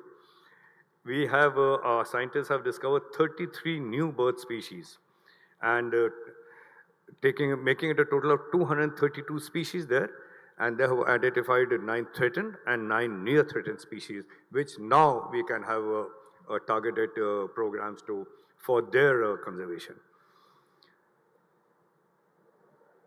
I think I'll end there. I have no point, because we all know what our policies are, what steps we are taking. But again, in conclusion, again, I would like to stress on the collaborative and the participative and the essence and the scope of our work. And I am sure that under the able guidance and leaderships of our directors, of our scientists, and our ministry, we will be able to take forward this very important theme that has been the theme for this year's conference. So again, thank you very much. And I do hope to see you again next year with even more innovations, more publications, and more path-breaking research. Thank you and congratulations.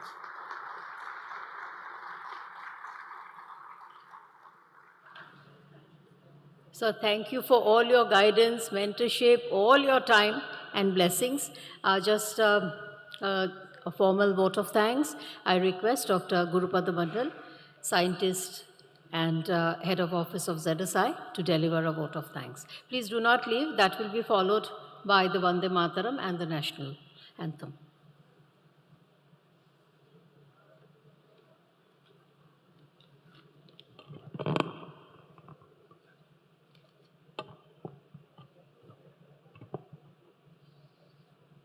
Honorable Union Minister of State, Ministry of Environment, Forest and Climate Change, Government of India, Sri Kirti Vardhan Singh Ji, Joint Secretary MOFCC, Government of India, Sri Ved Prakash Mishra Ji, Director, Indian Institute of Forest Management, Dr. K. Ravichandran, Director, Botanical Survey of India, Dr. Konad Das, Director, Zoological Survey of India, Dr. Dhriti Banerjee, distinguished dignitaries, delegates, members of the scientific fraternity, officers and staff members of ZSI and BSI, ladies and gentlemen, a very good evening to everyone. It gives me immense pleasure to propose a formal vote of thanks at the conclusion of the Animal Taxonomy Summit 4.0. First and foremost, I express my heartfelt gratitude to our chief guest, Sri Kirti Vardhan Singh Ji, Honorable Minister of State, Environment, Forest and Climate Change, for graciously accepting our invitation and delivering the valedictory address. Sir, your inspiration, words, encouragement, and support for biodiversity conservation and taxonomic research have greatly motivated the entire scientific community. I extend my sincere thanks to Sri Ved Prakash Mishra Ji, Joint Secretary MOFCC, for his valuable address and for the continuous encouragement and support extended towards organizing the ATS 2026. I also gratefully acknowledge the support of the CS2 division of the ministry throughout the planning and execution of this summit. I sincerely thank Dr. K. Ravichandran, Director, Indian Institute of Forest Management, and Dr. Konad Das, Director, Botanical Survey of India, for their insightful address. I place on record my sincere appreciation to the distinguished chairs of technical session, Sri Kirti Vardhan Singh Ji, Dr. Dhriti Banerjee, Dr. K. Ravichandran, Dr. A. Viju Kumar, Dr. Sunil Vajpayee, Dr. Achalandra Reddy, Dr. V.B. Mathur, Dr. R.S.C. Jairaj. I extend my sincere appreciation to Padrosri, Dr. Kumarasamy Thangaraj, and Mr. Sanjay Kumar Das for delivering the 2 flagship talks which offered invaluable insights and significantly enhanced the intellectual depth of the ATS 2026. I would like to express our sincere appreciation to all the moderators and resource persons whose scholarly contribution have enriched the scientific deliberations over the past 3 days. In particular, I extend my gratitude to Dr. Himendra Bharti, Professor K. Pravin Karanth, Dr. Subhas Rajpurohit, Dr. Ruchira Sen, Dr. Yasbit Bhatnagar, Dr. Sanjay Molur, Dr. Rahul Kaul, Dr. Rajiv Raghavan, Dr. Mewa Singh, Dr. Manoj R. Borkar, Dr. Anindra Sinha, Dr. Manjari Jain, Dr. Samosri Ghosh, Dr. Parthabatim Chakravarti, Dr. Devahoti Mukherjee, Dr. Neeraj Rai, Dr. Dhurjiti Prasad Sengupta, Sri Atul Singh, Dr. Praveer Deshmukh, Sri Sunil Padale, Dr. Juliet, Dr. P.K. Mathur, Sri Pradeep Sarvo Kadam, Dr. Bihas Pandab, Sri Ognimitra, Professor V.B. Sharma, Dr. Srinath K.R., Dr. Greensen George, Colonel Anant Sinha, and our own colleague Dr. G. Maheswaran and our colleagues from JDSI for delivering enlightening talks and sharing their expertise with all the participants. I also express my sincere appreciation to all the moderators of the poster session and the members of the poster evaluation committee for ensuring the smooth conduct and objective assessment of the scientific presentation. My congratulations to the recipients of the Best Poster Awards and to the PhD awardees from Zoological Survey of India, whose achievements we proudly celebrated today. Words are indeed insufficient to thank the delegates, researchers, academicians, students, and participants from universities, research institutions, and government organizations across the country for their enthusiastic participation, stimulating discussion, and valuable scientific contribution that made this summit a grand success. I also place on record our appreciation to the Center for Marine Living Resources and Ecology, Satyabhama Institute of Science and Technology, Kalyani University, Anthropological Survey of India for today's exchange of the Memorandum of Understanding, which marks another important step towards strengthening scientific collaboration among our national institutions. My heartfelt thanks goes to our beloved Director, Dr. Dhiti Banerjee, whose visionary leadership, constant encouragement, and guidance have been the driving force behind the successful organization of this summit. My special appreciation also goes to Dr. C. Raghunathan, Additional Director, JDSI, for presenting a comprehensive summary and key recommendations emerging from the summit. I convey my sincere appreciation to all the officers, scientists, administrative staff, technical personnel, research scholars, and volunteers from the headquarters and regional centers of Zoological Survey of India, whose dedication and timeless efforts over the past several weeks have ensured the flawless execution of the national event. My special appreciation to Ms. Rohini Banerjee for her tireless effort for successful execution of this event. I would like to thank PAO, BSI, JDSI, and his entire team for constant support. Finally, I extend my gratitude to the Taj City Center, New Town, Kolkata, and event management of Cygnus and of our friends from the print, electronic, and digital media for their invaluable cooperation and support throughout the summit. With these awards, on behalf of Zoological Survey of India, I once again thank each and everyone for your presence, support, and valuable contribution, and wish you all a safe journey. Thank you. Jai Hind.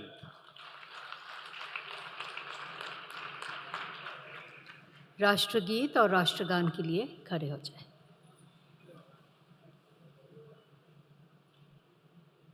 Vande Mataram, Vande Mataram, Sujalam सुफलाम मलयज शीतलाम, शस्य श्यामलाम मातरम, वंदे मातरम, शुभ्रज्योत्स्नां पुलकितयामिनी, कुल्यकुसुमित द्रुमदलशोभिनी, सुहासिनी सुमधुरभाषिणी, सुखदां वरदां मातरं, वन्दे मातरम्। कोटि कोटि कण्ठ कल कल निनाद करले, कोटि कोटि भुजै